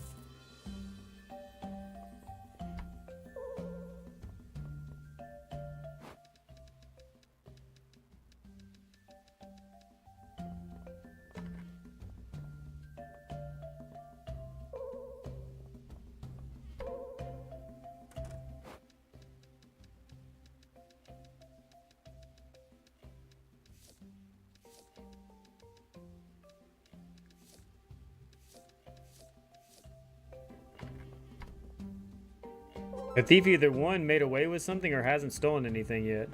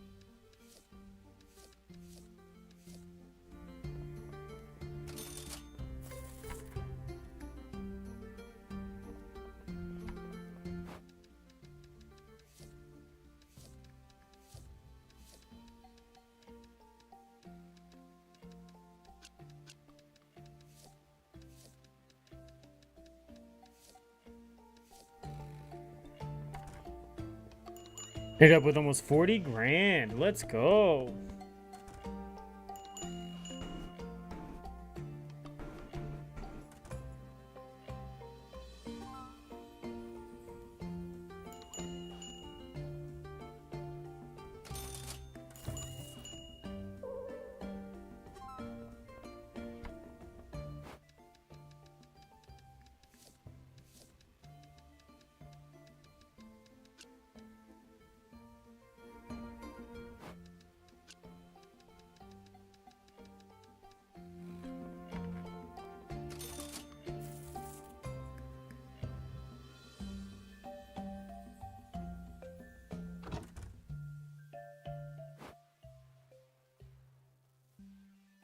Made 46 grand that day. Let's go.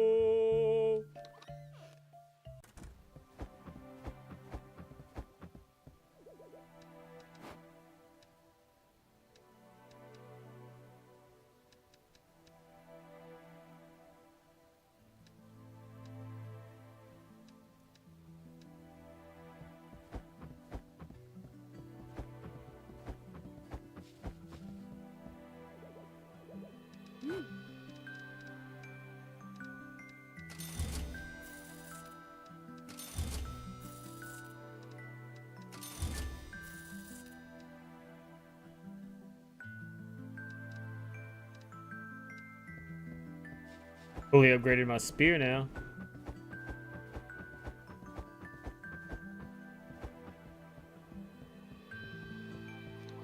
Go drop off my inventory.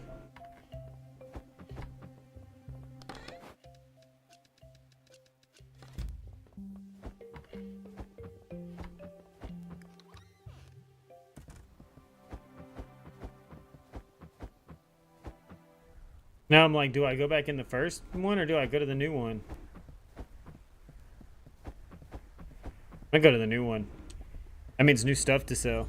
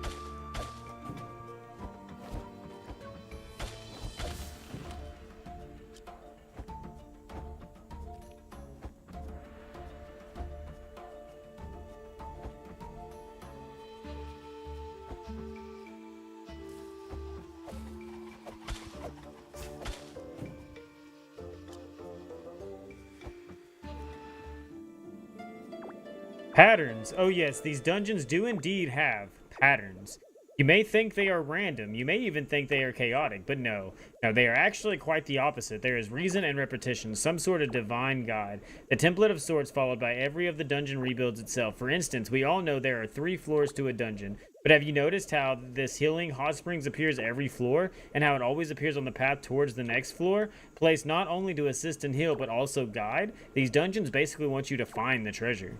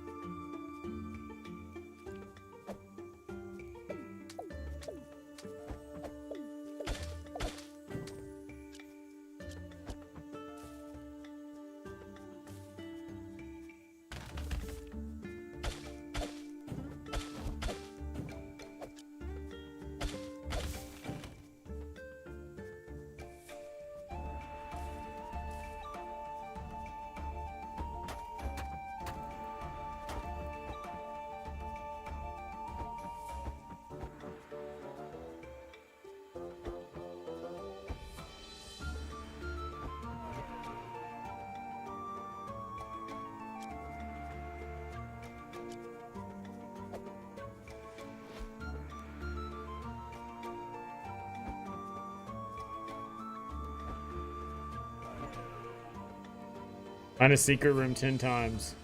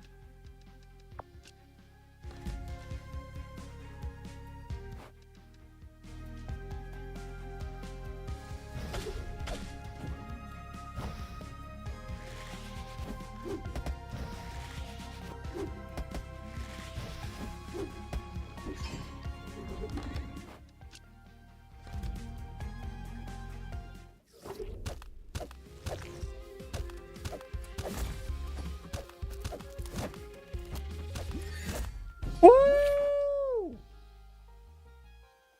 Artifact will disappear when exiting the dungeon.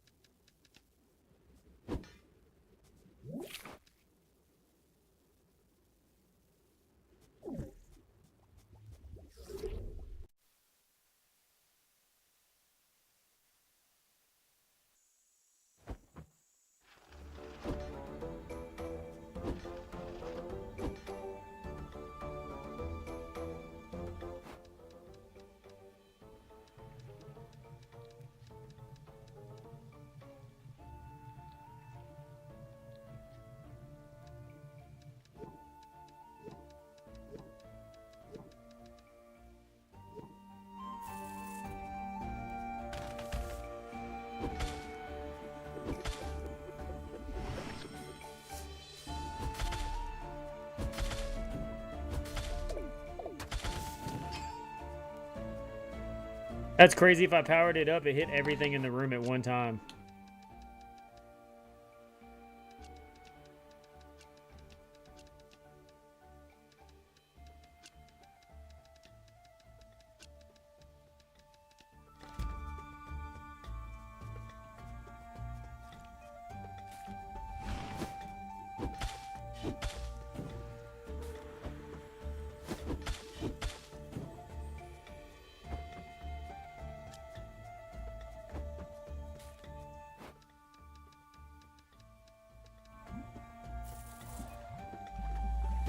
I barely had enough to teleport out. I got so much stuff, though.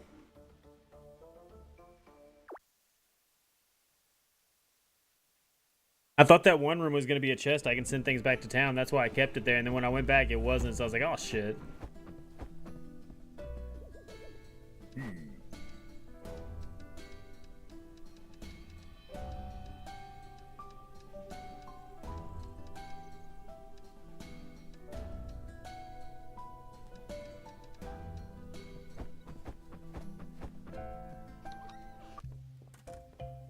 Oh shit, I need to get a ban in chat.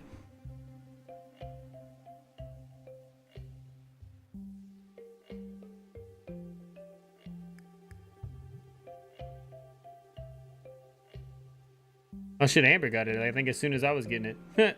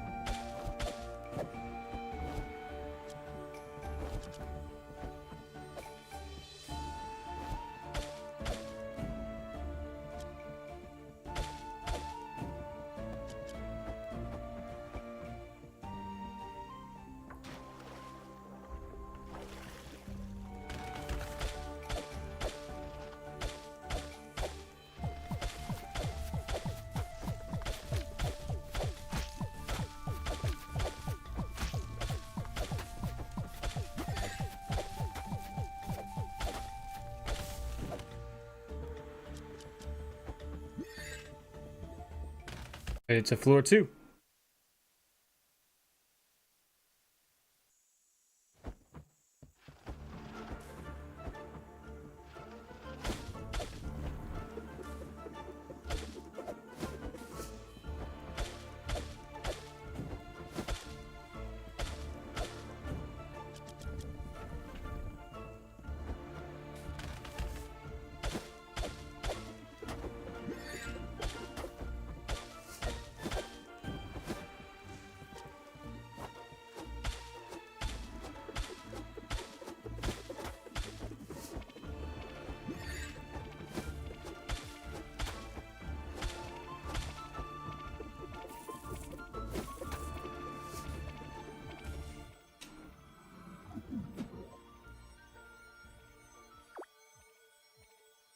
I was like, let me out, let me out.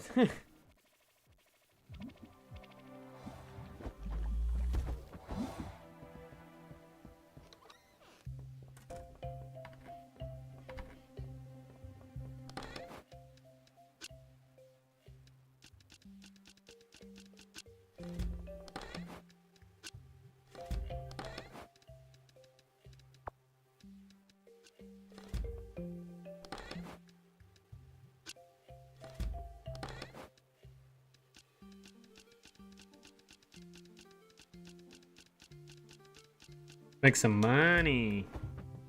First, let's sleep.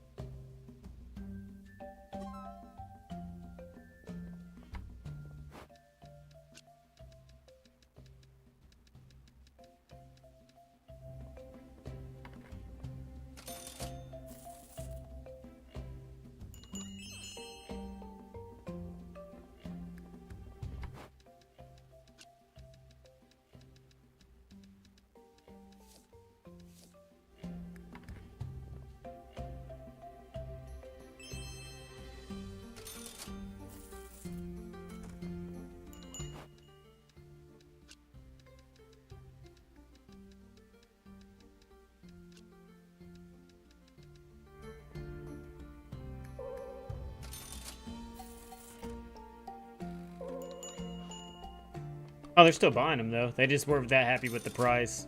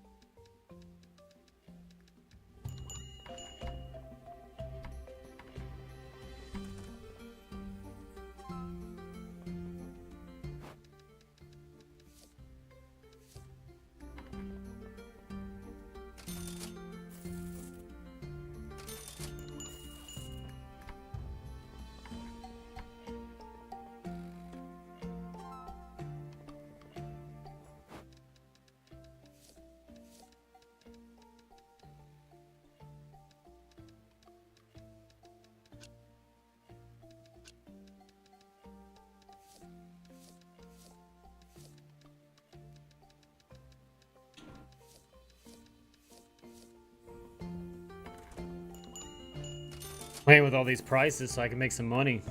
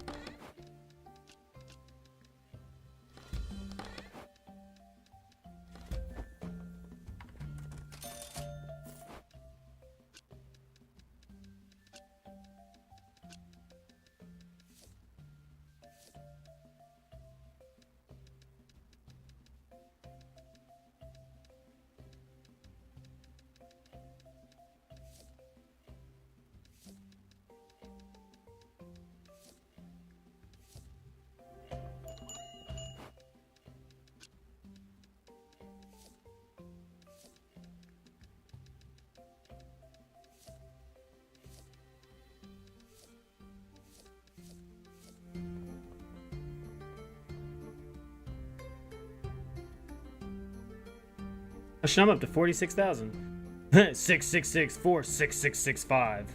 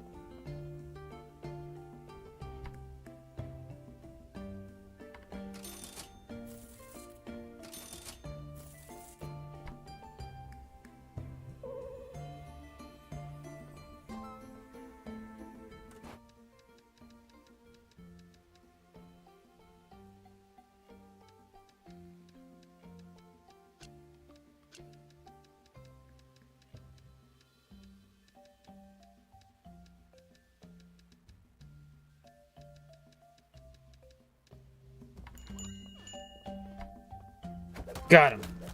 Woo.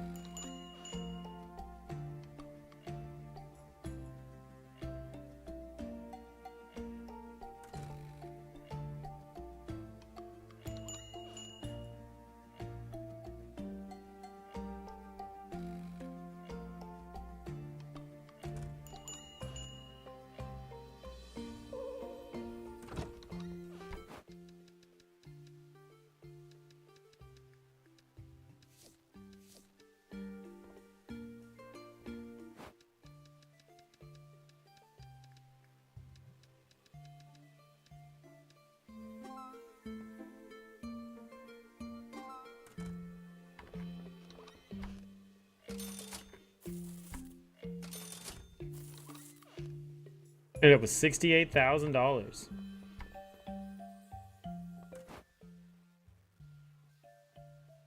Yeah, I made 67,374. Damn.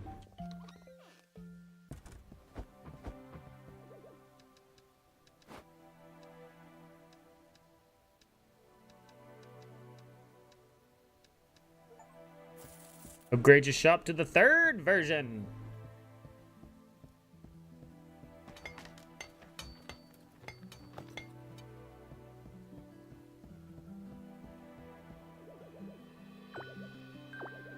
It is bigger in the inside. Let's go.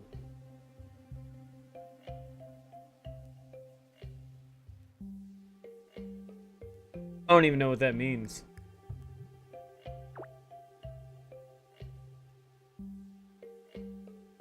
Put things into glass cases because then people can't steal them. So high popularity items go into glass cases.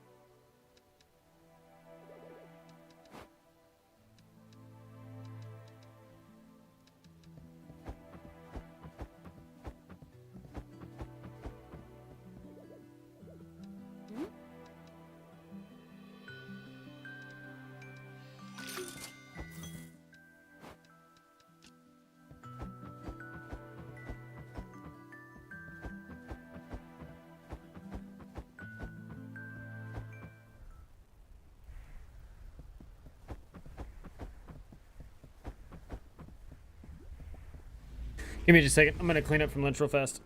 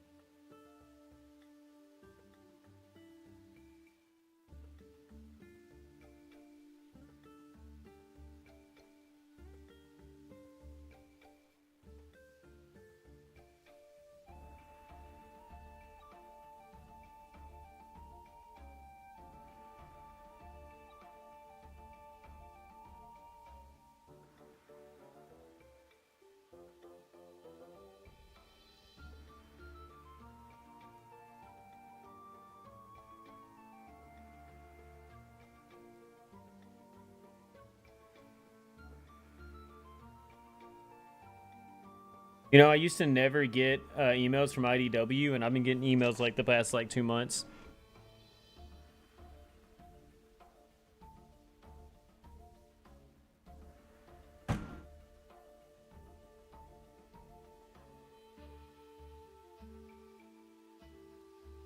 Sorry, I had to send my comic book order in.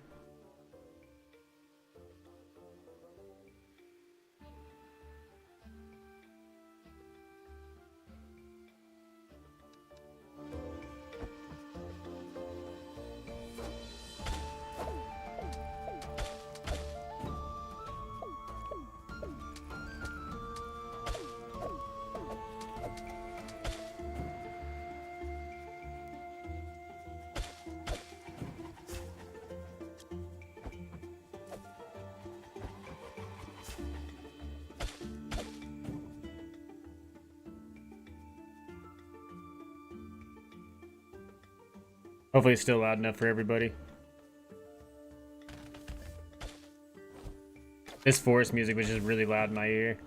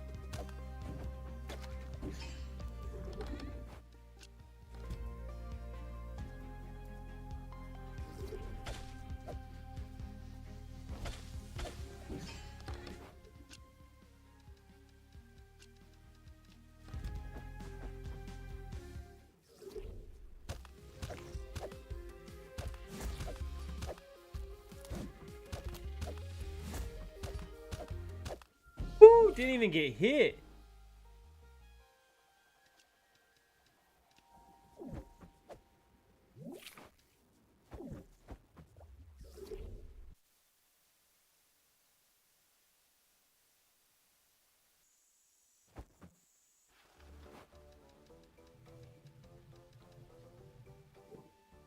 It gave me $1 for that. Fuck you.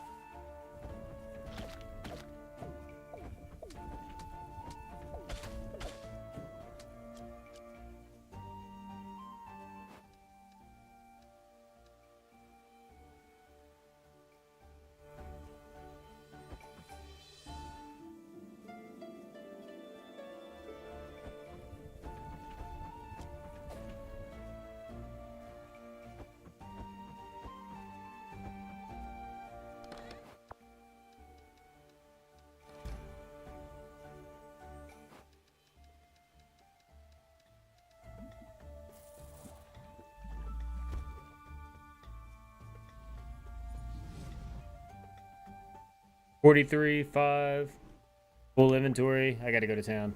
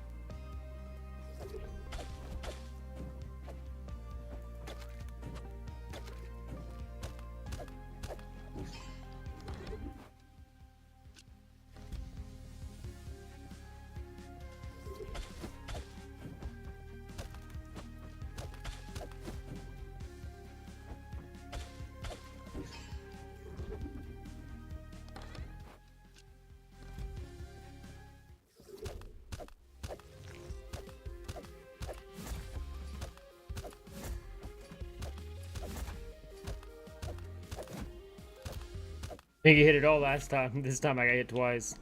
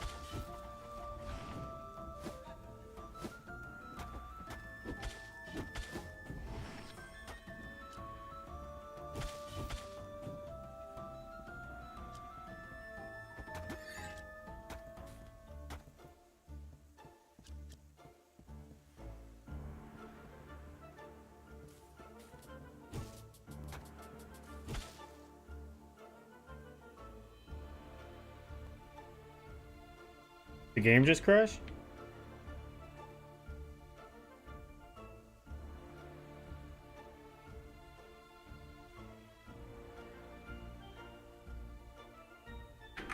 Damn.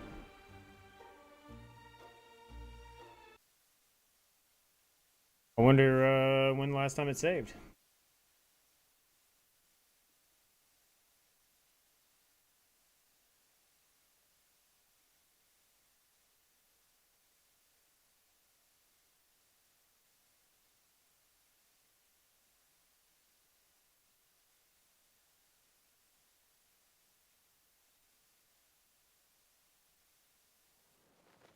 Hi guys.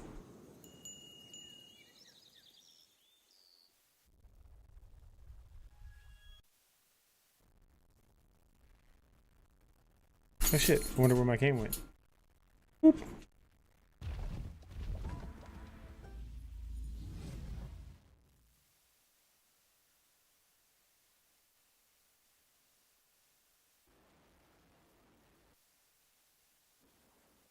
Oh, it saved when I slept.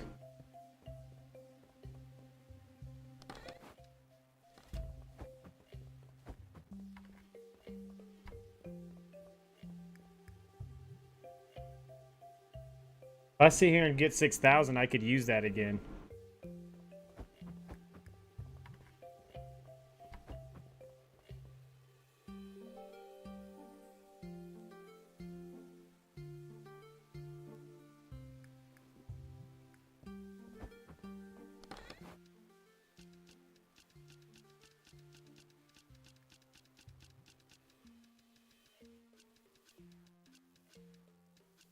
Um,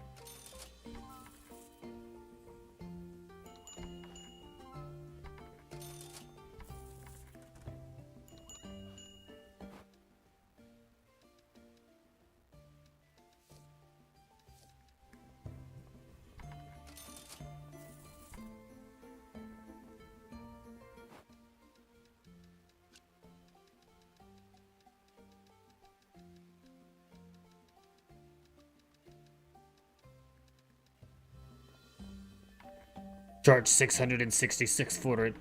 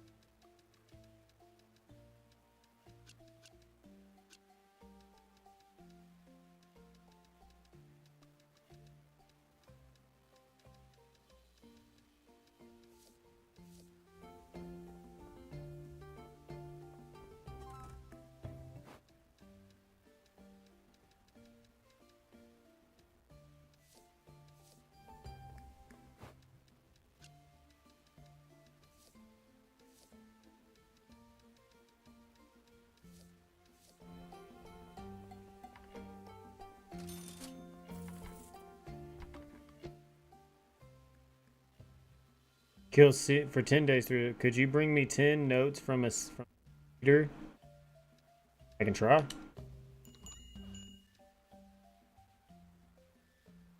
Could you bring me 10 notes from a blade tree sprout? I can try.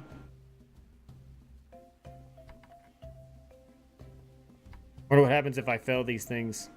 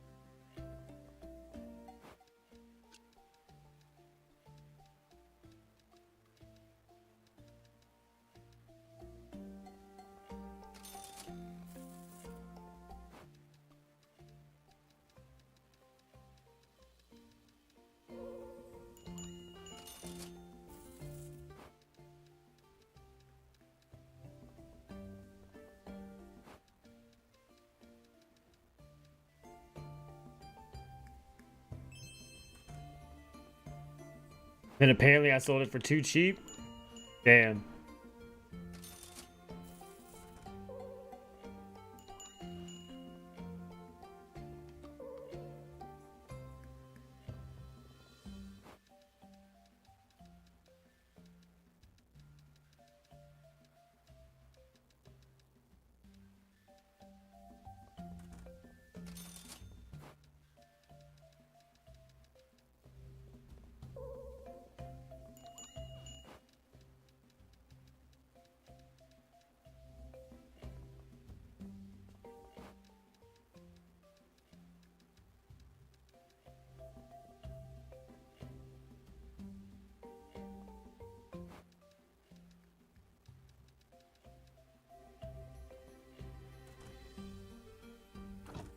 What's up?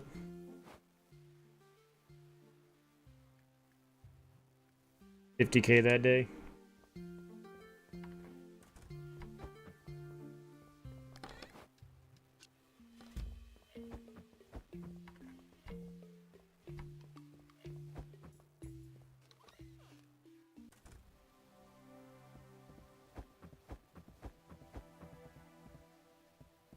I should have enough money to do the pendant thing again, though.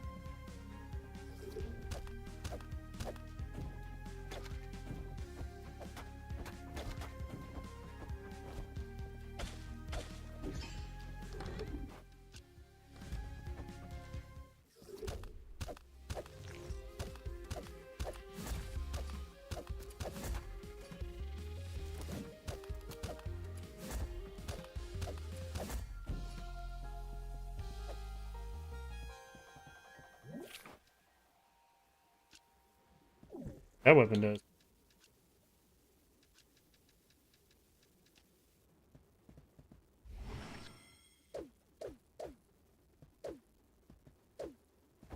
Huh.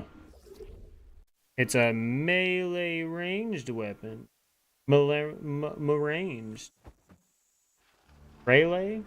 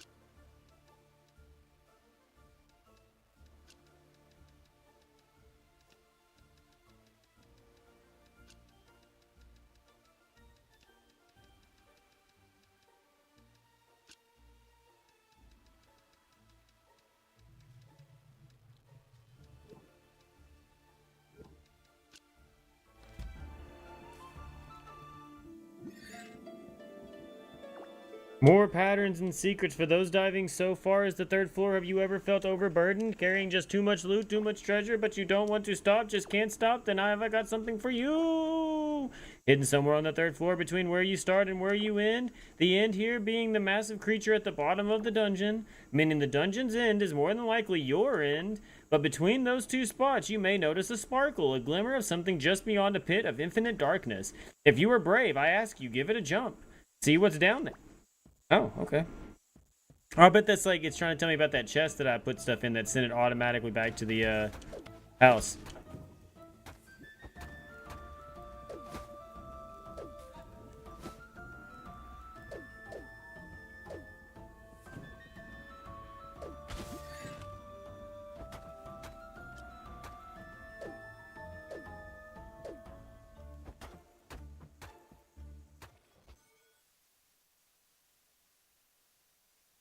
Did I really just die of some poison, dude?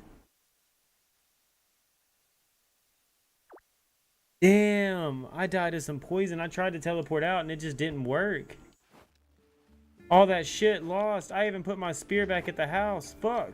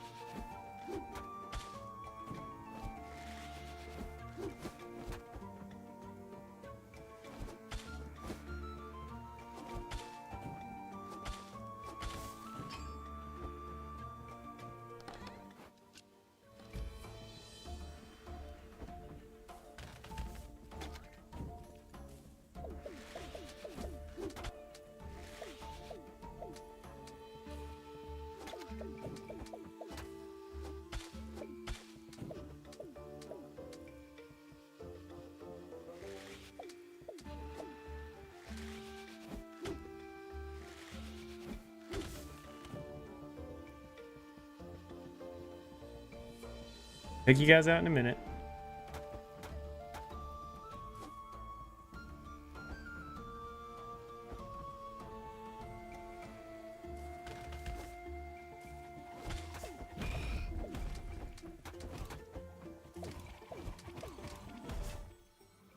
I can't believe I got out with 13 HP, dude. I can't believe I got out with 13 HP.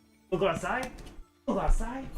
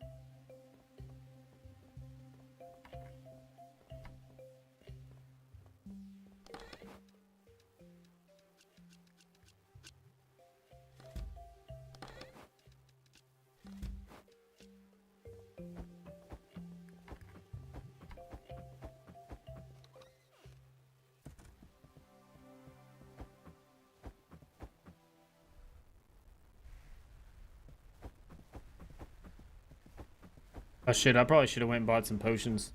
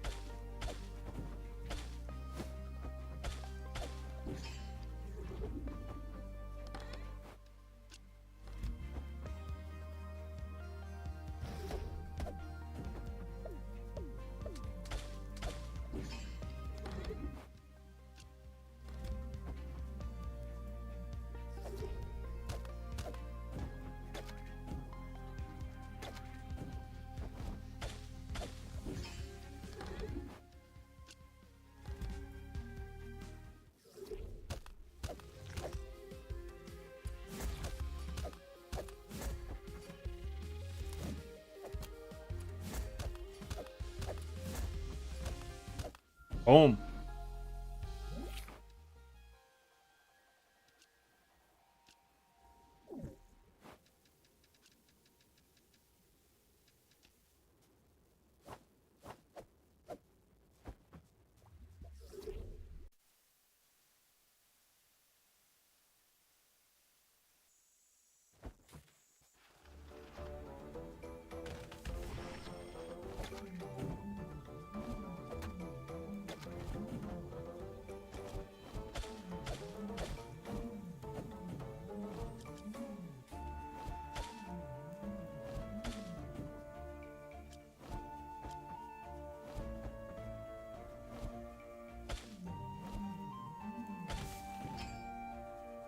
Sending out poison gas, I think, is what's happening. That's awesome.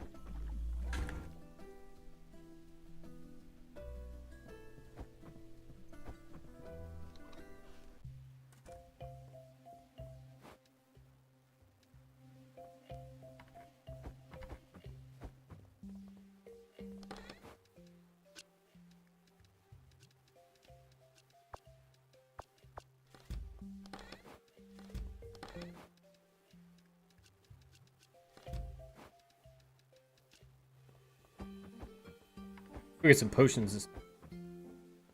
Oh wait, if I open up again, then I can. Yeah.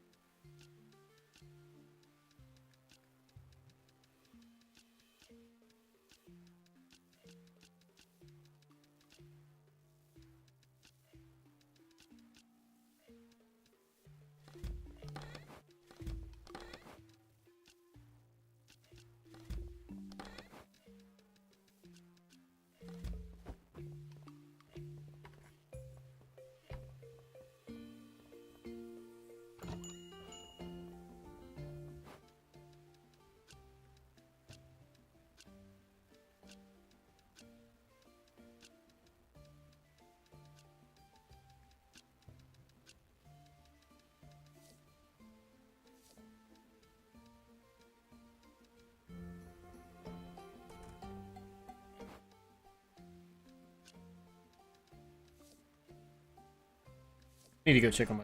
I'm hearing some weird noises.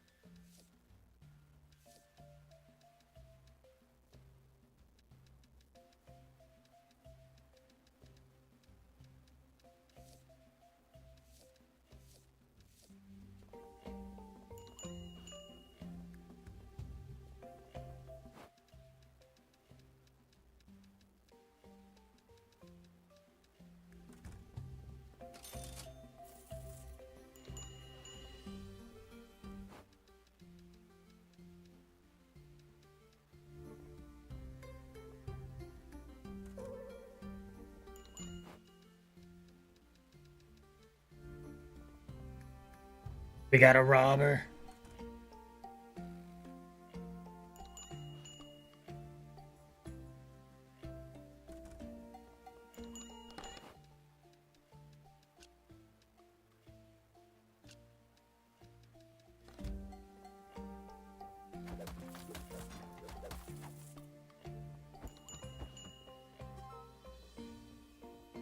Miles, why are you making the Lucy growl at you?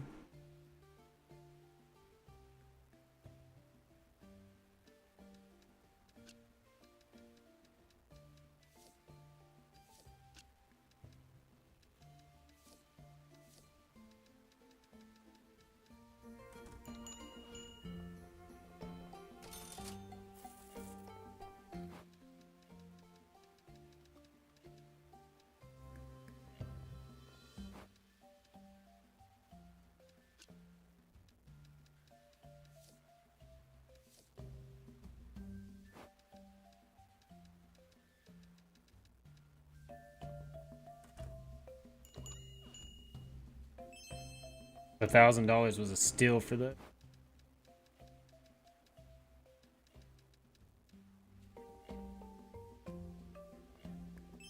He probably still got him for the 1,000. No, that was $1,250 still. Damn, okay.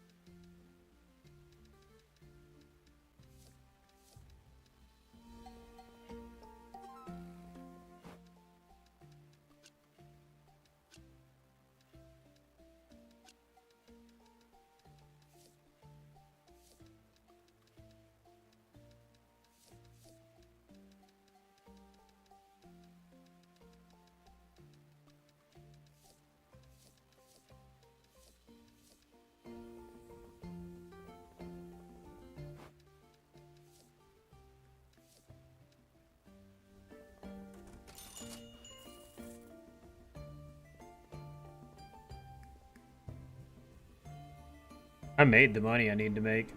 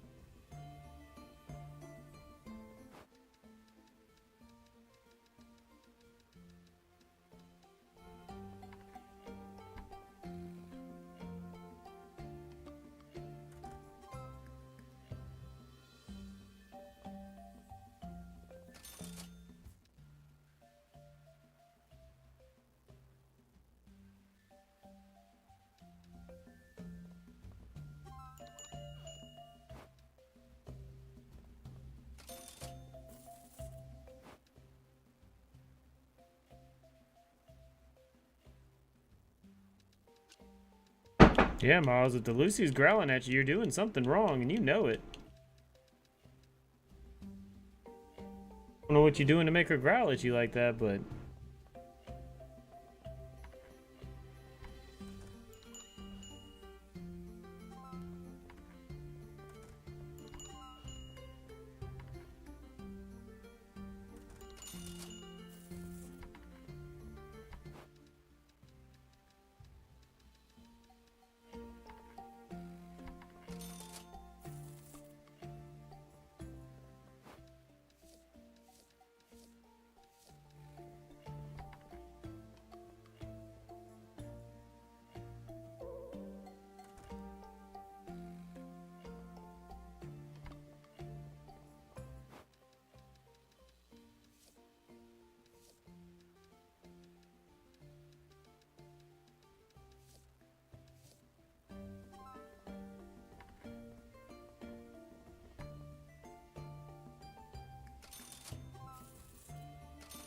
Oh shit, I'm about to make over 10 grand because I get the bonus. 15,000! That was 15,000 in that cell! Oh! What you see on the shelf is all that's left. First come, first serve.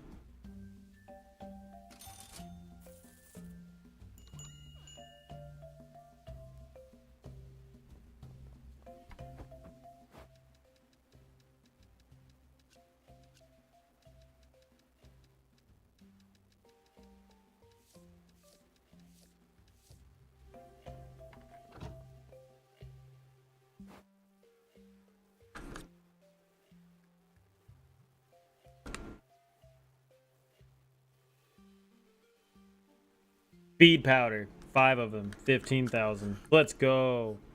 That old lady's speedy now.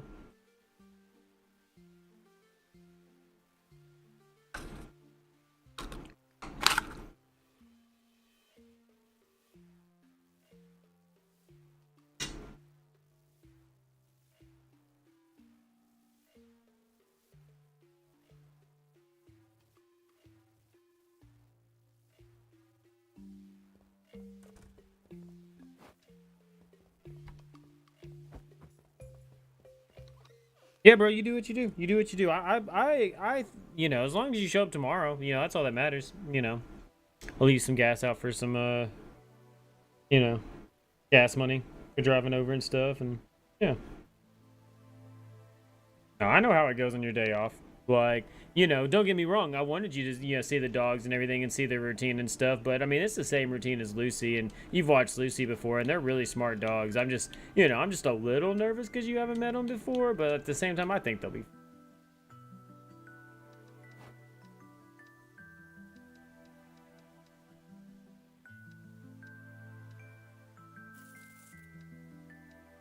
That last upgrade for the cash register. Now I'll be getting 40% extra every time somebody buys something. Let's go.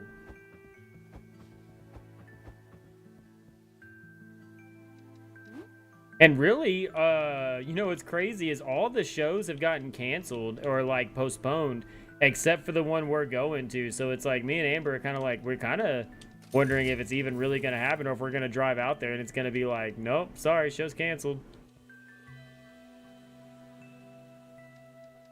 I will warn you though, they are very high energy, like very, very high energy. Like they run, they jump, they sprint, they are, you know what I mean? They are pit huskies, bro. Like they are a handful, dude. They are a handful. So I am going to let you know that, dude. Yeah, like Smokey. Yeah. Like Smokey, bro. Like they're gonna want to go outside. When they go outside, they're gonna play, dude. Like they throw each other around. I only tell them to calm down is if one of them whines, or if they start growling at each other, or if they like one of them grabs the other one by the collar. I tell them no collar because I don't like them being able to like use the collar as like a pull thing. But they play, dude. Like they play hard. Like they're gonna throw each other down on the ground. They're gonna run over each other. You know what I mean? Like.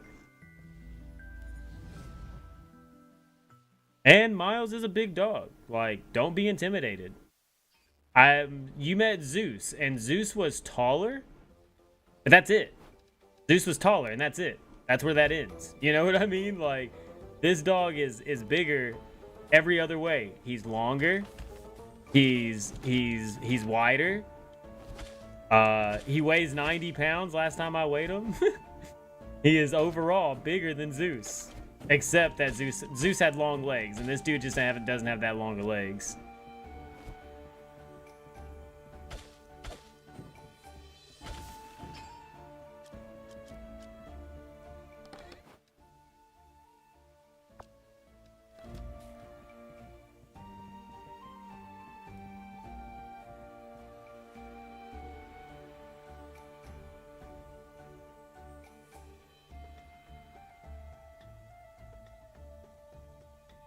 I'm trying to get them all in one picture.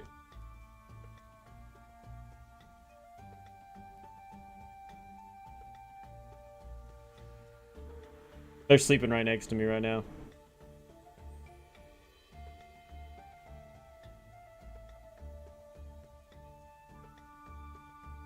I can get you a different picture in a little bit, but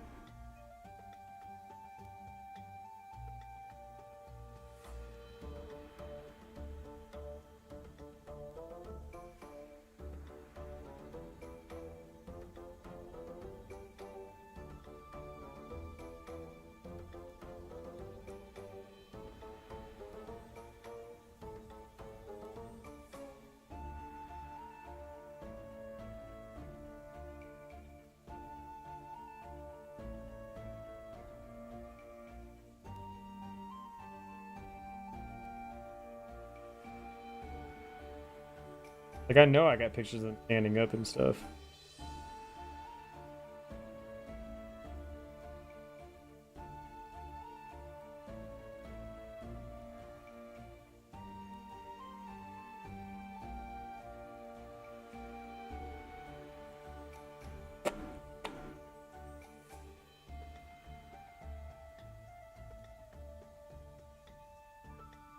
There you go. That's a great image to show you how big Miles is.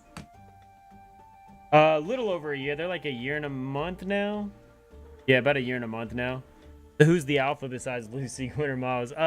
Lucy's still totally the fucking alpha. Lucy's totally the alpha. But believe it or not, Gwen kind of calls the shots. Like, Miles is just like hyper anxious and just like really likes to do anything and like carries his toys around and like, you know, just like very like toy oriented, you know, this and that. But like, yeah, really it's Lucy. But other than Lucy, I'd almost say Gwen, because like if Gwen wants to go outside, Miles wants to go outside. If Gwen wants to run, Miles wants to run. If Gwen wants to go to bed, Miles wants to go to bed.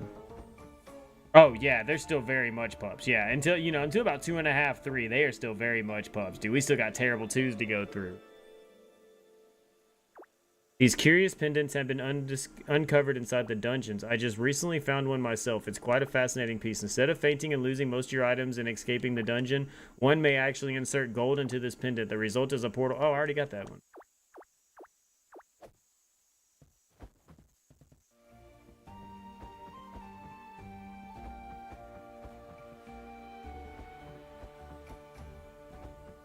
But yeah, we weighed him just to know how big he was because we were getting a flea pill and stuff and needed to know. And yeah, he's all of 90 pounds. We haven't weighed Gwen in a while since like her checkup or whatever, but I'd say she's probably about 50 pounds. She's probably about as much as.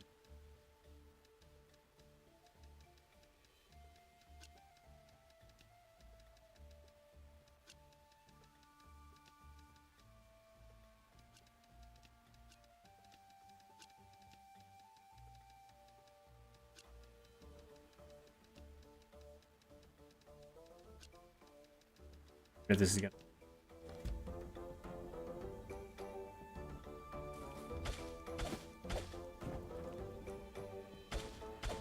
Yeah, dude, you'll enjoy them. You'll like them a lot. They're a lot of fun. They listen really, really well too.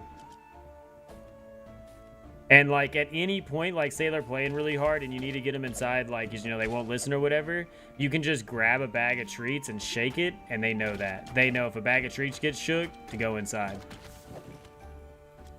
But you have to give them a treat though, or else they gonna take you, bro. They gonna get real mad. There's 3 of them and 1 of you. Just remember that.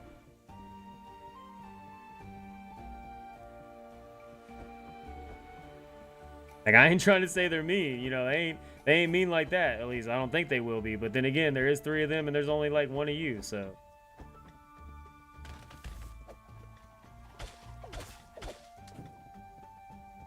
They have the numbers.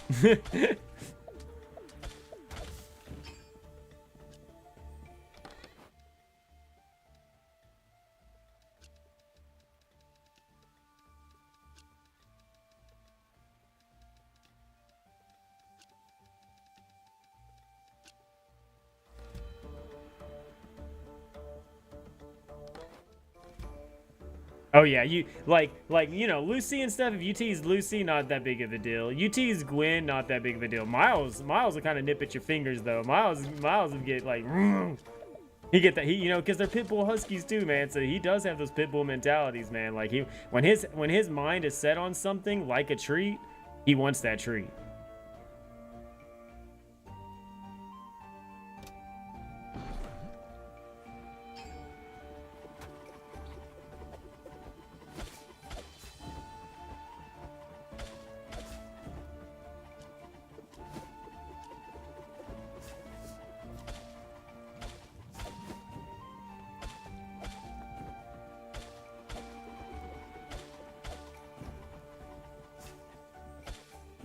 Oh, I did it.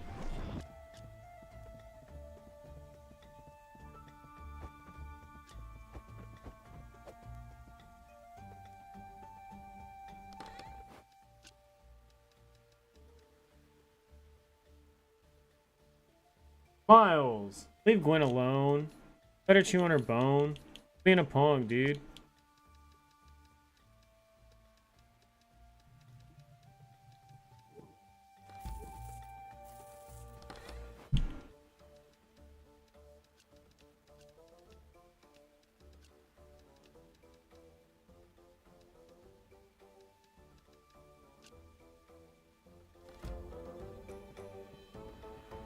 Yeah, I got to meet Dallas once or twice. Yeah. I didn't get to see Dallas grow up or anything, but yeah, because Dallas was a little bully pit. Yeah, no, Dallas made me want to get a little bully pit.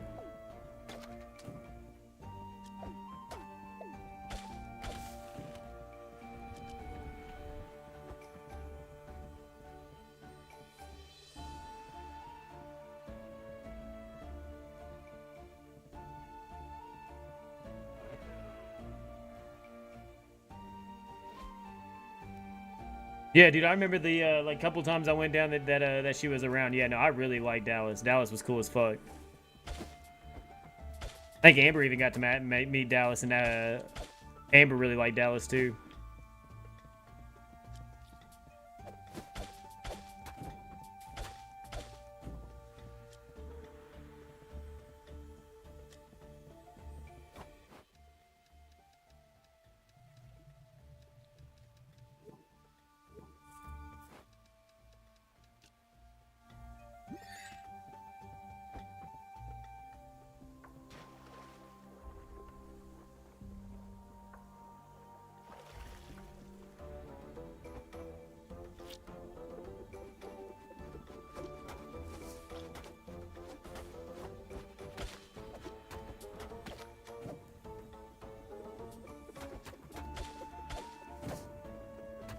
Fuck, dude, I'm about to die.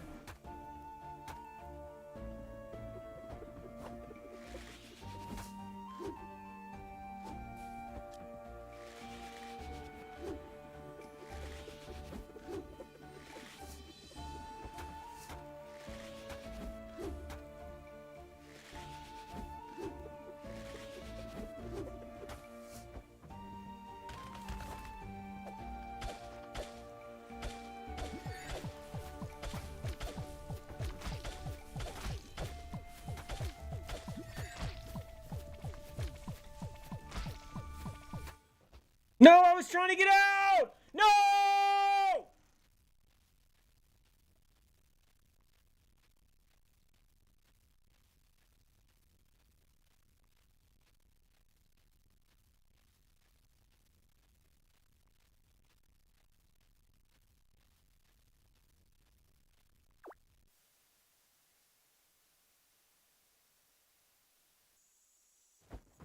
Fuck, dude.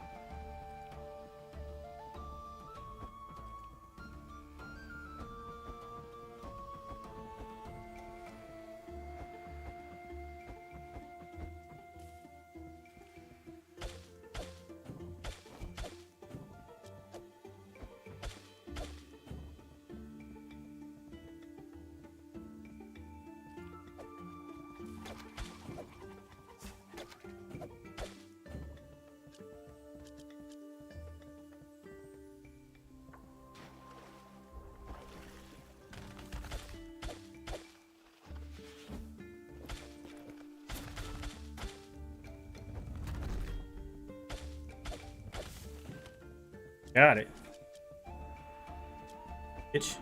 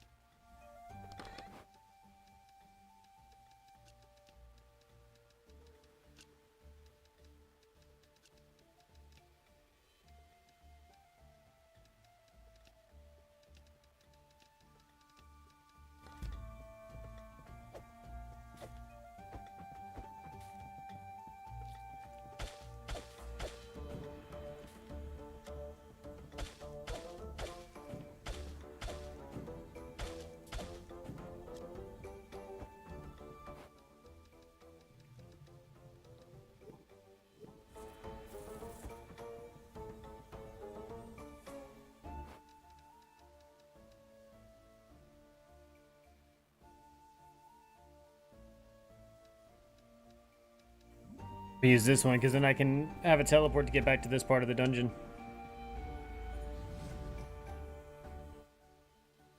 28 monsters, 4 chests, full inventory.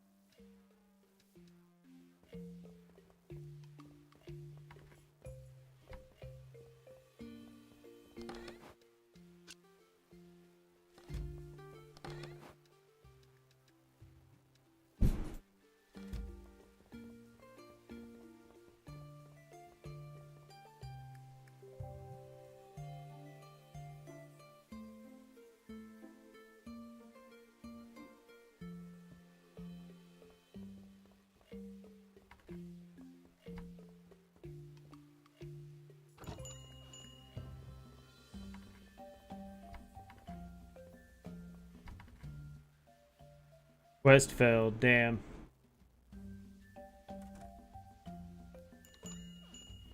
I tried.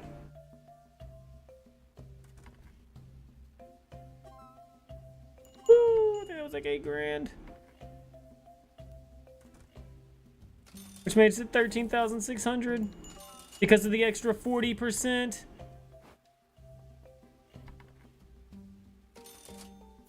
Or I could already go up and close shop.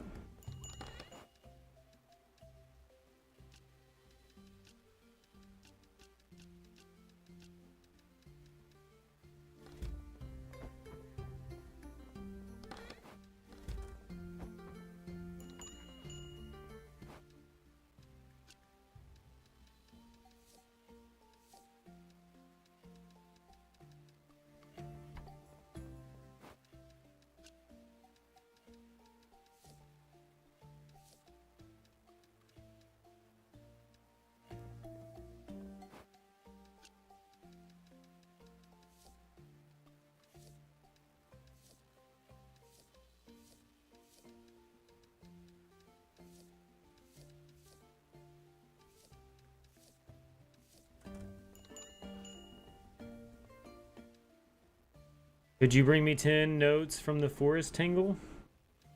Hopefully I can. Those things pay a lot. If I could get one of those quests done, it'd be well worth my while.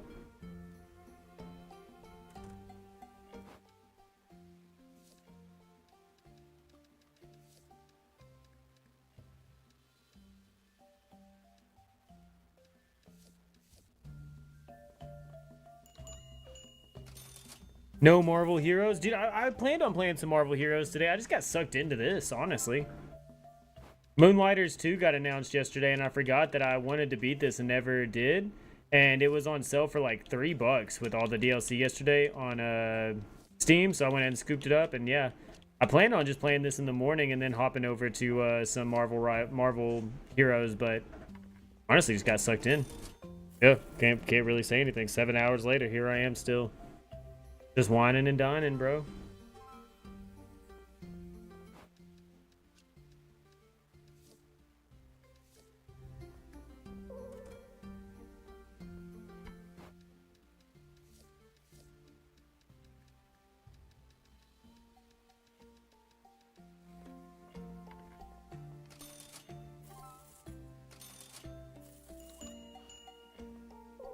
Oh yeah, bro, it's always better when you don't have to suck yourself.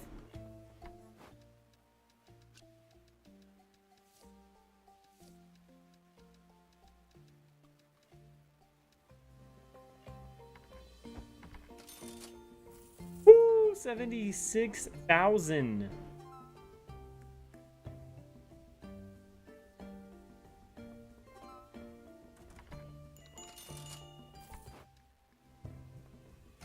I should just close up shop. I'm kind of running out of stuff. Robert, what you gonna rob? What you gonna rob, Robert? You gonna rob, Robert?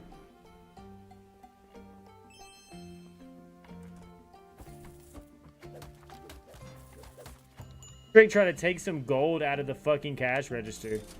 What a dick.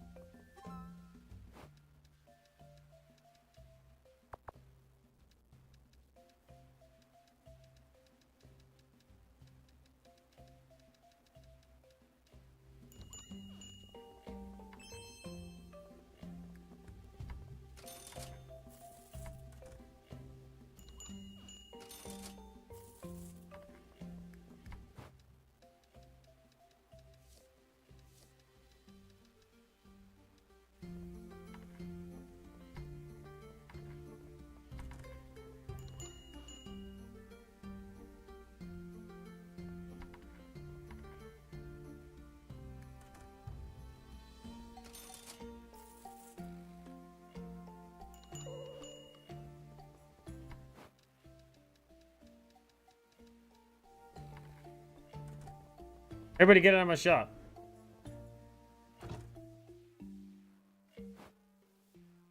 A fluid vessel. Yeah, you know what fluid. The life fluids. I made $94,911.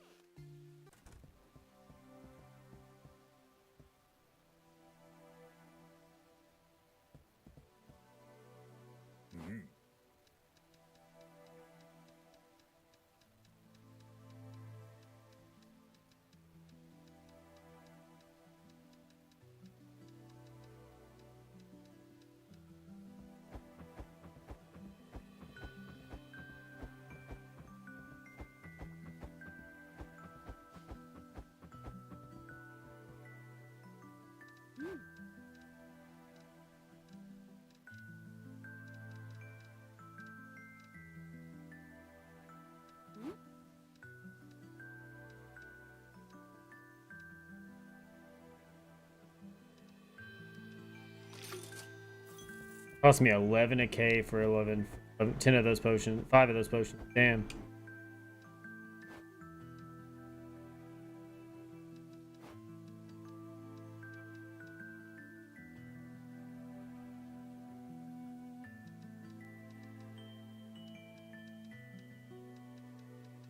Maybe I'll just save my gold and then I'll get that last person in my house, town.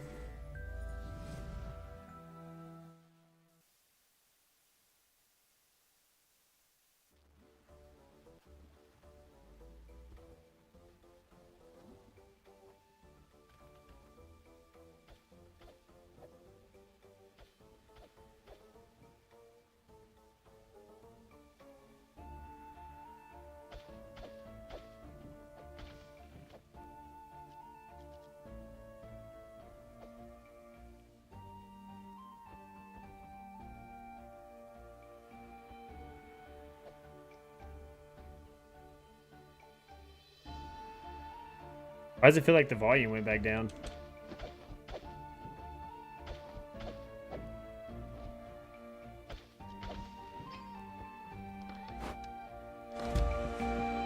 God damn, told you.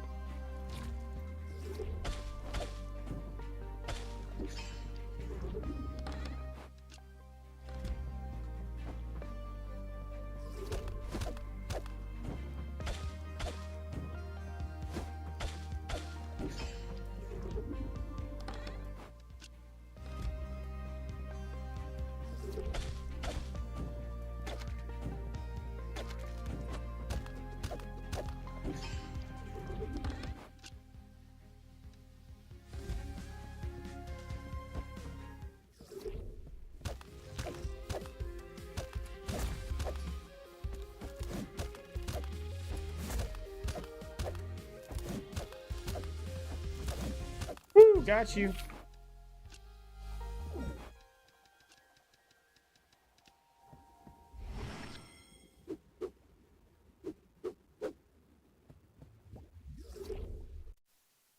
Oh, I wonder what these gloves are gonna do.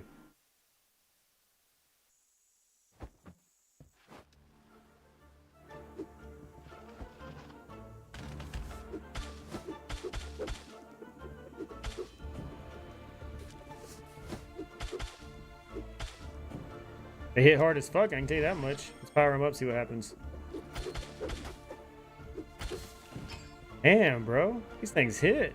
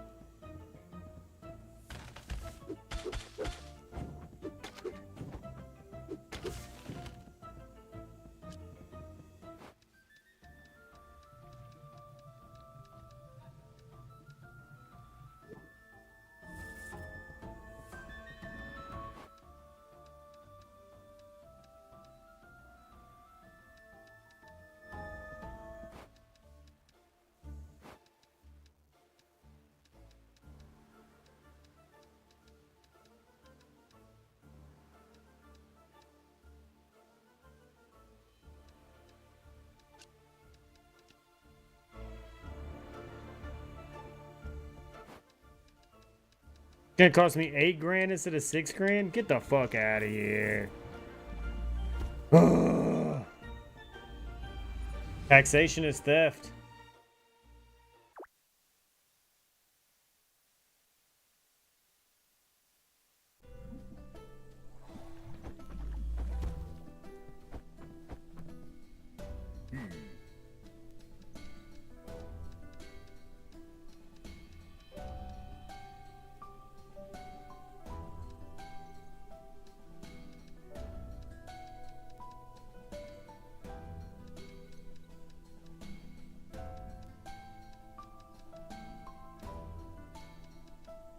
I need more wood.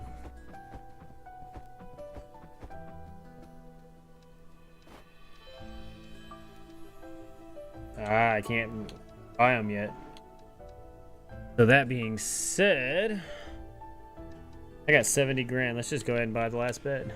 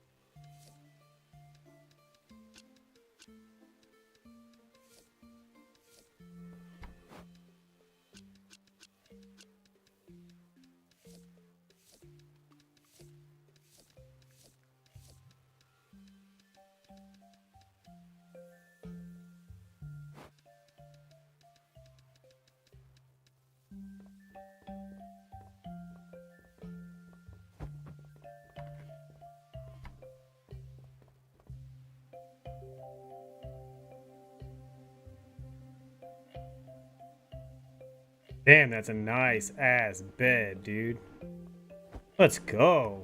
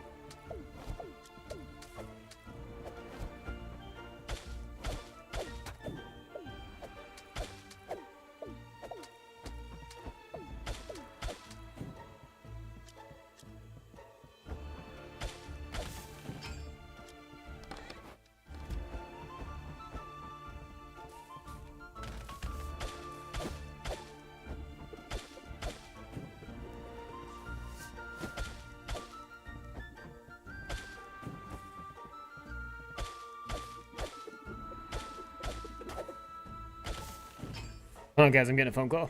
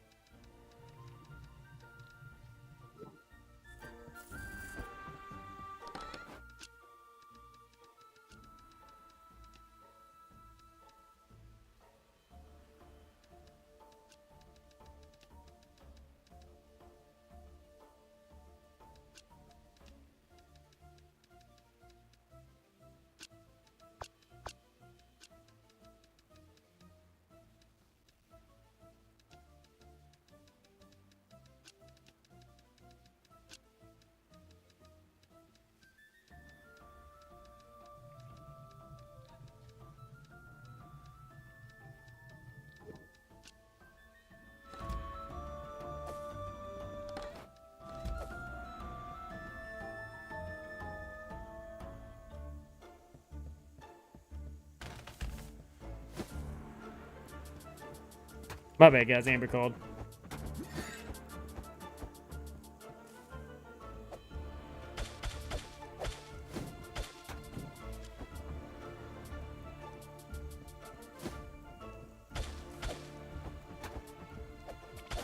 No!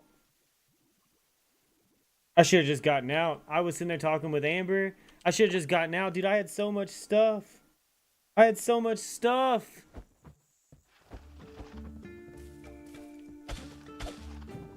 Damn it. That'd have been so lucrative.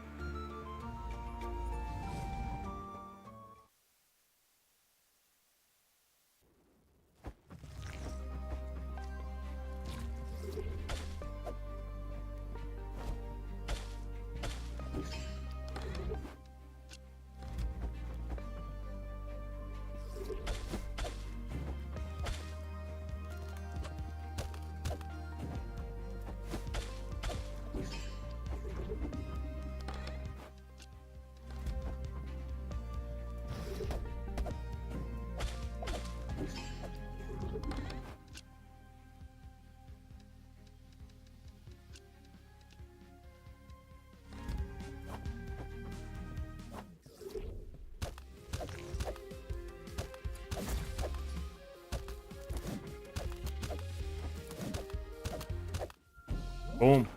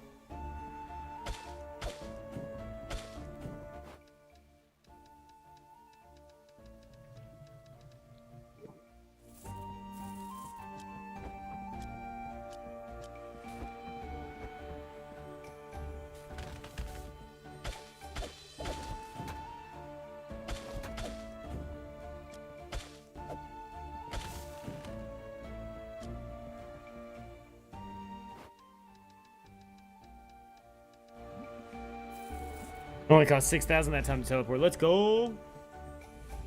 Let's go.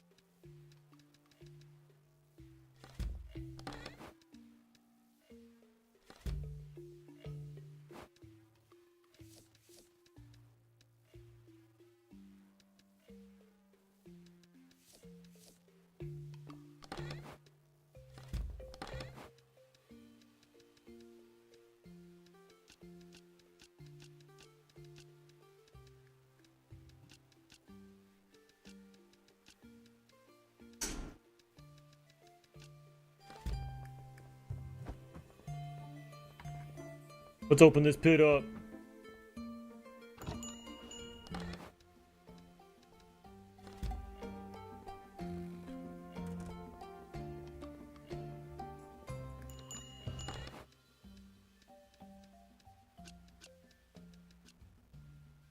Is that you?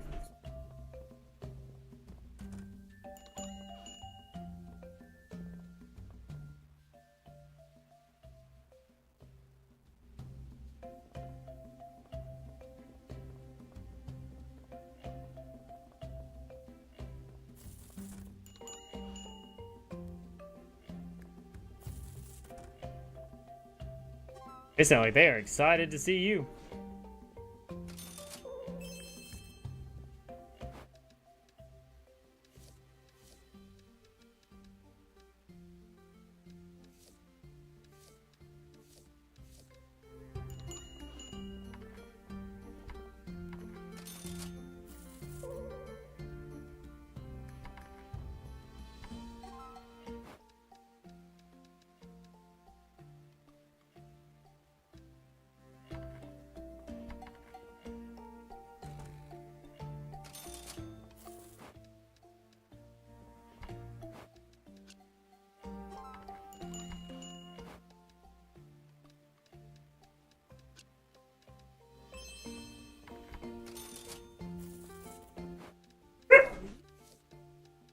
He said, yep.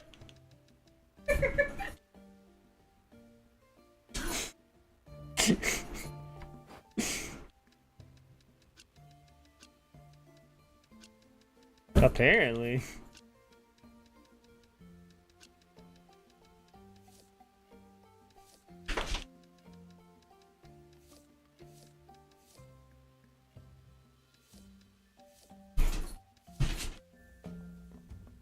What it look like?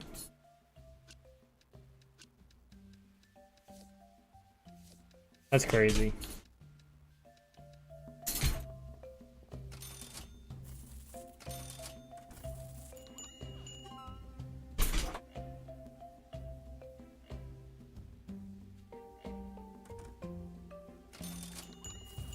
Yeah, guys, I think this is gonna be my last day.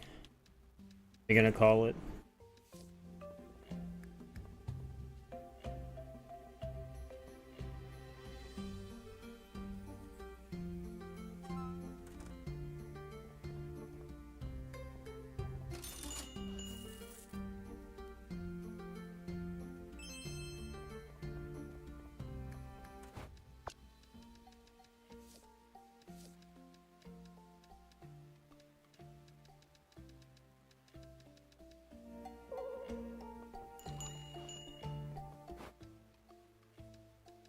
Yes, apparently she's leaving for North Carolina next week until like the end of the month.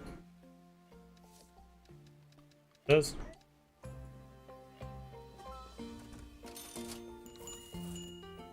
Got cleared.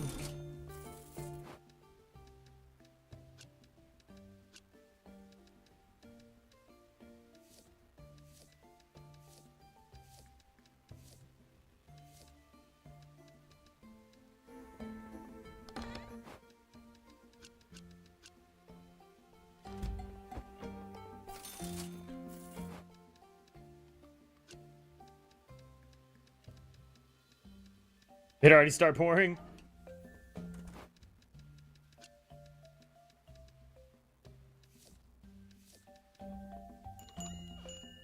Ooh, your boy's got 120,000 right now.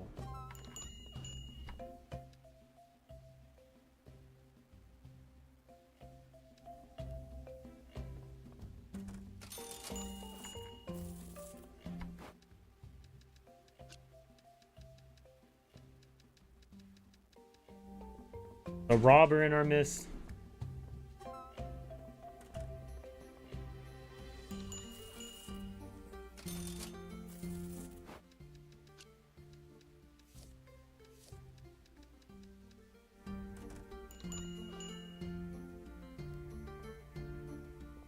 Come on, try to rob me. I fucking... Oh, he tried! Dumb bitch.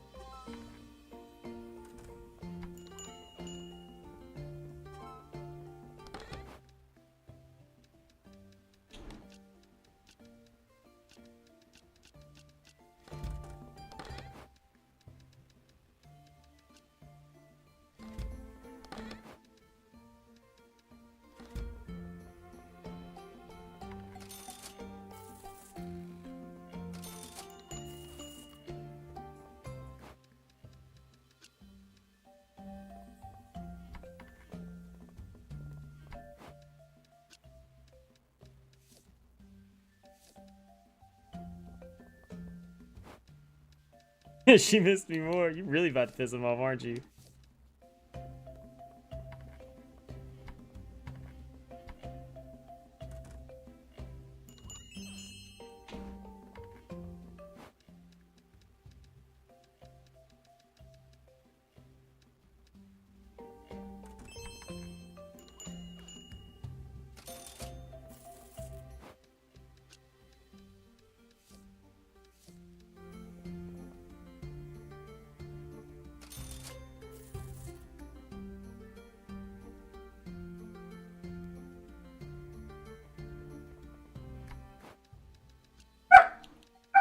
He said, yep.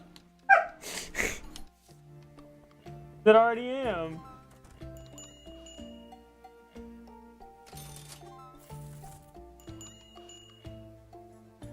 Dude, I made some money. Fuck, dude, I'm at 152 grand right now.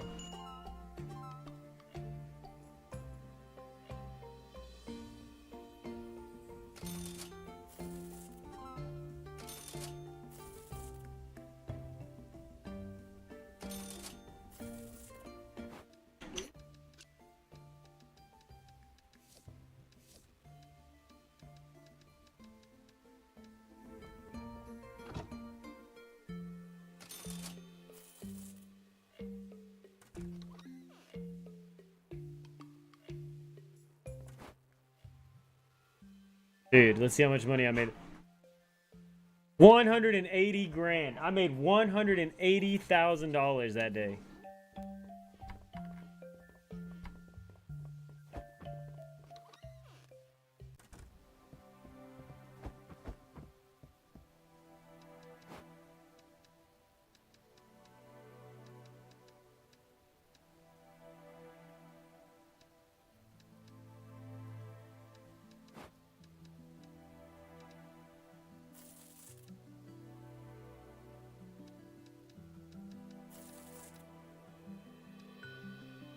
Boom, I got all the upgrades from my store besides shop level 3 and 4.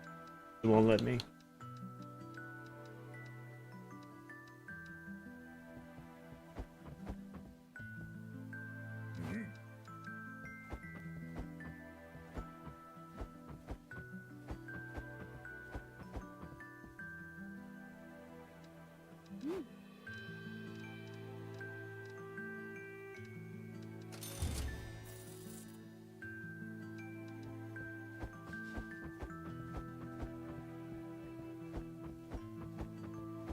Alright guys, yeah, well I think on that note I'm gonna call it. I appreciate everyone kicking in, hanging out. I appreciate everybody doing what you do. I will be back maybe tomorrow, and if not, then I will see you guys whenever I see you guys again. Thanks for kicking it, thanks for hanging out, thanks for doing what you do. My name is Mike Jeezy, you keep